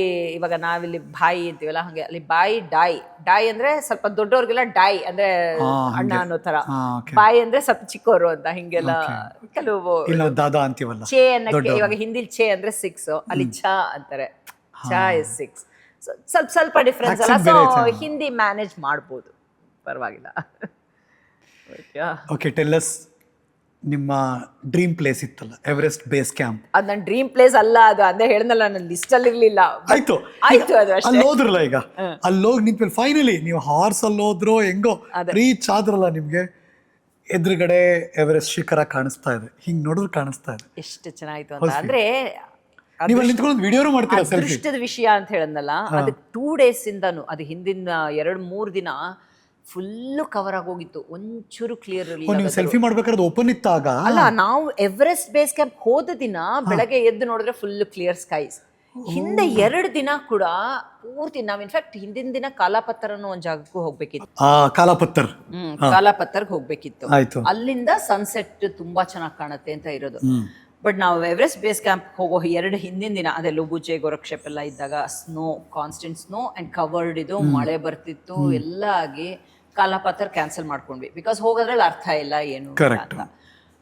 ಸೊ ಬಟ್ ನಾವು ಬೆಳಗಾಗಿದ್ದ ಅವತ್ತು ಎವರೆಸ್ಟ್ ಬೇಸ್ ಕ್ಯಾಂಪ್ ಹೋಗೋ ದಿನ ಬೆಳಗ್ಗೆ ನೋಡಿದ್ರೆ ಕ್ಲಿಯರ್ ಸ್ಕೈ, ತುಂಬ ಖುಷಿ ಆಯ್ತು ಎಲ್ರಿಗೂ. ಆ್ಯಂಡ್ ಒಂದು ಅಫ್ಕೋರ್ಸ್ ವ್ಯೂನು ಚೆನ್ನಾಗಿರುತ್ತೆ ಅಂತ, ಆ್ಯಂಡ್ ಇನ್ನೊಂದು ನಮ್ಗೆ ಹೆಲಿಕಾಪ್ಟರ್ ವಾಪಸ್ ಬರೋಕ್ಕೂ ಚೆನ್ನಾಗಿರುತ್ತೆ. ಹೋಪ್ಫುಲಿ ಇದು ರನ್ ಆಗುತ್ತೆ ಹೆಲಿಕಾಪ್ಟರ್ ಅನ್ನೋ ಎಲ್ಲೋ ಒಂದು ಆಶಯ. Because previous 2 days ಓಡಿರಲಿಲ್ಲ ಹೆಲಿಕಾಪ್ಟರ್ಸು. ಸೊ ಅದೊಂದು ಟೆನ್ಷನ್ ಇದ್ದಾಯ್ತು. ಅವಾಗ ಅದು ಬರಲಿಲ್ಲ ಅಂದರೆ ನಾನು ವಾಪಸ್ ನಡ್ಕೊಂಡೇ ಬರಬೇಕಿತ್ತು ಅಂತ. ಸೊ ಹೋದ್ರೆ ಎವರೆಸ್ಟ್ ಬೇಸ್ ಕ್ಯಾಂಪ್ಗೆ ಬ್ಯೂಟಿಫುಲ್ ವ್ಯೂ. ಅದೇ ಹೇಳ್ದಲ್ಲ, ಸೆಲ್ಫಿ ಮೊಬೈಲ್ ಹಿಡ್ಕೊಂಡು ಶೂಟೇ ಮಾಡಿದ್ವಿ. ಎಷ್ಟೋ ಜನ ಹೇಳಿದ್ರು, ನಿಮ್ಗೆ ಅಲ್ಲಿಂದ ಕಾಣಲ್ಲ ಅಂತ. ಬಟ್ ನಮಗೆ ಕಾಣುತ್ತೆ. ನಮ್ಮ ವಿಡಿಯೋದಲ್ಲಿ ನೀವು ತೋರಿಸ್ದಾಗ್ಲೇ ಅದು ಹಿಂಗ್ ಕಾಣಿಸುತ್ತಾ ಅಂತ ನೋಡ್ತಾ ಇನ್ನೊಂದು ಇದ್ದೆ. ಮಜಾ ಏನ್ ಗೊತ್ತಾ, ಈ ಎವರೆಸ್ಟ್ ಪ್ರಪಂಚದ ಅತಿ ಎತ್ತರದ ಶಿಖರ ಅಲ್ವಾ, ಬಟ್ ಅದನ್ನ ಶೈ ಮೌಂಟನ್ ಅಂತಾರೆ. ನಿಮ್ಗೆ ಅದು ಕಾಣಕ್ ಸಿಗೋದೇ ತುಂಬಾ ಕಷ್ಟ ಅಲ್ಲಿ ಹೋದ್ಮೇಲೂ. ಅಲ್ಲಿ ಹೋದ್ಮೇಲೂ. ಅಂದ್ರೆ ಬೇರೆ ಎಲ್ಲ ನಾವಂದ್ರೆ ಹೆಂಗಾಗ್ಬಿಟ್ಟಿದೀವಿ ಅಂದ್ರೆ ಕಂಡಿದ್ದೆಲ್ಲ ಅದು ಎವರೆಸ್ಟ್ ಅಂತ ದಾರಿಲೆ ನಮ್ಗೆ ಅದು ಎವರೆಸ್ಟ್ ಅಲ್ಲ, ಅದು ಏನೋ ಅಹಮದಾಬ್ಲಮ್ಮು, ಇನ್ನೊಂದು ಯಾವ್ದೋ ಲೋಡ್ಸೆ, ಹಿಂಗೆ ಬೇರೆ ಬೇರೆ ಹೆಸರುಗಳು ಹೇಳೋರು. ಆ ಎವರೆಸ್ಟ್ ಕಾಣಕ್ಕೆ ಕಷ್ಟ ಆಯ್ತು ನಮ್ಗೆ. ಖಂಡಿತ ಫಸ್ಟ್ ಟೈಮ್ ಸಿಗೋದು ಎವರೆಸ್ಟ್ ವ್ಯೂ ಹೋಟೆಲ್ ಅಂತ. ಎವರೆಸ್ಟ್ ವ್ಯೂ ಹೋಟೆಲ್ ಅಂತ ಒಂದಿದೆ, ಹೋಟೆಲ್ ಎವರೆಸ್ಟ್ ವ್ಯೂ ಹೋಟೆಲ್ ಅಂತ. ಅದು ಡೇ 5 ನಾವು ಹೋಗ್ಬೇಕಾದ್ರೆ ಅಲ್ಲಿ ಒಂದು ಅಕ್ಲಿಮಟೈಸೇಷನ್ ಡೇ ದಿನ ಸಿಗತ್ತೆ ಅದು ಎವರೆಸ್ಟ್ ವ್ಯೂ ಹೋಟೆಲ್. ಅಲ್ಲಿಂದ ಒಂದು ವ್ಯೂ ಸಿಗತ್ತೆ. ಅದ್ ಬಿಟ್ರೆ ನಿಮ್ಗೆ ಇಲ್ಲಿ ಹೋದಾಗ್ಲೇ ಸಿಗೋದು. ಬಟ್ ಎಷ್ಟೋ ಜನಕ್ಕೆ ಅದು ಗೊತ್ತಿಲ್ಲ. ಅಂದ್ರೆ ನಿಮಗ್ ಕಾಣಲ್ಲ ಅಲ್ಲಿಂದ ಎವರೆಸ್ಟ್ ಬೇಸ್ ಕ್ಯಾಂಪ್ ಇಂದ ನಿಮ್ಗೆ ಎವರೆಸ್ಟ್ ಕಾಣಲ್ಲ ಅಂತ. ನಾರ್ಮಲ್ ಆಗಿ ಕಾಣಲ್ಲ. ಅಂದ್ರೆ ನಮ್ಗೆ ಅವತ್ತು ವೆದರ್ ಚೆನ್ನಾಗಿತ್ತು, ಸೊ ಒಂದ್ ದೊಡ್ಡ ಮೌಂಟೇನ್ ಕಾಣುತ್ತೆ, ಬಟ್ ಅದೇ ಎವರೆಸ್ಟ್ ಅಲ್ಲ, ಅದ್ರ ಹಿಂದೆ ಇದು ಹಡ್ಕೊಂಡಿದೆ. ಅಂದ್ರೆ ಅಷ್ಟು ಎತ್ತರ ಇದೆ, ಅಷ್ಟು ಡಿಸ್ಟೆನ್ಸ್ ಅಲ್ಲಿ ಇದೆ. ನಮ್ಗದು ಶೈ ಮೌಂಟೇನ್ ಅಂತಾರದು, ಕಾಣದೇ ಇಲ್ಲ, ಕಷ್ಟ. ಬಟ್ ನಮ್ಮ ಅದೃಷ್ಟ ಅವತ್ತು ನಿಜವಾಗ್ಲೂ ಚೆನ್ನಾಗಿತ್ತು. ನನ್ನ ವಿಡಿಯೋಲಿ ಎಷ್ಟು ಚೆನ್ನಾಗಿ ಝೂಮ್ ಮಾಡಿದ್ರೆ ಕರೆಕ್ಟ್ ಆಗಿ ನಾನು ಒಂದ್ಸರಿ ಫ್ರೀಸ್ ಮಾಡಿದೆ ನಿಮ್ ವಿಡಿಯೋನ. ಇಷ್ಟು ಚೆನ್ನಾಗಿ ಕಾಣಿಸ್ತಾ ಇದೆ ಎವರೆಸ್ಟ್ ಅಂತ. ತುಂಬಾ ಚೆನ್ನಾಗಿ ಕಾಣಿಸ್ತು. ಅದಾದ್ಮೇಲೂ ನಮ್ಗೆ ನಮ್ಮ ನವೀನ್ ಮಲ್ಲೇಶ್ ಅವರು, ಅದೇ ಟೆಕ್ನೋಮ್ಯಾಡ್ಸ್ ಅವ್ರು ಗ್ಯಾರಂಟಿ ಅವ್ರ ಜೊತೆನೂ ವಿಡಿಯೋ ಮಾಡಿದೀರಾ? ಅವ್ರು ಗ್ಯಾರಂಟಿ ಕೊಡ್ಲಿಲ್ಲ. ಹೆಲಿಕಾಪ್ಟರ್ ಮಾತ್ರ ಗೊತ್ತಿಲ್ಲ, ಬಿಕಾಸ್ ಅವಾಗ ಇನ್ನೂ ಶುರುವಾಗಿಲ್ಲ. 10:30 ಮೇಲೆ ವೆದರ್ ಚೆನ್ನಾಗಿದ್ರೆ ರನ್ ಆಗ್ಬೋದು. ಇಲ್ಲೇನೋ ಬಿಸಿಲು ಬಂದಿದೆ ಇವತ್ತು, ಬಟ್ ಅದು ಲೋಕ್ಲಾಯ್ ಕಡೆಯಿಂದ ಆ ಕಡೆಯಿಂದೆಲ್ಲ ಫುಲ್ ನೋಡಿ ಆ ಕಡೆ ಕವರ್ ಆಗಿದೆ ಅಂತ. ನಾವು ಅಯ್ಯೋ ಮತ್ತೆ ಅದೇ ಗೋರಕ್ಷಕ್ಕೆ ಹೋಗ್ಬೇಕಾ, ಮತ್ತದೇ ಚಳಿ ನಡಿಬೇಕಾ ಅಂತ ಯೋಚನೆಯಲ್ಲಿದ್ವಿ. ಲಕಿಲಿ ಏನಾಯ್ತು, ಆಮೇಲೆ ಸ್ವಲ್ಪ ವೆದರ್ ಕ್ಲಿಯರ್ ಆಯ್ತು. ಅಂದ್ರೆ ಆ ಕಡೆಯಿಂದ ಎದ್ದು ಬರಕ್ಕೆ ಹೆಲಿಕಾಪ್ಟರ್ಸು ಸೊ ಬರಕ್ ಶುರುವಾಯ್ತು. ಬಟ್ ಏನಂದ್ರೆ ಅಲ್ಲಿಂದ ಇಬ್ಬಿಬ್ರನ್ನೇ ಟ್ರಾನ್ಸ್ಪೋರ್ಟ್ ಮಾಡೋದು ಫೆರಿಚೆವರೆಗೂ. ಅದು ಟೆನ್ಷನ್ ಆಯ್ತು, ಯಾಕಂದ್ರೆ ಹಂಗೆ ಇಬ್ಬಿಬ್ರೆ ಹೋಗ್ತಾ ಹೋಗ್ತಾ ಅಲ್ಲಿ ವೆದರ್ ಚೇಂಜ್ ಆಗ್ತಾ ಹೋಯ್ತು. ಮಳೆ ಶುರುವಾಯ್ತು. ಬಟ್ ಅಲ್ಲಿ ಅದ್ರ ಇಬ್ಬಿಬ್ರು ಹೋಗ್ಬೇಕಾದ್ರು ಟೆನ್ಷನ್ ಅಲ್ಲ, ಅದೇ ಬಿಕಾಸ್ ಇನ್ನೆಲ್ಲಿ ಎಲ್ಲರೂ ಉಳ್ಕೊಂಡ್ಬಿಡ್ತೀವಿ. ಇಲ್ಲಿ ಫ್ಲೈ ಮಾಡ್ಬೇಕಾದ್ರೂ ಟೆನ್ಷನ್ ಇರುತ್ತೆ. ಇಲ್ಲ ಅಂದ್ರೆ ವೆದರ್ ಒಂಚೂರು ಇದಾದ್ರೆ ಅವ್ರು ಕ್ಯಾನ್ಸಲ್ ಮಾಡ್ಬಿಡ್ತಾರೆ. ಸೊ ಏನಾಯ್ತು, ಕೊನೆಗೆ ನಾನು ಹತ್ಕೊಂಡೆ, ಗುರು ಮತ್ತೆ ಇನ್ನೊಬ್ರು ಫ್ರೆಂಡು ಆಮೇಲೆ ನವೀನು ಅಲ್ಲೇ ಇದ್ರು ಇನ್ನು ಬೇಸ್ ಕ್ಯಾಂಪ್ ಅಲ್ಲಿ. ನಾವು ಹೊರಟ ಮೇಲೆ ಡೌಟ್ ಆಗೋಯ್ತು, ಅವ್ರಿಗೆ ಬರಕ್ಕಾಗತ್ತೋ ಇಲ್ವೋ. So they may be stuck for a day, ಏನಾಗತ್ತೋ ಗೊತ್ತಿಲ್ಲ ಅಂತ. ಲಕೀಲಿ ಅವ್ರದ್ದು ಒಂದು ಫ್ಲೈಟ್ ಬಂದ ಮೇಲೆ ಮತ್ತೆ ಕ್ಲೋಸ್ ಆಗೋಯ್ತು. ಸೊ ಅಲ್ಲಿಂದ ಬಂದ್ವಿ, ಫೆರಿಚೆಗೆ ಬಂದ್ವಿ, ಅಲ್ಲಿಂದ ಲೂಕ್ಲಾಗ್ ಬಂದ್ವಿ. ಲೂಕ್ಲಾಲ್ ಒಂದು ನೈಟ್ ಇದ್ದು, ನೆಕ್ಸ್ಟ್ ಡೇ ಲೂಕ್ಲಾಯಿಂದ ನಮಗೆ ಕಠ್ಮಂಡುಗೆ ತಲುಪಿದ್ರೆ ಸಾಕಪ್ಪ ಅನ್ಸಿತ್ತು. ಅವತ್ತು ಲೂಕ್ಲಾದು ನಮ್ದು ಅದೃಷ್ಟ ಚೆನ್ನಾಗಿತ್ತು. ಅಂಡ್ ನಾವು ಲೂಕ್ಲಾಲ್ ಅಂತೂ ನಾವಿದ್ದೆ ಟೀ ಹೌಸು.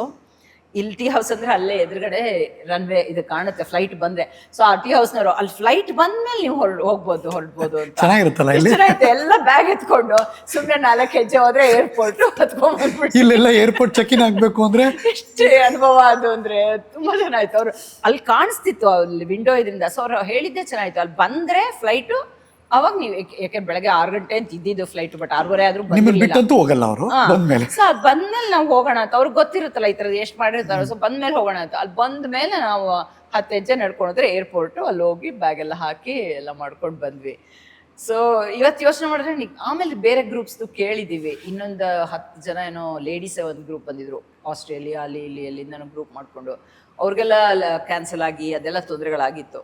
ಸೊ ಏನೋ ನಮ್ಮ ಅದೃಷ್ಟ, ಯಾರಿಗೂ ಮೇಜರ್ ಹೆಲ್ತ್ ಇಶ್ಯೂನೂ ಆಗದೆ, ಏನೋ ತೊಂದರೆಗಳಾಗದೆ, ಸಣ್ಣ ಪುಟ್ಟದ್ದು ಇದ್ದೇ ಇರುತ್ತೆ.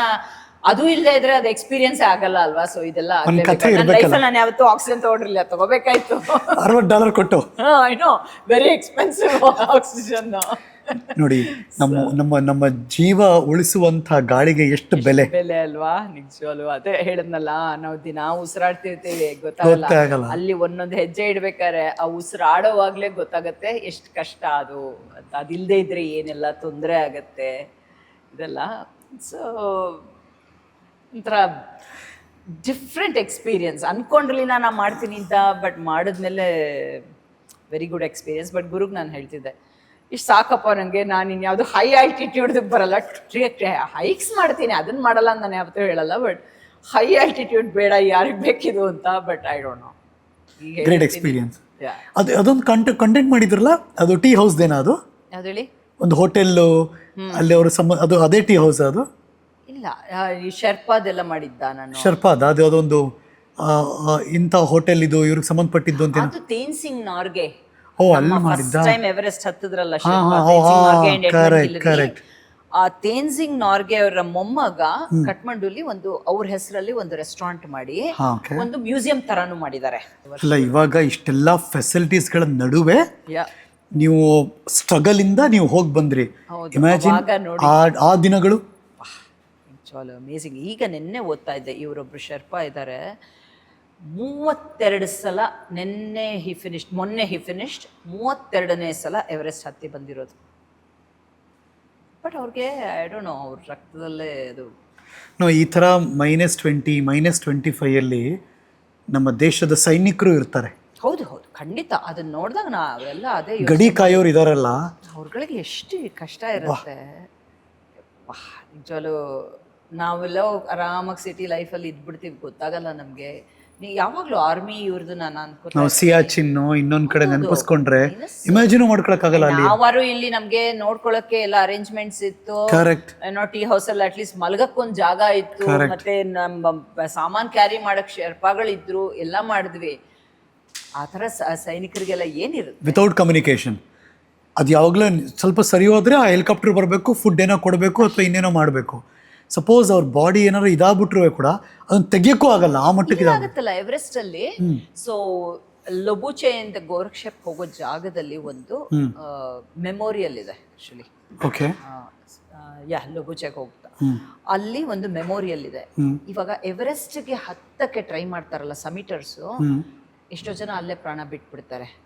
ಅಂದ್ರೆ ಆಗಲ್ವಲ್ಲ, ಲ್ಯಾಕ್ ಆಫ್ ಆಕ್ಸಿಜನ್ ಇರ್ಬೋದು, ವಾಟ್ ಎವರ್ ರೀಸನ್, ಎಷ್ಟೋ ಜನ ಅಲ್ಲೇ ಸಾಯ್ತಾರಲ್ಲ. ಅವ್ರ ಬಾಡಿನೂ ಕೆಳಕ್ ತರಕ್ಕಾಗಲ್ಲ. ಅಂಡ್ ಅಲ್ಲಿ ಬಿಕಾಸ್ ಅಲ್ಲಿ ಸ್ನೋ ಇರುತ್ತಲ್ಲ, ಬಾಡಿ ಡಿಕಂಪೋಸ್ ಆಗಲ್ಲ, ಪ್ರಿಸರ್ವ್ ಆಗ್ಬಿಡುತ್ತೆ ಬಾಡಿ. ಬಟ್ ಅಲ್ಲಿಂದ ಯಾರು ಹೊತ್ಕೊಂಡ್ಬರ್ತಾರೆ? ಬಟ್ ಅವ್ರಿಗೆಲ್ಲ ಮೆಮೋರಿಯಲ್ ಮಾಡಿದ್ದಾರೆ. ಅಂದ್ರೆ ಈ ಜಾಗದಿಂದ ಆ ಜಾಗಕ್ಕೆ ಹೋಗ್ಬೇಕಾದ್ರೆ ನೋಡ್ತೀವಿ ಎಷ್ಟೋ ಬಂಡೆಗಳ ಮೇಲೆ ಅವ್ರವ್ರ ಹೆಸರುಗಳು, ಇಂಥವ್ರು ಇಂಥ ದಿನ ಹೋಗಿದ್ದು, ಅದೆಲ್ಲ ಇಲ್ಲಿ ಹೆಸರನ್ನ ಬರೆದಿಟ್ಟಿದ್ದಾರೆ ಅಷ್ಟೇ. ಬಟ್ ಎಷ್ಟು ಇದಾಗತ್ತ ಅಂದ್ರೆ ಎವರೆಸ್ಟ್ ಹೋಗೋರು ಫ್ಯಾಮಿಲಿಗೆ ಬಾಯಿ ಹೇಳಿ ಹೋಗ್ತಾರೆ ಅಂತ ಕೇಳಿದ್ದೀನಿ ನಾನು. ಬಿಕಾಸ್ ಗೊತ್ತಿಲ್ಲ. ಶೆರ್ಪಾಗಳು ಅವ್ರ ರಕ್ತದಲ್ಲಿದೆ, ಅವ್ರು ಹೋಗ್ತಾರೆ ಬರ್ತಾರೆ. ಬಟ್ ಬೇರೆ ಸಮಿಟರ್ಸ್ ಹೋಗೋರು ಫ್ಯಾಮಿಲಿಗೆ ಬಾಯಿ ಹೇಳೇ ಹೋಗೋದು. You never know if you get back. But ಒಂದು ಭಯ ನಿಮಗೂ ಕಾಡಿತ್ತಾ? ಅಲ್ಲ, ನಮಗೆ ಆ ಥರ ಲೈಫ್ ರಿಸ್ಕ್ ಇರುತ್ತೆ ಅನ್ನೋ ಇದೇ ಇರಲಿಲ್ಲ. ಕಷ್ಟಗಳಿರುತ್ತೆ ಗೊತ್ತಿತ್ತು. ಆ್ಯಂಡ್ ಆಲ್ಟಿಟ್ಯೂಡ್ ಸಿಕ್ನೆಸ್ದು ಒಂದೇನಂದರೆ, ನೀವು ನಿಮ್ಮ body you have to listen to your body ಅಂತಲ್ಲ, ಅಂದರೆ ನಿಮ್ಮ ಬಾಡಿ ಏನು ಹೇಳ್ತಿದೆ ಅನ್ನೋದನ್ನ ಕೇಳಿಸ್ಕೋಬೇಕು ಅನ್ನೋದು. ಇವಾಗ ನನಗದು ಅವತ್ತು ನನ್ನ ಕೈಲಿ ಆಗಲ್ಲ ಅನ್ನೋದು, ಎಷ್ಟು ನಾನು ಫೋರ್ಸ್ ಮಾಡಿದ್ರು ನಾನು ನಡೆಯೋಕ್ಕಾಗದೇ ಇದ್ದಾಗ ನನ್ನ ಮಾತು ಕೇಳಲೇಬೇಕಾಯ್ತು ಹಾಗೆ. ಬಟ್ ಕೆಲವ್ರು ಏನಾಗುತ್ತೆ, ಈ ಆಲ್ಟಿಟ್ಯೂಡ್ ಸಿಕ್ನೆಸ್ದು ರಿಯಲೈಸ್ ಆಗಲ್ಲ, ಪುಷ್ ಮಾಡ್ಕೋತಾರೆ, ಆಗ್ಬಿಡತ್ತೆ, ಸರಿ ಹೋಗ್ಬಿಡತ್ತೆ ಅಂತ. ಆವಾಗ it can be life threatening. But EBS ಇಂದ ಎವರೆಸ್ಟ್ ಮತ್ತೆ ಎಷ್ಟು ದೂರ? 4 ಕ್ಯಾಂಪ್ ಇರುತ್ತೆ, 4 ಕ್ಯಾಂಪ್ ಸೈಟು. ಸೊ ನಾವು ಎವರೆಸ್ಟ್ ಬೇಸ್ ಕ್ಯಾಂಪ್ ಇರೋದು 17,000, ಆಲ್ಮೋಸ್ಟ್ 18,000. ಬಟ್ ಇದಿರೋದು 26,000 ನಾಲ್ಕನೇದಿರೋದು ಮೇಲೆ 26,000. 26 ತಾನೆ. ಸೊ 4 ಕ್ಯಾಂಪ್ ಇರುತ್ತೆ. ಆ್ಯಂಡ್ ಅವರು ಸಬ್ಮಿಟ್ ಮಾಡೋರು ಹೇಗೆ ಅಂದರೆ, ಬೇಸ್ ಕ್ಯಾಂಪಿಂದ ಕ್ಯಾಂಪ್ 1 ಅಂತ ಅಲ್ಲಿಗೆ ಹೋಗ್ತಾರೆ, ರೊಟೇಷನ್ಸ್ ಅಂತಾರೆ ಅವ್ರದನ್ನ. ಸೊ ಕ್ಯಾಂಪ್ 1ಗೆ ಹೋಗ್ತಾರೆ, ವಾಪಸ್ ಬರ್ತಾರೆ. ಅಂದ್ರೆ ಪ್ರಾಕ್ಟೀಸ್ ಗ್ರಾಜುಯಲ್ ಆಗಿ ಹೋಗ್ಬರಕ್ಕೆ. ಆಮೇಲೆ ಒಂದ್ ಸ್ವಲ್ಪ ದಿನ ಬಿಟ್ಟು ಕ್ಯಾಂಪ್ 2 ವರ್ಗೂ ಹೋಗ್ತಾರೆ, ವಾಪಸ್ ಬರ್ತಾರೆ. ಈಗ ಸಮಿಟ್ ಶುರು ಮಾಡಿದ್ದಾರೆ. ಆಕ್ಚುಲಿ ಒಂದು ಇಂಟ್ರೆಸ್ಟಿಂಗ್ ಇದಂದ್ರೆ, ಇದೆಲ್ಲ ಮಾಡ್ಬೇಕು. ನಾವು ಫಸ್ಟ್ ಲುಕ್ಲಾ ಲ್ಯಾಂಡ್ ಆದಾಗ ಹೈಕ್ ಶುರು ಮಾಡಕ್ಕೆ ಈ ಸೀಮಾ ಅನ್ನೋ ಒಬ್ಬ ಲೇಡಿನ ಮೀಟ್ ಮಾಡಿದ್ವಿ. ಅವರು ಗುಜರಾತ್ನವರು, ಹೊರಟಿದ್ರು ಸಮಿಟ್ಗೆ. ಅವ್ರಿಗೆ ಏನ್ ಇನ್ಸ್ಪಿರೇಷನ್ ಅಂದ್ರೆ, ನೋಡಿ ಅದೇ ಎಲ್ಲೆಲ್ಲಿ ಯಾವ ಇನ್ಸ್ಪಿರೇಷನ್ ಹಿಂಗಾಗತ್ತೆ ಅನ್ನಕ್ಕೆ. ಅವರು ಪ್ರಾಬ್ಲಿ ಇದು ಯಾವುದು ಮಾಡಿದವ್ರಲ್ಲ, ಹೈಸ್ಕೂಲ್ ಟೀಚರ್ ಅವರು, ಪ್ರಾಬ್ಲಿ ಅವರು ಅರ್ಲಿ 30s ಇರ್ಬೋದು ವಯಸ್ಸು. ಅವ್ರ ತಂದೆ ಕೋವಿಡ್ ಟೈಮಲ್ಲಿ ಇವರು ಅರುಣಿಮಾ ಸೇನ್ ಅಂತ ಕೇಳಿದ್ರ, ಇವ್ರು ಆಗಿತ್ತಲ್ಲ ಅಂಪ್ಯೂಟಿ ಸಮಿಟ್ ಮಾಡಿದ್ರು. ಅವರ ವಿಡಿಯೋಸ್ ಎಲ್ಲ ಇವ್ರಿಗೆ ಮಗಳಿಗೆ ತೋರಿಸ್ತಾ ಇದ್ರಂತ ಅವ್ರ ತಂದೆ ಒಬ್ಬ ರೈತ. ಸೊ ಅವ್ರ ಅರುಣಿಮಾ ಸೇನ್ ನೋಡಿ ಇವ್ರು ಇನ್ಸ್ಪೈರ್ ಆಗಿ ಇವ್ರು ಟ್ರೈನಿಂಗ್ ತಗೊಂಡು, ಬಿಕಾಸ್ ಇದಕ್ಕೆ ಇವಾಗ ನಾವು EBCಗೆ ಹೋಗೋಕ್ಕೆ ಬರೀ ಟ್ರೆಕ್ಕಿಂಗ್ ಎಕ್ಸ್ಪೀರಿಯನ್ಸ್ ಸಾಕು. ಬಟ್ ಮುಂದೆ ಹತ್ಬೇಕಂದ್ರೆ ಮೌಂಟನೇರಿಂಗ್ ಟ್ರೈನಿಂಗ್ ಬೇಕು. ಅದು ಮೌಂಟನ್ಸ್ ಹತ್ತೋ ಟೆಕ್ನಿಕೇ ಬೇರೆ ಅಲ್ಲ. ಸೊ ಅದಕ್ಕೆ ಟ್ರೈನಿಂಗ್ ಬೇಕು. ಅದೆಲ್ಲ ಮಾಡಿ ಅವ್ರು ಇವತ್ತು ಮಾಡ್ತಾ ಇದ್ದಾರೆ. ದಾರಿ ಉದ್ದಕ್ಕೂ ಸಿಕ್ಕಿದ್ರು. ಈಗ ನಿನ್ನೆಯಿಂದ ಸ್ಟಾರ್ಟ್ ಮಾಡಿದ್ದಾರೆ ಫೈನಲ್. ಹೌದಾ? 4ಗೆ ಸಮಿಟ್ಗೆ, ಟಾಪ್ ಆಫ್ ದಿ ವರ್ಲ್ಡ್. ಈಗ ಮೊನ್ನೆ ಆಯ್ತು, ಕ್ಯಾಂಪ್ 1ಗೆ ಹೋಗಿ ಬಂದರು, 2ಗೆ ಹೋಗಿ ಬಂದರು. ಇವಾಗ ಫೈನಲ್ ಇದು. ನೆಕ್ಸ್ಟ್ 1 ವೀಕ್ ನೋ ಸಿಗ್ನಲ್ ಅಂತ ಹಾಕ್ಬಿಟ್ಟಿದ್ದಾರೆ. ನೆಕ್ಸ್ಟ್ 1 ವೀಕ್ ನಂದೇನು ಅಪ್ಡೇಟ್ಸ್ ಇರಲ್ಲ ಅಂತ, but she is on her way. 22nd I think is her goal. 22 ತಾರೀಕು ಮೇಲೆ 26,000 ಅಡಿ ಎವರೆಸ್ಟ್ ಟಾಪ್. ಐ ಮೀನ್ ಅಂಥವ್ರು ನೋಡಿದಾಗ ನಾವು ಮಾಡಿದ್ದೇನು ಅಲ್ವಾ, ಬಟ್ ಅನ್ನಿಸ್ತಾ ಹೋದ್ಮೇಲೆ ಒಂದಲ್ಲ ಒಂದಿನ ಹೋಗ್ಬೇಕು ಗುರು ಅಂತ ಇಲ್ಲಪ್ಪ. ಇನ್ಫ್ಯಾಕ್ಟ್ ಇದಕ್ಕೆ ತಮಾಷೆ ಹೇಳ್ಕೊಂಡ್ರೆ ನನ್ನ ಅತ್ತಿಗೆ ಸುಮ್ಮನೆ ಇಷ್ಟೆಲ್ಲ ಟ್ರೈನ್ ಮಾಡ್ತೀಯಲ್ಲ, ಹಂಗೆ ಇನ್ನೊಂದು ಸ್ವಲ್ಪ ದೂರ ತಾನೇ ಹೋಗಿ ಬಂದ್ಬಿಡು ಅಂತ. ಯಾಕೆ ನಾನು ವಾಪಸ್ ಬರೋದು ನಿಂಗೆ ಇಷ್ಟ ಇಲ್ವ ಅಂತ ಅವಳಿಗೆ ರೇಗಿಸ್ತಿದ್ದ. ಹಂಗೆ ಇಲ್ಲ, ಅದು ನನ್ನ ತಲೆಯಲ್ಲೇ ಇಲ್ಲ. ಯಾಕೆ ಗೊತ್ತಾ, ನಾನು ಯೋಚನೆ ಮಾಡೋದು ಇಷ್ಟೇ, ಇವಾಗ ಈ ಎಕ್ಸ್ಪೀರಿಯನ್ಸು ಜೀವನದುದ್ದಕ್ಕೂ ಮೆಲುಕು ಹಾಕ್ತೀವಿ ಎಲ್ಲ ಸರಿ, ಆ್ಯಂಡ್ ಒಂಚೂರು ಪಾರು ಕಷ್ಟ, ಬಟ್ ಗೊತ್ತು ಮಾಡ್ಬೋದು ಅಂತ ಸಾಧಿಸ್ಕೊಳ್ತೀವಿ, ಬರ್ತೀವಿ, ಓಕೆ.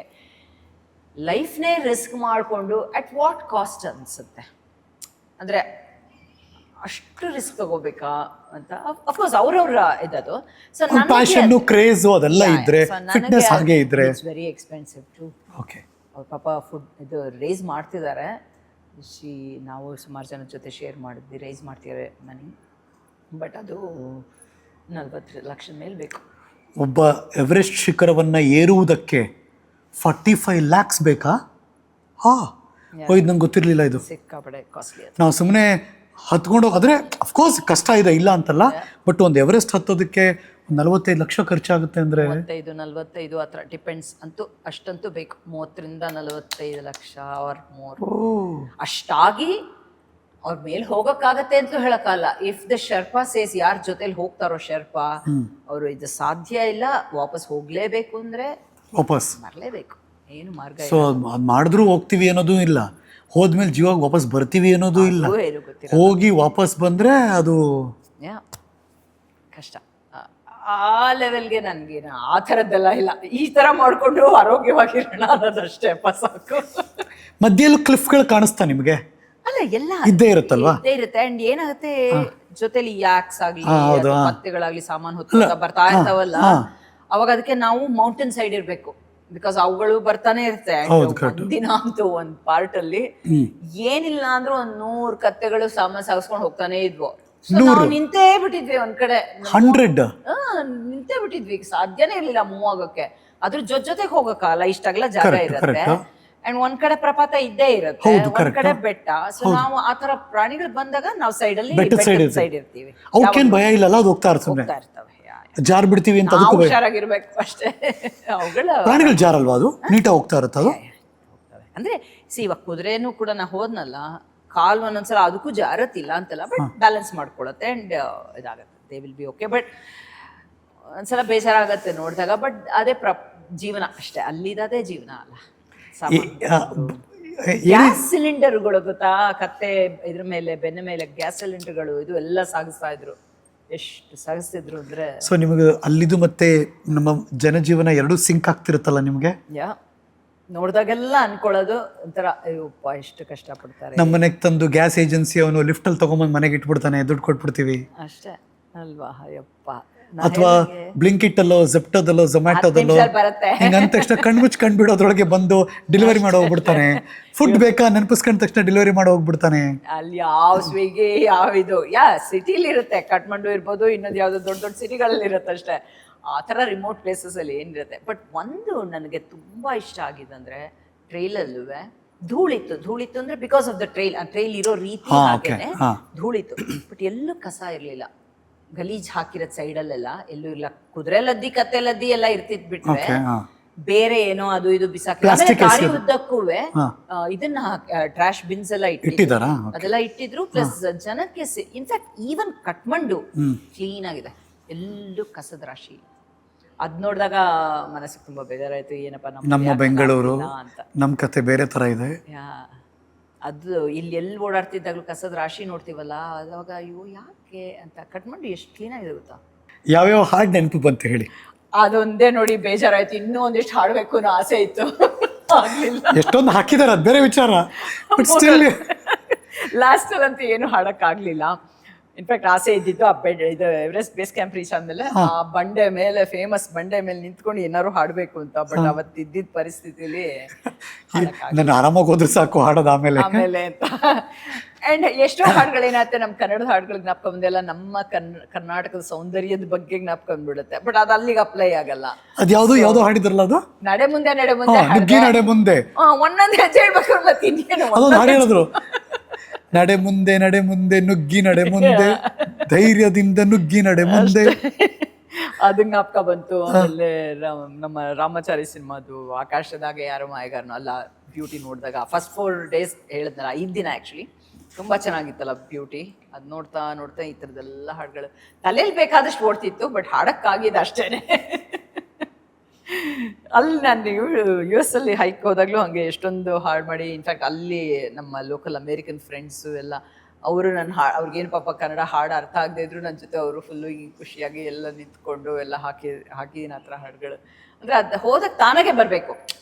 ನಾನೇನೋ ಪ್ರಿಪೇರ್ ಆಗಿ ಹೋದ್ರೆ ಬರಲ್ಲ ಅದು. ಆ ಹೋಗ್ತಾ ಇದ್ದಾಗ ಈ ಹಾಡು ಎಷ್ಟು ಚೆನ್ನಾಗಿರುತ್ತೆ ಇಲ್ಲಿಗೆ ಅನ್ಸಿದ್ರೆ ಹಾಡೋದಷ್ಟೇ. ಬಟ್ ಅದೊಂಥರ ಅದು ಮಜಾ ಕೊಡ್ತಾ ಇದೆ. But hole journey is so memorable ಅಲ್ಲ, ಖಂಡಿತ ಲೈಫ್ ಟೈಮ್. ಯಾ ಮತ್ತೆ ಈ ಥರದ್ದು ಹೈ ಆಲ್ಟಿಟ್ಯೂಡ್ ಮಾಡ್ತೀನೋ ಇಲ್ವೋ ನಂಗೆ ಗೊತ್ತಿಲ್ಲ, ಮಾಡೋದೇ ಇಲ್ಲ ಅಂತ ಹೇಳಿ ಬಂದಿದ್ದೆ. ಬಟ್ ಅದೇ ಆಗಲೇ ಹೇಳಿದ್ನಲ್ಲ, you never say never again ಅಂತ, ಹಾಗೇನೆ ಅದು you never know. But experience is great ಈ ಥರದ್ದು. ಬಟ್ ನಮ್ಮ ಕನ್ನಡತಿಯಾಗಿ, ಕನ್ನಡ ಸಿನಿಮಾ ನಟಿಯಾಗಿ you created a record. Thank you. We never seen. ಅಂದರೆ ಒಬ್ಬ ನಟಿ ಎವರೆಸ್ಟ್ ಬೇಸ್ ಕ್ಯಾಂಪ್ ತನಕ 18,000 ಅಡಿಗಳ ಮೇಲ್ಗಡೆ ಹೋಗಿ ಯಶಸ್ವಿಯಾಗಿ ಹೈಕ್ ಮುಗಿಸಿ ವಾಪಸ್ ಬಂದಿರೋ ಕಲಾವಿದರನ್ನ ನಾವು ನೋಡಿಲ್ಲ. ಆ್ಯಕ್ಚುಲಿ ನನಗೆ ಗೊತ್ತಿರೋ ಇತ್ತೀಚೆಗೆ ಗೊತ್ತಿಲ್ಲ, ಅದರ್ವೈಸ್ ರನ್ನಿಂಗ್ ಮಾಡೋರು ಕಮ್ಮಿ ನಮ್ಮ ಕಲಾವಿದರಲ್ಲಿ ಯಾರು ಇಲ್ಲ. ರನ್ನಿಂಗ್ ಅಂತ ಶುರು ಮಾಡಿದಾಗ್ಲೂ ನಾನು ಸುಮಾರು ಅದನ್ನು ಅಬ್ಸರ್ವ್ ಮಾಡಿದ್ದೆ. ಮೋಸ್ಟ್ಲಿ ಯಾರು ಅದ್ರ ಬಗ್ಗೆ ಗಮನ ಕೊಟ್ಟಿರಲಿಲ್ಲ ಅಂತ. ಈಗ ಐ ಡೋಂಟ್ ನೋ, ಯಂಗರ್ ಜನ್ರೇಷನಲ್ಲಿ ಯಾರು ರನ್ನೆಲ್ಲ ಮಾಡ್ತಾರೆ. ಬಟ್ ಅದರ್ವೈಸ್ ಈ ಥರದ್ದು ಯಾರು ಯೋಚನೆ ಮಾಡಲ್ಲ. ಐ ಮೀನ್ ಪ್ರಾಬ್ಲಿ ನಾನು ಇಲ್ಲೇ ಇದ್ದರೆ ಅದನ್ನ ಯೋಚನೆ ಮಾಡ್ತಿದ್ನೋ ಇಲ್ವೋ ಅದು ನಂಗೆ ಗೊತ್ತಿಲ್ಲ.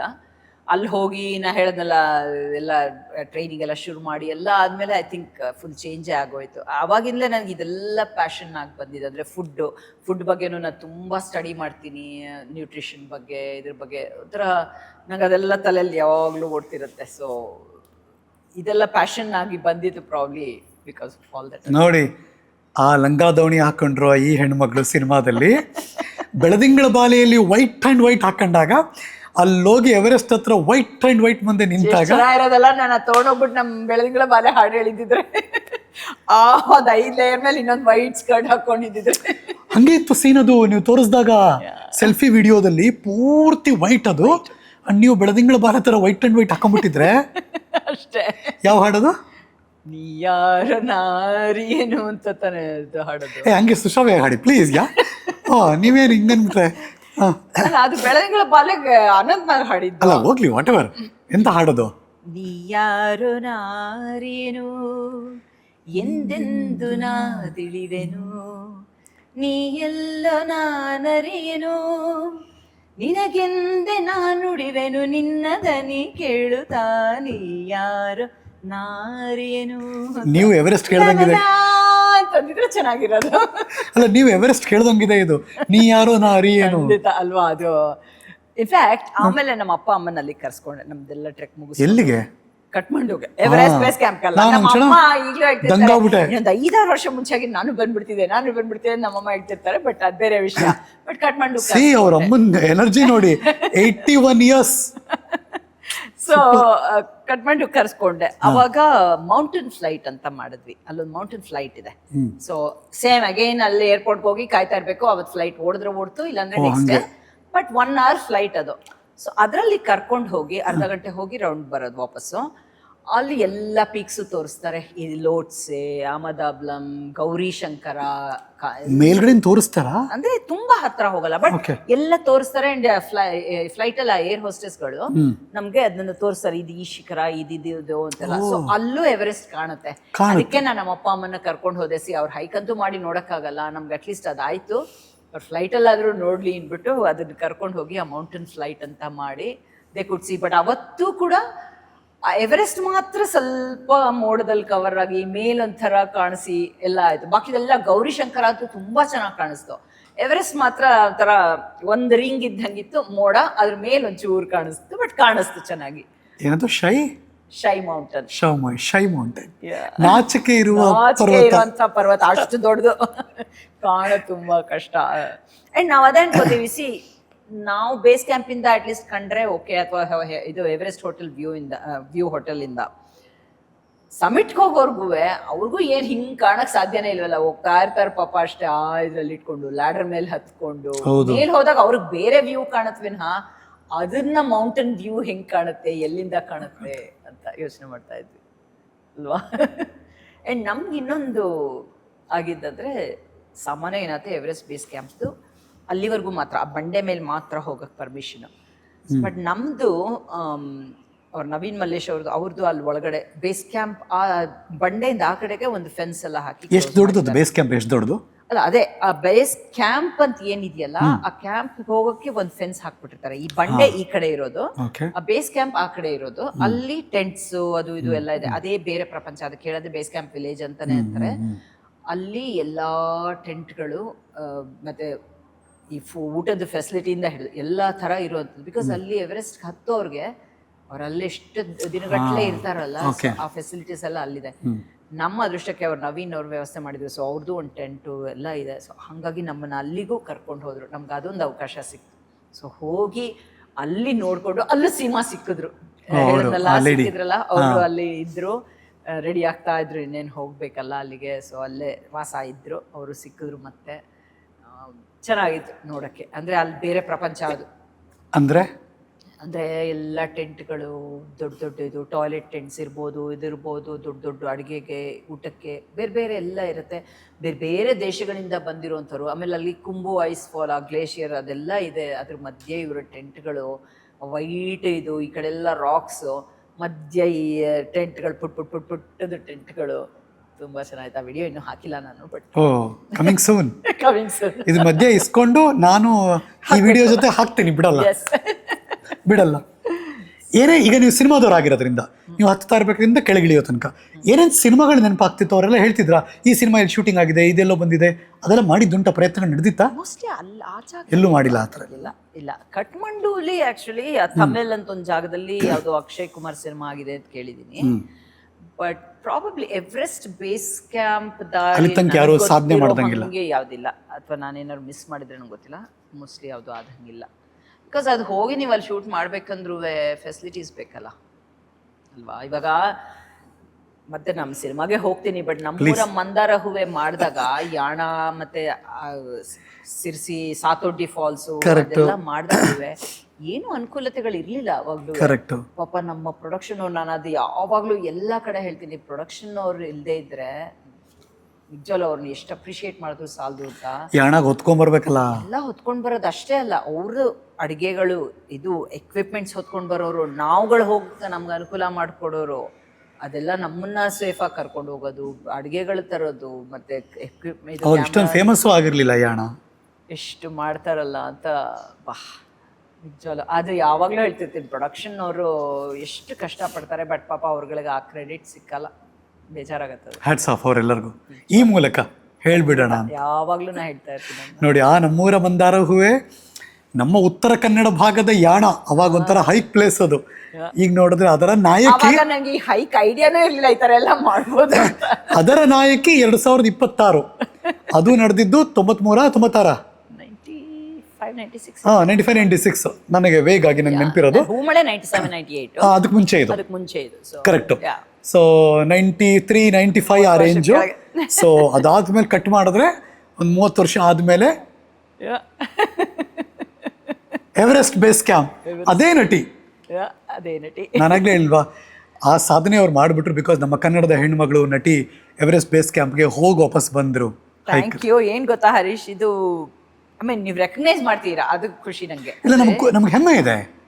ಅಂದ್ರೆ ನಾವು ಯಾವಾಗ್ಲೂ ಹೀರೋಯಿನ್ ಅಂದ್ರೆ ಕ್ಯಾಮರಾ ಮುಂದೆ ಬಣ್ಣದ ಬದುಕು, ಸ್ಟೈಲ್ ಆಗಿ ಡಾರ್ಲಿಂಗ್ ತರ ಕೂತ್ಕೊಂಡು ಎದ್ದೋಗ್ತಾರೆ ಅಷ್ಟೇ ಅಂತಂತಾರೆ. ಬಟ್ ಅದ್ರ ಆಚೆಗೂ ಆ ಕಲಾವಿದಗಿರುವಂಥ ಬದ್ಧತೆ, ಜೀವನ ಪ್ರೀತಿ, ಅಥವಾ ಆಕೆಯ ಒಂದಷ್ಟು ಪ್ಯಾಷನ್ಗಳು, ಅದ್ರೂ ಎಷ್ಟು ಕಷ್ಟ ಇರುತ್ತೆ. ಹೌದೌದು. ಆ್ಯಂಡ್ ಒಂದು ಟ್ರಾವೆಲ್ ಮಾಡಿದಾಗ ನಮ್ಮ ಥಿಂಕಿಂಗ್ ಕೂಡ ತುಂಬ ಚೇಂಜ್ ಆಗುತ್ತೆ. ನಾನು ಅದನ್ನೊಂದು ಯೋಚನೆ ಮಾಡಿದ್ದೀನಿ. ನಾವೇನಾಗುತ್ತೆ ಇಲ್ಲೇ ಇದ್ಬಿಟ್ರೆ, ಅದೇ ಇಲ್ಲೇ ಅಂದರೆ ನಾನು ಹೇಳ್ತಿರೋದು ಬೆಂಗಳೂರು ಅಥವಾ ಇದು ಅಲ್ಲಿ ಇಲ್ಲಿ ಅಂತಲ್ಲ, ಬಟ್ ನಾವು ಎಷ್ಟು ಹೊರಗಿನ ಪ್ರಪಂಚ ಸುತ್ತುತ್ತೀವೋ ನಾವು ಯೋಚನೆ ಮಾಡೋ ರೀತಿ ಬೇರೆ ಆಗ್ತಾ ಹೋಗುತ್ತೆ ಅಂತ. ಇವಾಗ ನಾ ಸಿಂಪಲ್ ಅಂದರೆ ಇವಾಗ ಅಲ್ಲಿ ಹೋಗಿ ಬಂದರೆ ಅವ್ರ ಕಡೆ ಬದುಕೋ ರೀತಿ ನೋಡಿದ್ರೆ ನಾವು ಎಷ್ಟು ಅದೃಷ್ಟವಂತರು ಅನ್ಸುತ್ತಲ್ವ. ಹಾಗೇನೆ ತುಂಬ ಥಿಂಕಿಂಗ್ ಚೇಂಜ್ ಆಗ್ತಾ ಹೋಗುತ್ತೆ. ನಾನು ಇಲ್ಲಿಂದ US ಹೋದ್ಮೇಲೆ ಎಷ್ಟೋ ಚೇಂಜ್ ಆಯಿತು. ಹಾಗೆ ಯಾಕೋ ಮೈಂಡ್ ಬದಲಾದಂಗಿದೆ ಅಲ್ಲಿ ಹೋಗಿ ಬಂದ್ಮೇಲೆ. ಅಲ್ಲ, ಬದಲಾಗಿದೆ ಅಂದರೆ ಪಕ್ವತೆಯಲ್ಲಿ. ಇಲ್ಲಿ ವಾಪಸ್ ಬಂದು ಹೆಂಗೆ ಅನಿಸ್ತು?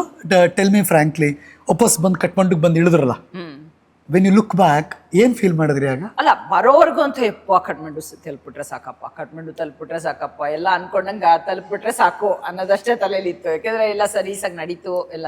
ಇನ್ಫ್ಯಾಕ್ಟ್ ಇವತ್ತು ಎಲ್ಲೋ ಓದಿದೆ, ಒಂದು ಶರ್ಪ, ಎಕ್ಸ್ಪೀರಿಯನ್ಸ್ಡ್ ಶರ್ಪಾನೇ, ಬಟ್ ನೋಡಿ ಹೆಂಗಿರತ್ತೆ ಏನಾಗುತ್ತೆ ಅಂತ. ನಾವು ನಡೆದ ದಾರಿಯಿಲ್ಲ, ಎವರೆಸ್ಟ್ ಬೇಸ್ ಕ್ಯಾಂಪ್ ಹೋಗ್ತಾನೆ, ಏನೋ ಕಾರಣದಿಂದ ಹಾರ್ಟ್ ಅಟ್ಯಾಕ್ ಆಗಿ ಏನೋ ಆಗಿ ಹಿ ಪಾಸ್ಡ್ ಅವೇ. ನಾವು ಓಡಾಡ್ದಂಥ ಎಲ್ಲೋ ಒಂದು ಜಾಗ. ಅವಾಗ ಅನ್ಕೋತೀವಿ ನಮ್ದೆಲ್ಲ ಹೆಲ್ತ್ಗಳೇನೇನೋ ಚೂರಾಯಿತು, ಬಟ್ ಅದೃಷ್ಟ ಅಷ್ಟೇ, ಏನೂ ಆಗಲಿಲ್ಲ. ಏನು ಯಾವತ್ತೂ ಹೇಳೋಕ್ಕಾಗಲ್ವಲ್ಲ ಅನ್ನೋದು. ವಾಪಸ್ ಬಂದು ಎಷ್ಟು ದಿನ ಆಯಿತು? ನಾವು ಹೈಕ್ ಮುಗಿಸಿದ 3ನೇ ತಾರೀಕು.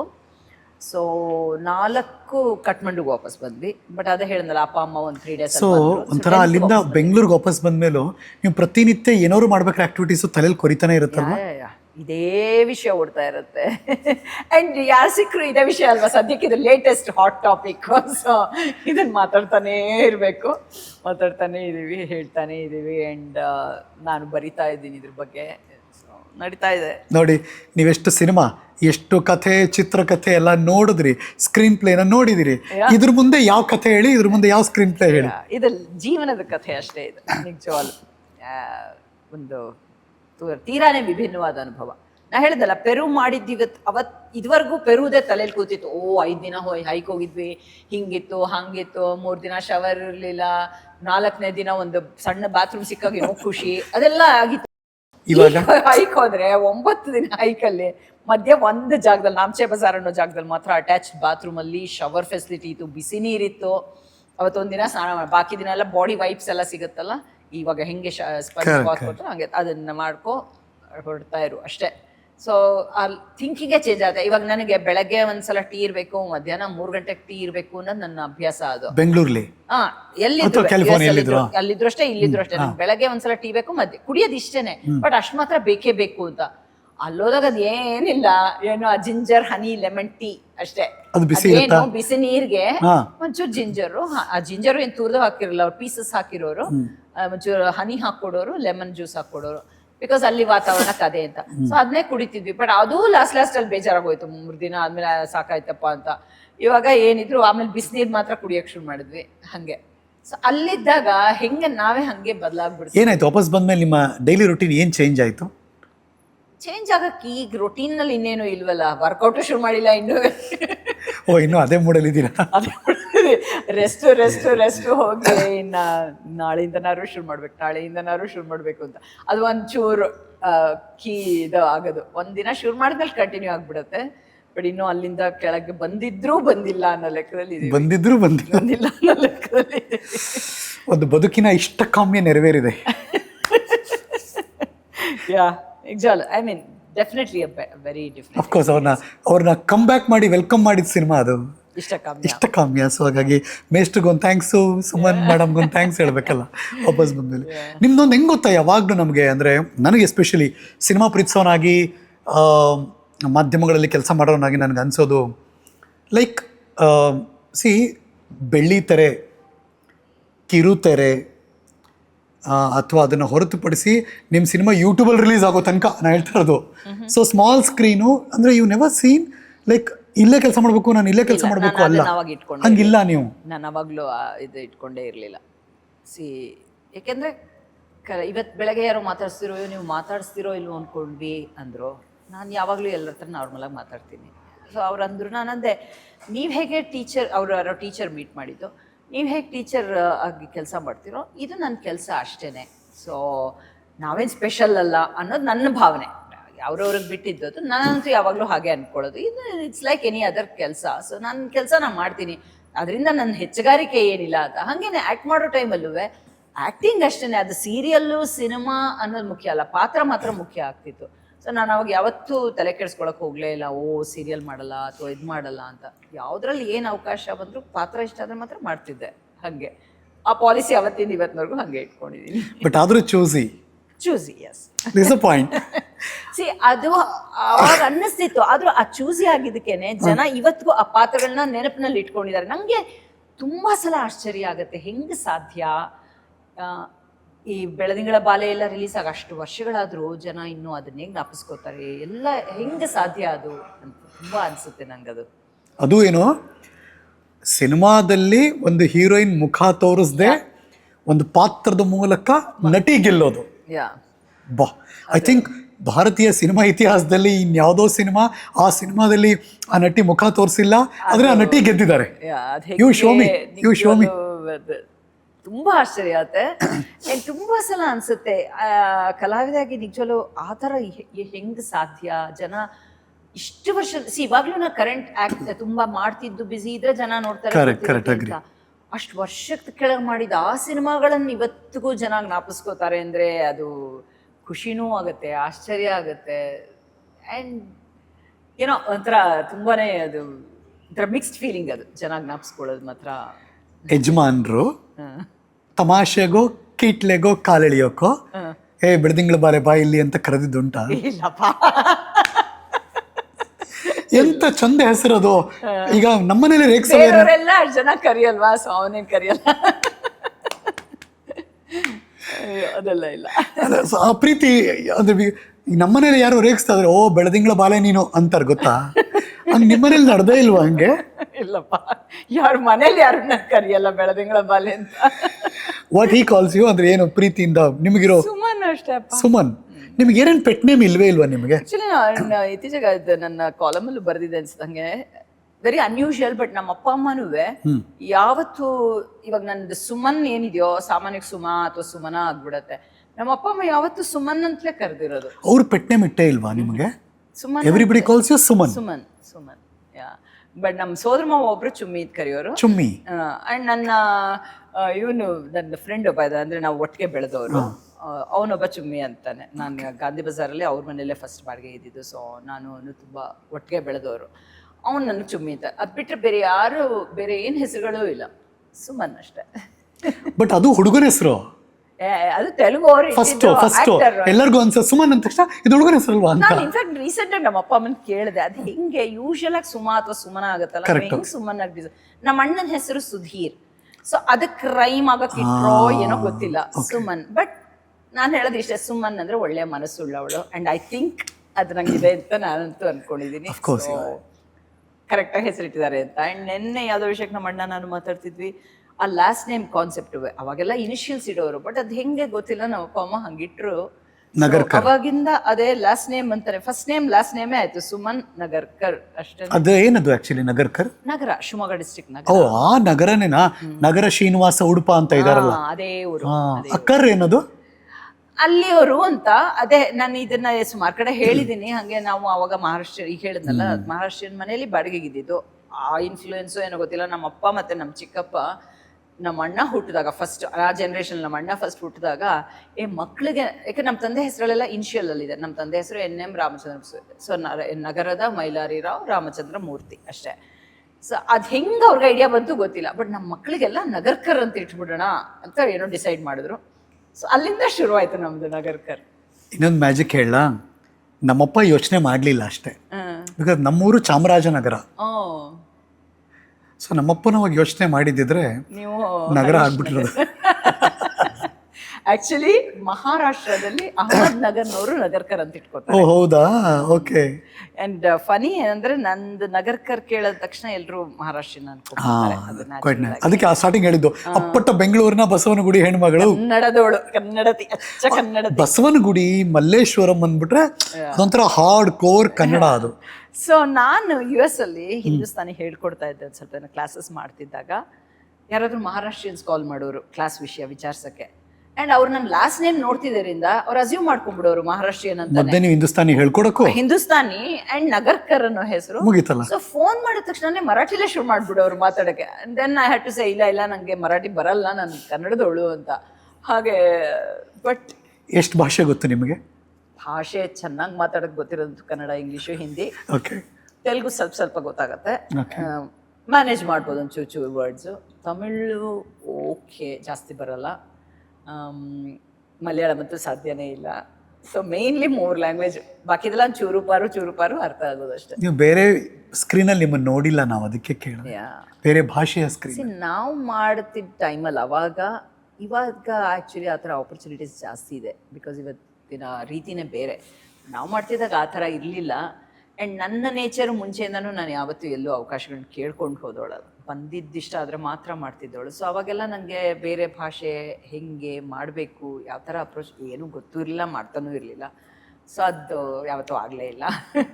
ಈಗ ಅಲ್ಲಿಗೆ ಆ್ಯಕ್ಚುಲಿ ಒಂದು ತೆಲುಗು ಶಾರ್ಟ್ ಫಿಲ್ಮಲ್ಲಿ ಮಾಡಿದೆ. ಅಂದರೆ ಆ್ಯಕ್ಚುಲಿ 4 ಶಾರ್ಟ್ ಫಿಲ್ಮ್ಸ್ದು ಒಂದು ಆ್ಯಂಥಾಲಜಿ, ಅದನ್ನು ಮಾಡಿದೆ. ಇಟ್ಸ್ ಆನ್ ಇದು ಪ್ರೈಮಲ್ಲಿದೆ.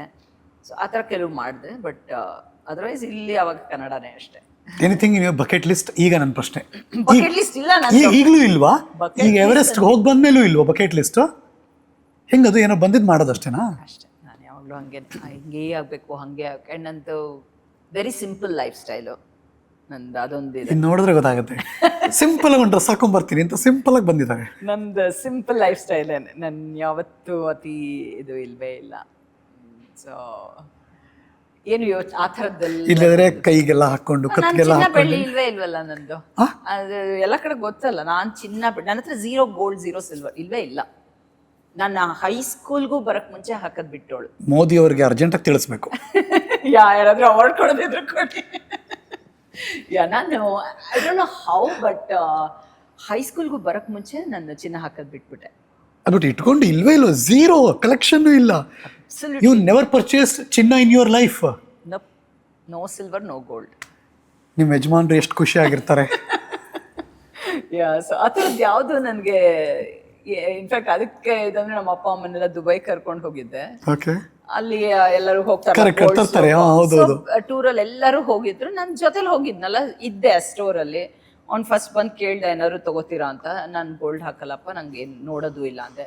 1 hour ಆಗಿತ್ತು ಎಲ್ಲರೂ ನೋಡೋತ್ತಿಗೆ. 1 hour ಬಿಟ್ಟು ಬಂದು ಮತ್ತೆ ಕೇಳ್ದೆ, ಇಷ್ಟೊತ್ತಾಗಿದೆಯಲ್ಲ, ಸೊ ಏನಾದ್ರು ನಿಮ್ಮ ಮನಸ್ಸು ಚೇಂಜ್ ಆಗಿರ್ಬೋದ? ಇಷ್ಟು ವರ್ಷಗಳಲ್ಲೇ ನನ್ನ ಮನಸ್ಸು ಚೇಂಜ್ ಆಗ್ತಿರೋದು, 1 hour ಅಲ್ಲಿ ಆಗಲ್ಲ, ನಾನು ತಗೊಳ್ಳಲ್ಲ ಅಂದೆ. ಹಾಗೆ ಅಲ್ಲ, ಯಜಮಾನ ಇದನ್ನ ಪ್ರೌಡ್ ಆಗು ಎಲ್ಲೂ ಹೇಳಿಲ್ವಾ ನಿಮಗೆ ಪ್ರೀತಿಯಿಂದ? ಇಲ್ಲ, ಇಬ್ರು ಹಾಗೆ, ನಮ್ಮಿಬ್ರದ್ದು ಅವರು ಹಾಕಲ್ಲ, ಇಬ್ರದ್ದು ಅದೇ ಥರ 0 ಬಟ್ ಸೇವಿಂಗ್ಸ್ ಗಾರು ಇಟ್ಕೋಬೇಕು, ಅದು ಮಾಡಿಲ್ಲ ನೀವು ನೋಡಿ. ಹಾ, ಎಷ್ಟು ಐ ಥಿಂಕ್ ನಾನು ಫಸ್ಟ್ ಟೈಮ್ ಲೈಫಲ್ಲಪ್ಪ, ನಾನು 0 ಚಿನ್ನ ನನ್ನ ಹತ್ರ ಇಲ್ಲ, ಒಂದು ಸಣ್ಣ ಗ್ರಾಮು ಇಟ್ಕೊಂಡಿಲ್ಲ ನಾನು ಅಂತ ಹೇಳಿದವ್ರನ್ನ ಇಲ್ಲ ಸರ್. ಇದು ಯಾವತ್ತು ಅದ್ರ ಬಗ್ಗೆ ಅದು ನೋಡಿದ್ರೆ ತಗೋಬೇಕು ಅಂತಾನು ಅನ್ಸಲ್ಲ. ಈವನ್ ಶಾಪಿಂಗು ಅಷ್ಟೇ, ಬಟ್ಟೆ ಶಾಪಿಂಗ್ ಎಲ್ಲ ನನಗೆ ಅಂತ ಕ್ರೇಜ್. ಏನು ಕ್ರೇಜ್ ಇದೆ ಹೋಗ್ಲಿ? You tell me. ಒಂದೇನೋ ಇರ್ಬೇಕಲ್ಲ ಒಂದು ಕ್ರೇಜು. ಹೈಕಿಂಗ್ ಹೋಗ್ತೀನಿ, ಜಾಗಿಂಗ್ ಹೋಗ್ತೀನಿ, ರನ್ನಿಂಗ್ ಹೋಗ್ತೀನಿ, ಕ್ರೇಜ್ ಅಂತ ಹೇಳಲ್ಲ ಅದನ್ನ. ಬಟ್ ಅದಕ್ಕೆ ಹೇಳಿದ್ದು ನಂದು ಸಿಂಪಲ್ ಅಂತ. ಮನೇನೂ ಅಷ್ಟೇ, ನಮ್ಮಲ್ಲಿರೋದು ನಮ್ದು ಚಿಕ್ಕ ಮನೆ ಸಾಕು, ನಮ್ಮಿಬ್ರಿಗೆ ಬೇಕಾದಷ್ಟು ಅಷ್ಟೇ ಮನೆ ಅಂತ. ನಾವು ದೊಡ್ಡ ದೊಡ್ಡ ಮನೆಗಳಿಗೂ ಬಂಗ್ಲೋ ಏನು ಆಸೆ ಇಲ್ಲ ಆ ಥರದ್ದು. ನನಗೆ ಇರೋವರೆಗೂ ಕಂಫರ್ಟಬಲ್ ಆಗಿರ್ಬೇಕು. ನಮ್ಮ ಕೈಲಿ ಎಷ್ಟು ಒಳ್ಳೇದು ಬೇರೆಯವ್ರಿಗೆ ಮಾಡಕ್ ಸಾಧ್ಯನೋ ಮಾಡಬೇಕು, ಅಟ್ಲೀಸ್ಟ್ ಕೆಟ್ಟದಂತೂ ಮಾಡಬಾರ್ದು. ಎಷ್ಟು ಒಳ್ಳೇದು ಮಾಡಕ್ ಸಾಧ್ಯನೋ ಮಾಡಬೇಕು ಅಷ್ಟೇ. ಟ್ರಾವೆಲ್ ಮಾಡಕ್ ಇಷ್ಟ, ಅದೊಂದು ಸಾಕಷ್ಟು ಟ್ರಾವೆಲ್ ಮಾಡಿದ್ದೀವಿ. ಸೊ ಅದು ಮಾಡ್ತೀವಿ. ಅದು ಬಿಟ್ಟರೆ ಸುಮ್ಮನೆ ಏನು, ಈಗಂತೂ ಮುಂಚೆನಾರು ಮನೆಗೆ ಅದು ಇದು ತಗೋತೀವಿ. ಈಗಂತೂ ಇನ್ನೇನಕ್ಕೆ ಅಷ್ಟೊಂದು ಸುಮ್ಮನೆ ಆಸೆಗೆ ಒಂಥರ ಎಂಡೇ ಇರಲ್ಲ, ಇದು ಬೇಕು, ಅದು ಬೇಕು ಬೇಕು ಬೇಕು ಅಂತಿದ್ರೆ ಅಂತ. ಸೊ ಇಲ್ವೇ ಇಲ್ಲ. ಈಟ್ ಔಟ್ ಪ್ಲೇಸ್ ತುಂಬಾ ಅದು ಹೋಗ್ತೀವಿ. ಅಲ್ಲ, ಫೇಮಸ್ ಅದು ಇವತ್ತವರೆಗೂ ನಿಮಗೆ ಕಾಡೋದು ಬೆಂಗಳೂರು ಅಥವಾ ಬೇರೆ? ಅಲ್ಲ, ಇಲ್ಲಿ ಬಂದ್ರೆ ಅಫ್ಕೋರ್ಸ್ ವಿದ್ಯಾರ್ಥಿಗೆ ಹೋಗ್ತೀವಿ, ಆ ಥರ ನಮ್ಮ ಹಳೆ ಇದಕ್ಕೆ ಹೋಗ್ತೀವಿ. ಇವಾಗೆಲ್ಲ ಫ್ಯಾನ್ಸಿ ರೆಸ್ಟೋರೆಂಟ್ಸು ಬೇಕಾಷ್ಟು ಬಂತೀವಿ, ಅದಕ್ಕೂ ಹೋಗ್ತೀವಿ ಫ್ರೆಂಡ್ಸ್ ಮೀಟ್ ಮಾಡೋಕ್ಕೆಲ್ಲ. ಬಟ್ ನಮಗೆ we are stuck there. So ನಮ್ಗೆ ಹಳೇದೇ ಬೇಕು. ಸೊ ಅದೇ ತರ ನಮ್ ಬಸವನಗುಡಿಲೇ SLV ಇರ್ಬೋದು, ವಿದ್ಯಾರ್ಥಿ ಇರ್ಬೋದು, ಆ ಥರದ ದೋಸೆ ಅದೇ ಬೇಕು ನಮ್ಗೆ. ಬಟ್ ತುಂಬಾ ಚೇಂಜ್ ಆಗಿದೆ ಗಾಂಧಿ ಬಜಾರ್. ತುಂಬಾ ಚೇಂಜ್ ಆಗಿದೆ, ಮಾಡರ್ನ್ ಗಾಂಧಿ ಬಜಾರ್ ಆಗಿದೆ. ಹೌದೌದು. ಆದ್ರೂ ಗಾಂಧಿ ಬಜಾರು ಜನರೆಲ್ಲ ಇದ್ರೆ ನಮ್ ಬೆಂಗಳೂರಲ್ಲಿ ಇದ್ದಂಗೆ ಅನ್ಸುತ್ತೆ. ಎಲೆಕ್ಟ್ರಾನಿಕ್ ಸಿಟಿಗೆಲ್ಲ ಹೋಗ್ಬಿಟ್ರೆ ಬೆಂಗಳೂರು. ಕರೆಕ್ಟ್, ಹೌದು. ಸೊ ಅದಿದ್ದೇ ಇದೆ. ಸೊ ಈಗಲೂ ಸಿನಿಮಾಗಳು ನೋಡ್ತೀರಿ, ಸಿನಿಮಾ ಅಬ್ಸರ್ವ್ ಮಾಡ್ತಿರ್ತೀರಿ. ಈಗ ಒಂದು ವರ್ಷದಲ್ಲಿ ಸುಮ್ಮನೆ ಕುತೂಹಲದ ಪ್ರಶ್ನೆ ಇದು, ಎಷ್ಟು ಸಮಯ ಇಲ್ಲಿರ್ತೀರಾ ಬೆಂಗಳೂರಲ್ಲಿ? ನಾವು ಹಂಗೆ ಏನು ಲೆಕ್ಕ ಹಾಕೊಂಡೇನಿಲ್ಲ. Okay. ಬಟ್ ಕೋವಿಡ್ ಟೈಮಲ್ಲಂತೂ ಇಲ್ಲೇ 1.5 ವರ್ಷ ಇದ್ವಿ. ಆಮೇಲೆ ಹೋಗಿ ಬಂದು ಮಾಡ್ತೀವಿ. ಬಂದಾಗ ಅಪ್ಪ ಅಮ್ಮನೂ ಇದಾರೆ, ಎಲ್ಲ ಟೈಮ್ ಆನ್ ಅಂಡ್ ಆಫ್ ಹೆಂಗೆ ಎಷ್ಟು ಸರಿ ಅಂದ್ರೆ? ಈಗ ಲಾಸ್ಟ್ ಇಯರ್ ಜೂನ್ ಜುಲೈಲೂ ಬಂದಿದ್ದೆ, ಮತ್ತೆ ಆಮೇಲೆ ಅಕ್ಟೋಬರ್ ಅಲ್ಲಿ ಬಂದಿದ್ದೆ, ನವೆಂಬರ್ ವಾಪಸ್. 3-4 ತಿಂಗಳು ಒಂದು ವಿಸಿಟ್ ಇದ್ದೇ ಇರುತ್ತಾ? ಸೊ ಎಷ್ಟೋ ಜನ ಬೇಕು ಅಂದ್ರೆ ಇವತ್ತಿನ ಸೋಷಿಯಲ್ ಮೀಡಿಯಾ ಕಾಲದಲ್ಲಿ ಯಾರು ಬೇಕಾದ್ರೂ ಪಾತ್ರಗಳಿಗೆ ಅಪ್ರೋಚ್ ಮಾಡ್ಬೋದು. ಬಟ್ ಜನ ಇದೊಂದು ನೆಪ ಇಟ್ಕೊಂಬಿಟ್ಟಾರೆ, ಓ ನೀವು ಹೌದಾ ಬರ್ತೀರಾ ಮಾಡ್ತೀರಾ ಅಂತ ಎಲ್ಲಾ ಕಡೆ ಹೇಳಿದ್ರು. ಅದಕ್ಕೆ ಒಂದು ಕ್ಲಾರಿಟಿ ತಗೋತಾ ಇದೀನಿ ನಾನು, ಎಷ್ಟು ಸಮಯ ಇಲ್ಲಿ ಇರ್ತೀರಾ? ಅದೇ out off site out of mind ಅಂತಾರೆ.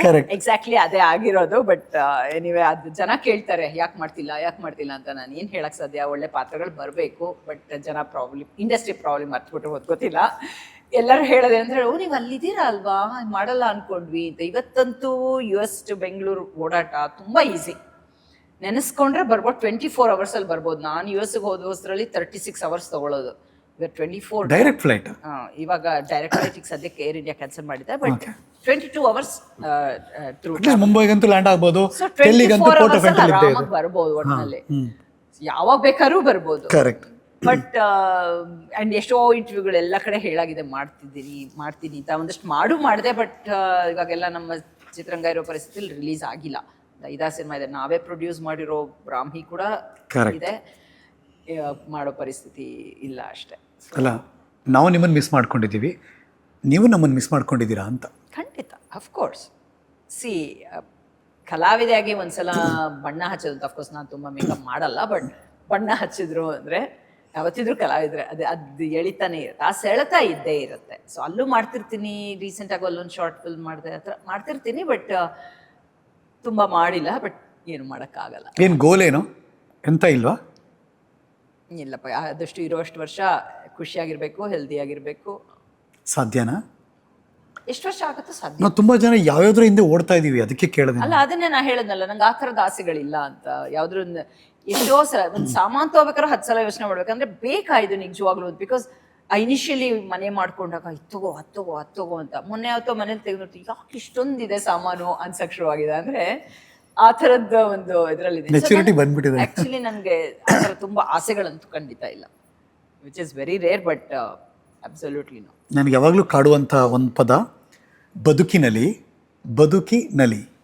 ಎಸ್ ಅಲ್ವಾ, ಎಷ್ಟು ಚೆನ್ನಾಗಿದೆ ಅದು. ಒಂದೇ ಪದ, ಒಂದು ಪಾಸ್ ಕೊಟ್ರೆ ತುಂಬಾ ದೊಡ್ಡ ಅರ್ಥ ಕೊಟ್ಬಿಡುತ್ತೆ. ಅದು ಒಂದ್ ವರ್ಡ್ನ ಹೆಂಗ್ ನೀವು ಬ್ರೇಕ್ ಮಾಡ್ತಿರೋ ಹಂಗೆ. ಬದುಕಿನಲಿ ಅಷ್ಟೇ ಲೈಫ್.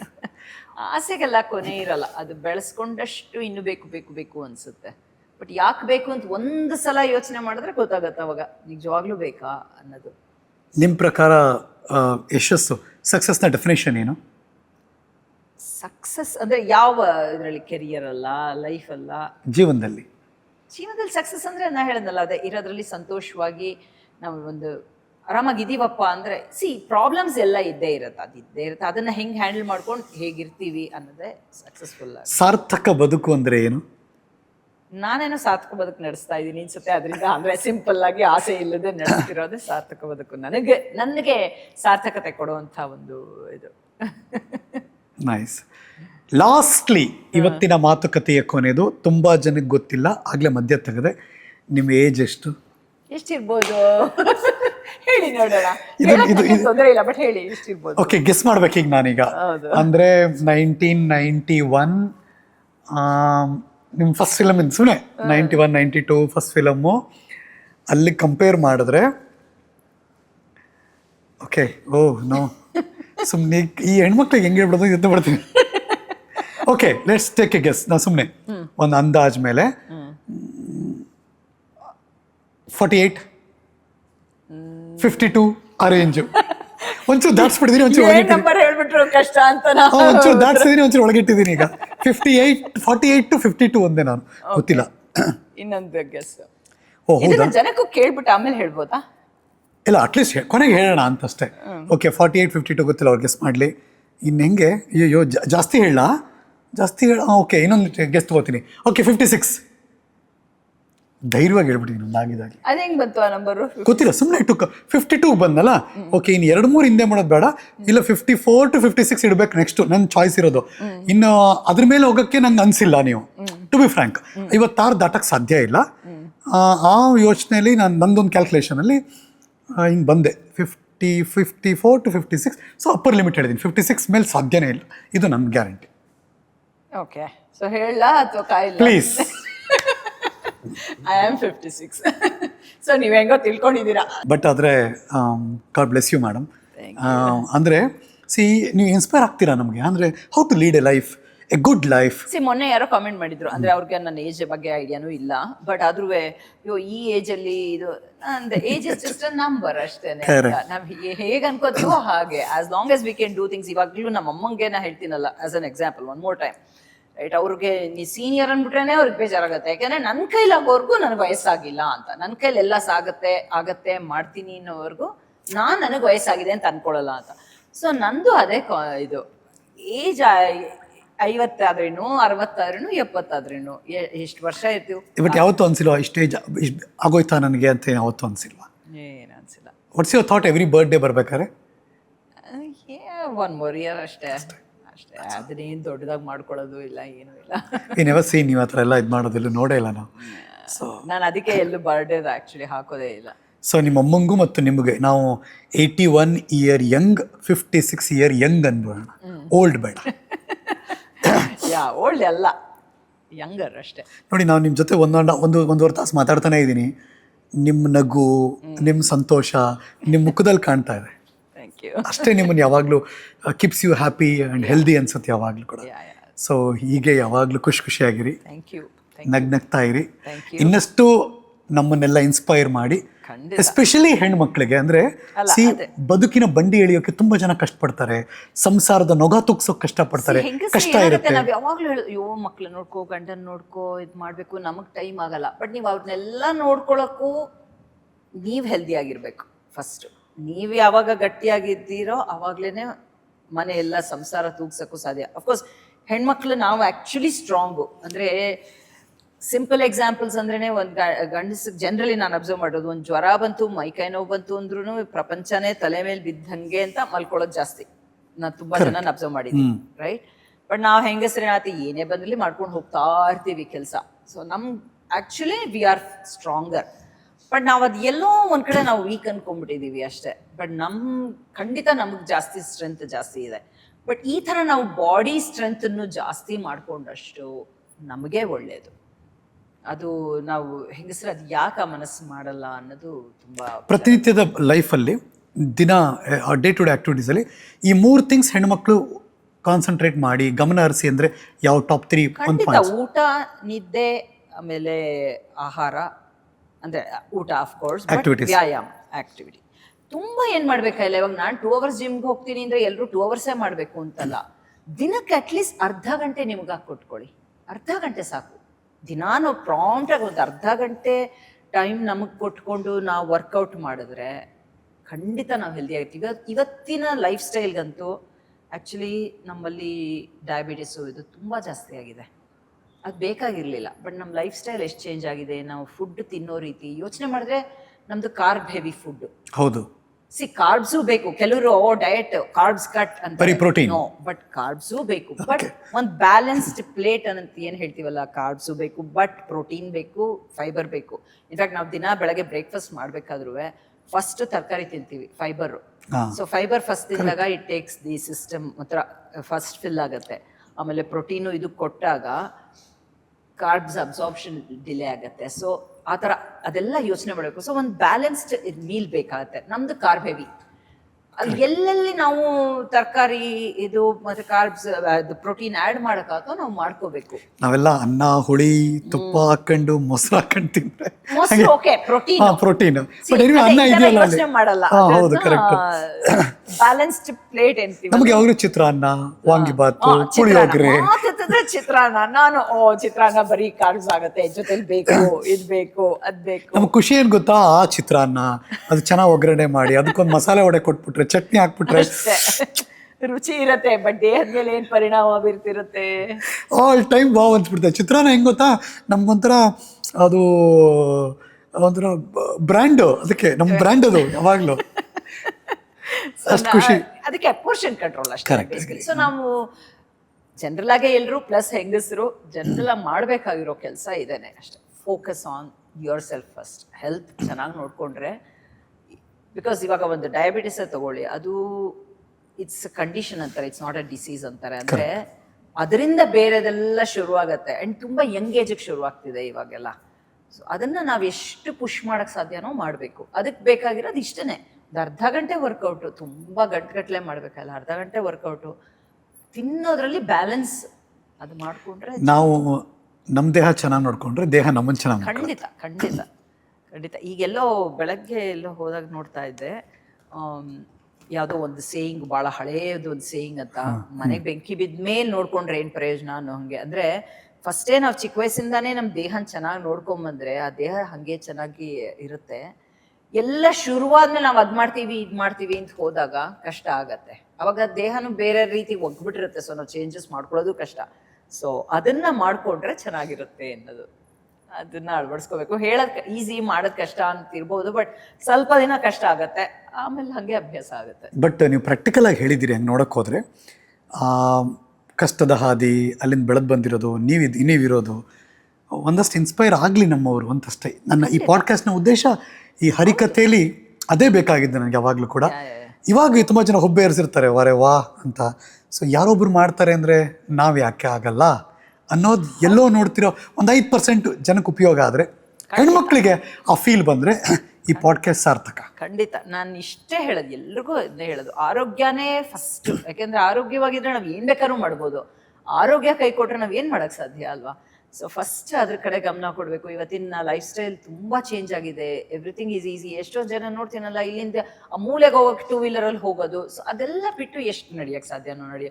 ಚೂರು ಹೇಳ್ತಾರಲ್ಲ, ಎವ್ರಿ ಮೀಲ್ ಆದ್ರೆ 5 ನಿಮಿಷ ನಡೆದ್ರು ಸಾಕು ಅಂತಾರೆ. ಹಂಗೆ ಅದನ್ನೆಲ್ಲ ಚೂರು ಚೇಂಜಸ್ ಮಾಡ್ಕೊಂಡ್ರೆ ಖಂಡಿತ we can lead a better life ಅಂತ. ಅವಾಗ ಈ ಡಯಾಬಿಟೀಸು, ಹಾರ್ಟ್ ಪ್ರಾಬ್ಲಮ್ಮು ಎಲ್ಲ ಆ್ಯಕ್ಚುಲಿ ಸೌತ್ ಏಷ್ಯನ್ಸ್ಗೆ, ನಮ್ಮ ಇದಕ್ಕೆ ಹಾರ್ಟ್ ಇದು ಜಾಸ್ತಿ. ನೋಡಿ ಇವಾಗ ಮೊನ್ನೆ ಅನ್ಯಾಯವಾಗಿ ದಿಲೀಪ್ ರಾಜ್ ತುಂಬ ಬೇಜಾರಾಯಿತು. ಈ ಥರ ಚಿಕ್ಕ ವಯಸ್ಸಿಗೆ ಕಷ್ಟ. ಅದು ಅಫ್ಕೋರ್ಸ್ ಕೆಲವು ಜೆನೆಟಿಕ್ ಏನು ಮಾಡೋಕ್ಕಲ್ಲ, ಆದರೆ ನಮ್ಮ ಕೈಯಿಂದ ಅಂತೂ ನಮ್ಮ ಕಡೆಯಿಂದ ಏನು ಪ್ರಯತ್ನ ಮಾಡೋಕ್ಕೆ ಸಾಧ್ಯನೋ ಅದು ಮಾಡ್ತಾ ಇರಬೇಕು. ಸತ್ಯ, ಒಳ್ಳೆ ಮಾತು ಹೇಳಿದ್ರಿ. Thank you so much. Thank you. ನನಗೂ ಏನ್ ಖುಷಿ ಆಯ್ತು ಗೊತ್ತಾ, ಇವತ್ತು ಯಾವಾಗ್ಲೂ ಸಿನಿಮಾ ಬಗ್ಗೆ ಅಷ್ಟೇ ಮಾತಾಡಿರೋದು. ಸೊ ಇವತ್ತು ನಾ ಬೇರೆ ವಿಷಯ ಮಾತಾಡೋ ಒಂದು ಅವಕಾಶ ಮಾಡಿಕೊಟ್ರಿ. ಅಫ್ಕೋರ್ಸ್ ಎಷ್ಟು ಜನಕ್ಕೆ ಇದರಲ್ಲಿ ಹರಿಕತೆನೆ ಅನ್ಸ್ಬಿಡತ್ತೋ ಗೊತ್ತಿಲ್ಲ ನಂಗೆ, ಬಟ್ ಹೋಪ್ಫುಲಿ ಎಲ್ಲೋ ಒಂದ್ ಕಡೆ ನಿಮ್ಮ ಈ ಲೈಫ್ ಸ್ಟೈಲ್ ಯಾರಿಗೂ ಗೊತ್ತಿಲ್ಲ. ಸೊ ನಟಿ ಸ್ಕ್ರೀನ್ ಮೇಲೆ ಕಾಣಿಸ್ತಾರೆ, lights camera action, correct. But lights camera action ಇಲ್ಲಿ ನಿಜವಾದ ಆಕ್ಷನ್ ಇದೆಯಲ್ಲ, ಇದು ಜನಕ್ಕೆ ಗೊತ್ತಾಗಬೇಕಾಗಿತ್ತು. Thank you. ಅದು ಖುಷಿ ಆಯ್ತು ನಂಗೂ. ಯಾಕೆಂದ್ರೆ ಬೇರೆ ವಿಷಯ ಮಾತಾಡಕ್ಕೆ ಒಂದು ಅವಕಾಶ ಸಿಕ್ತು. ಆ್ಯಂಡ್ ಇದೊಂಥರ ನನ್ನ ಪ್ಯಾಷನೇಟ್ ಸಬ್ಜೆಕ್ಟು. ಸೊ ಮಾತಾಡ್ತಾನೆ ಇರ್ತೀನಿ. Thank you so much madam. It was wonderful. ನಿಮ್ಮ ಜೊತೆ ಈ ಕಥೆಯಲ್ಲಿ ನಾನು ಟ್ರಾವೆಲ್ ಮಾಡಿದ್ದಕ್ಕೆ ಭಾಳ ಖುಷಿ ಆಯಿತು. ಇನ್ನು ನಮ್ಮ ಜನ ಅಫ್ಕೋರ್ಸ್ ನೋಡ್ಲಿ ಇದನ್ನೆಲ್ಲ. ಅಂದರೆ ಇವರೆಲ್ಲ ಹೇಗೆ ಮಾಡಿ, ಯಾರಿಗೂ ಆಸಕ್ತಿ ಇದ್ರೆ ಕಳಿಸಿ. ಮೇಡಮ್ ಸಿಗ್ತಾರೆ, ಆಕ್ಟಿವ್ ಆಗಿದ್ದಾರೆ ಇನ್ಸ್ಟಾಗ್ರಾಮ್ ಅಲ್ಲಿ. ಒಂದಂತೂ ನಿಜ, ಇನ್ಸ್ಟಾ ಆಗ್ಲಿ ಫೇಸ್ಬುಕ್ ಅಲ್ಲಾಗ್ಲಿ ಯಾರೇ ಮೆಸೇಜ್ ಮಾಡಿದ್ರು ನಾನು ರೆಸ್ಪಾಂಡ್ ಮಾಡ್ತೀನಿ. ವಾವ್. ಬರೀ ಪೋಸ್ಟ್ ಕಾಮೆಂಟ್ ಮಾಡಿ ಅದನ್ನು ಮಾಡ್ತೀನಿ ನಾನು. ಯಾಕೆಂದ್ರೆ ಎಷ್ಟೋ ಸಲ ಕೆಲವರು ಪೋಸ್ಟ್ ಮಾಡ್ತಾರೆ, ಬಟ್ ಯಾರು ಕಾಮೆಂಟ್ ಮಾಡಲ್ಲ. ನಂಗೆ ಅದು ಇನ್ಫ್ಯಾಕ್ಟ್ ರೀಸೆಂಟ್ ಆಗಿ ಅದನ್ನೇ ಫೇಸ್ಬುಕ್ ಅಲ್ಲೂ ಹಾಕಿದೆ. ನನ್ಗೆ ಅವಾಗ ಅಭಿಮಾನಿಗಳ ಪತ್ರ ಬರೆದಾಗ ಅದಿವತ್ತಿನವರೆಗೂ ನಾ ಕಾಪಾಡಿಟ್ಕೊಂಡಿದ್ದೀನಿ. ಅಂಡ್ ಅದನ್ನ ರೀಸೆಂಟ್ ಆಗಿ ಹಾಕಿದೆ. ಅಂಡ್ ಅದಕ್ಕೆ ಯಾರೋ ಒಬ್ರು ನೋಡಿ, ನಾನು ಅವ್ರಿಗೆ ಅವಾಗ ಬರ್ದಿದ್ದ ಪತ್ರನ ಅವ್ರು ಸೇವ್ ಮಾಡ್ಕೊಂಡಿದ್ರು, ಅದನ್ನ ಫೇಸ್ಬುಕ್ ಅಲ್ಲಿ ಶೇರ್ ಮಾಡಿದ್ರು. ಅವಾಗ ನೀವು ಕಳಿಸಿದ್ರಿ ನೋಡಿ ಅಂತ. ಅಂಡ್ ಅವ್ರದನ್ನ ನಾನು ಹುಡುಕಿದ್ರೆ ನನ್ನ ಕಂತೇಲಿ ಸಿಕ್ತು ಆ ಲೆಟರು. ಹೌದಾ? ನಿಜವಾಗ್ಲು ಅದು ಇವತ್ತು ಅಫ್ಕೋರ್ಸ್ ಸೋಷಿಯಲ್ ಮೀಡಿಯಾ ಕಾಲ. ಸೊ ನಾನು ಯಾರು ಕಾಮೆಂಟ್ ಮಾಡಿದ್ರು ನಾನು ರೆಸ್ಪಾಂಡ್ ಮಾಡ್ತೀನಿ. ಅಂಡ್ ಯಾರೇ ಮೆಸೇಜ್ ಕಳಿಸಿದ್ರು ನಾನು ರೆಸ್ಪಾಂಡ್ ಮಾಡ್ತೀನಿ. ಸೊ ಇಟ್ಕೊಂಡಿದ್ದೀನಿ. ಅವ್ರ ಬ್ಯುಸಿ ಲೈಫಲ್ಲೂ ಅವರು ನಮಗೆ ಮೆಸೇಜ್ ಮಾಡ್ತಾರೆ ಅಂದ್ರೆ ಅದಕ್ಕೆ ರೆಸ್ಪಾಂಡ್ ಮಾಡ್ಬೇಕಾಗಿರೋದು ನಮ್ಮ ಕರ್ತವ್ಯನೇ. ಸೊ ನಾನಂತೂ ಮಾಡ್ತೀನಿ. ಅದರಿಂದ ಯಾರಿಗೆ ಏನೇ ಕ್ವೆಶನ್ಸ್ ಇದ್ರು ಇದ್ರ ವಿಷಯದಲ್ಲಿ ಖಂಡಿತ ಮೆಸೇಜ್ ಮಾಡಿ, DM ಮಾಡಿ. ಅಫ್ಕೋರ್ಸ್ ಈ ಪಾಡ್ಕಾಸ್ಟ್ ಅಲ್ಲಿ ಕಮೆಂಟ್ ಬಾಕ್ಸ್ ಅಂತ ಓಪನ್ ಇರುತ್ತೆ. ನಿಮ್ಗೆ ಏನ್ ಅನಿಸ್ತು ಡೈರೆಕ್ಟ್ ಆಗಿ ಬರೀರಿ, ಅವ್ರಿಗೂ ಗೊತ್ತಾಗ್ಲಿ. And thank you so much madam. Of course ಹೀಗೆ ಮುಂದುವರಿ ನಿಮ್ಮ ಪಯಣ. ನಿಮ್ಮನ್ನ ಮತ್ತೆ ಸಿಲ್ವರ್ ಸ್ಕ್ರೀನ್ ನೋಡೋ ಬಯಕೆ ನಮ್ಮೆಲ್ಲರದು. ನಿರಾಸೆ ಮಾಡಬೇಡಿ ಅಷ್ಟೇ. ಸುಮನ್ ನಗರ್ಕರ್, ಇದುವರೆಗೆ ನಾವು ನಟಿ ಅಂತ ಹೇಳ್ತಿದ್ವಿ, ಈಗ ಅದಕ್ಕೆ ಆ್ಯಡ್ ಮಾಡೋಣ ಅತ್ಯುತ್ತಮ ಚಾರಣಾಗಾರ್ತಿ. ಟ್ರಕ್ಕಿಂಗಲ್ಲಿ ನಮ್ಮೆಲ್ಲರಿಗೂ ಇನ್ಸ್ಪೈರ್ ಮಾಡಿದ್ದಾರೆ. ಇನ್ನು ಹೇಳಂಗಿಲ್ಲ, ಮೆಟ್ಲು ಹತ್ಕೊಂಡು ಹೋಗ್ತಿರ್ಬೇಕು, ಬೆಟ್ಟ ಹತ್ತಿರಬೇಕು, ನಾವು ಒಂದಷ್ಟು ಚಿಕ್ಕದಾದರೂ ಮಾಡೋಣ ಅಂತ ನನಗೂ ಇನ್ಸ್ಪೈರ್ ಮಾಡಿದ್ದೀರಾ ನೀವು. ಯಾವಾಗ ಬರ್ತೀರಾ ಟ್ರೆಕ್ಕಿಂಗ್ ಹೋಗೋಣ? ಹಾಂ, ವಿಲ್ ಡೂ ಇಟ್. ಯಾವಾಗ? ಯಪ್ಪ ಕಷ್ಟ ಗುರು. ಅತಿ ಬೇಗನೆ ಅದೊಂದು ನಾವು ವಿಡಿಯೋ ಮಾಡಿ ಹಾಕೋಣ ಅವಾಗ ಖಂಡಿತ. ಕೊಲಾಬರೇಷನ್ ಅಲ್ಲಿ. ಖಂಡಿತ ನಮ್ಮ ಕರ್ನಾಟಕದಲ್ಲಿ ಬೇಕಾದಷ್ಟು. ನಾನು ಹೋದ ವರ್ಷ ಕುದುರೆ ಮುಖ ಮಾಡಿದ್ದೆ. Okay. ಬನ್ನಿ ಹೋಗೋಣ. ನಾವೊಂದು ಪ್ಲಾನ್ ಹಾಕೋಣ ಹಂಗಾರೆ. Let's go. ಮಾತು ಕೊಟ್ಮೇಲೆ ಉಳಿಸ್ಕೋಬೇಕು. ಹೌದು, ನಾನು ಇಂಡಿಯಾಲ್ ಫಸ್ಟ್ ಹೈಕ್ ಮಾಡಿದ್ದು ಕುದುರೆ ಮುಖಾನೆ. ನಾನು ಯಾಕಂದ್ರೆ ಇದೆಲ್ಲ ನಾನು ಶುರು ಮಾಡಿದ್ದು ಅಲ್ಲಿ ಹೋದ್ಮೇಲೆ ಅಲ್ವಾ, ಹಾಗಾಗಿ ಅಲ್ಲಿ ಹೈಕ್ಸ್ ಎಲ್ಲ ಮಾಡ್ತಿದ್ದೆ. ಬಟ್ ಇಲ್ಲಿ ಯಾವುದು ಮಾಡಿರ್ಲಿಲ್ಲ. ನಮ್ಮ ಮೌಂಟೇನ್ ಮಂಜು ಅಂತೀರ ಅವರು ಹೋದ ವರ್ಷ ಬಲವಂತವಾಗಿ ನನ್ನ ಇದಕ್ಕೆ ಕರ್ಕೊಂಡು ಹೋದ್ರು ಕುದುರೆ ಮುಖ. ತುಂಬಾ ಖುಷಿ ಕೊಡ್ತು. ಅಂಡ್ ಒಂದು ಮುಖ್ಯವಾದ ವಿಷಯ ಇಲ್ಲಿ ನಾನು ಹೇಳಕ್ ಇಷ್ಟಪಡೋದಂದ್ರೆ, ನಮ್ಮ ಕರ್ನಾಟಕದಲ್ಲಿ ಈ ತರದ ಚಾರಣದ ಜಾಗಗಳಿದಾವಲ್ಲ, ಕುದುರೆ ಮುಖ ಇರ್ಬೋದು, ಎಲ್ಲ ವೆಸ್ಟರ್ನ್ ಘಾಟ್ಸ್ ಅಲ್ಲಿ ಒಂದು ಖುಷಿಯಾದ ವಿಷಯ ಅಂದ್ರೆ ಪ್ಲಾಸ್ಟಿಕ್ ಅಲೋ ಮಾಡಲ್ಲ. ಅದು ಗೊತ್ತಿತ್ತಾ ನಿಮ್ಗೆ? ಗೊತ್ತಿತ್ತು. ತುಂಬಾ ಖುಷಿ ಆಯ್ತು. ನನಗೆ ಗೊತ್ತಿರ್ಲಿಲ್ಲ. ಅಲ್ಲಿ ಹೋದಾಗ ಗೊತ್ತಾಯ್ತು ಅವ್ರು ಚೆಕ್ ಮಾಡ್ತಾರೆ ಬ್ಯಾಗ್ಸ್ ನ ಅಂತ. ಅದು ಸಖತ್ ಖುಷಿ ಕೊಡ್ತು ನಂಗೆ. ನಮ್ಮ ಯೋಜನೆ ಮತ್ತು ಸೇವಾ ಕ್ರೀಡಾ ಇಲಾಖೆ ಇದೆಯಲ್ಲ, directorate of youth and service department Yavanika ಜಾಗ ಇದೆಯಲ್ಲ, ಅಲ್ಲೊಂದು ವಿಂಗೆ ಮಾಡಿದ್ರು ಇದಕ್ಕೆ. ಅಂದ್ರೆ ಇದನ್ನ ಚೆಕ್ ಮಾಡ್ತಾರೆ ಮತ್ತೆ ಇದನ್ನ ನೀಟಾಗಿ ಕಳಿಸ್ಕೊಡ್ತಾರೆ ಅದನ್ನೆಲ್ಲ ಮಾಡಿ. ತುಂಬಾ ಖುಷಿ ಆಯ್ತು. ಅಂಡ್ ಕುದುರೆ ಮುಖ ಮಾಡಿದೆ, ಸಖತ್ ಖುಷಿ ಆಯ್ತು. ನೋಡ್ಬೇಕು, ಈ ವರ್ಷ ಇನ್ನೂ 2 ತಿಂಗಳು ಇರ್ತೀನಿ ಇಲ್ಲೇ. ಸೊ ಅಭಿ ಪಿಕ್ಚರ್ ಬಾಕಿ ಹೇ, ಸುಮ್ನಿರೋರಲ್ಲ. ಮೈಂಡ್ ಹೈಕ್ ಎಲ್ಲ ಇಲ್ಲ ಸದ್ಯಕ್ಕಷ್ಟೇ. ಹೈಟ್ಸ್ ಅಲ್ಲೆಲ್ಲ ಇಲ್ಲ ಅಷ್ಟೇ, ಆ ಎಲಿವೇಶನ್ ಅಲ್ಲಿ ಇಲ್ಲ ಸದ್ಯಕ್ಕೆ. ಬಟ್ ಇಲ್ಲಿ ಲೋಕಲ್ ಯಾವ್ದಾದ್ರು ಮಾಡೋ ಚಾನ್ಸ್ ಇದೆ. ಬಟ್ ನೋಡ್ಬೇಕು, ಮಳೆ ಗಿಳೆ ಶುರು ಆಗ್ಬಿಟ್ರೆ ಗೊತ್ತಿಲ್ಲ. ಲೆಟ್ ಮಿ ಟ್ರೈ ಸದ್ಯ ಆದ್ರೆ. Thank you madam, thanks a lot. Thank you, ತುಂಬಾ ಖುಷಿ ಆಯ್ತು. Thanks a lot. And Guru sir ಕೇಳಿದೆ ಅಂತ ಹೇಳಿ. ಖಂಡಿತ. ಅಫ್ಕೋರ್ಸ್ ಅವ್ರ ಮನೆ, ಇನ್ನು ಅವರ ತಾಯಿ ತಂದೆ ಶತಾಯುಷಗಳಾಗ್ಲಿ. ನಮ್ಮದೊಂದು ಪ್ರೀತಿಯ ಹಾರೈಕೆ ಆಶಯ. ಥ್ಯಾಂಕ್ ಯು, ನನಗೆ ತುಂಬಾ ಖುಷಿ ಆಯ್ತು. ಇವತ್ತಿನ ನಮ್ಮ ಹರಿಕತೆಯ ಅತಿಥಿ ನಟಿ ಸುಮನ್ ನಗರ್ಕರ್ ಅವ್ರಿಗೆ ಒಂದು ಪ್ರೀತಿಯ ಗೌರವ. ನಮ್ಮ ಕೇಕ್ವಾಲ ತಾಜಾ ಮಿಠಾಯಿ ತಾಜಾ ತಿಂಡಿ ಕಡೆಯಿಂದ ನಾನಂತೂ ಚೂಸ್ ಮಾಡಿದ್ದೀನಿ ಹೆಲ್ದಿಯಾಗಿರೋದು ಕೊಡ್ಬೇಕು ಅವ್ರಿಗೆ ಅಂತ. ಬಟ್ ಎಲ್ಲದೂ ತಿಂತೀನಿ ಹರೀಶ್, ಪರ ಇಲ್ಲ. ಸ್ವೀಟ್. ಇನ್ನು ಅವ್ರಿಗೆ ಚಾ ಇಷ್ಟ. ನಾವೆಲ್ಲ ಹಳೆ ಮೈಸೂರು ಭಾಗದವರು, ಟೀ ಎಲ್ರಿಗೂ ಇಷ್ಟ ಆಗುತ್ತೆ. ಆ್ಯಂಡ್ ನನ್ನ ನಮ್ಮ ಮಗ್ಗಲ್ಲಿ ಟೀ ಕುಡಿಬೇಕು ಅವ್ರಿಗೆ. Thank you so much madam. Thank you. ಮತ್ತೆ ಸಿಗೋಣ ಮುಂದಿನ ಹರಿಕತೆಯ ಎಪಿಸೋಡ್ನಲ್ಲಿ. ನಾನು ಹರೀಶ್ ನಾಗರಾಜು, ಇದು ನ್ಯೂಸೋ ನಮಸ್ಕಾರ.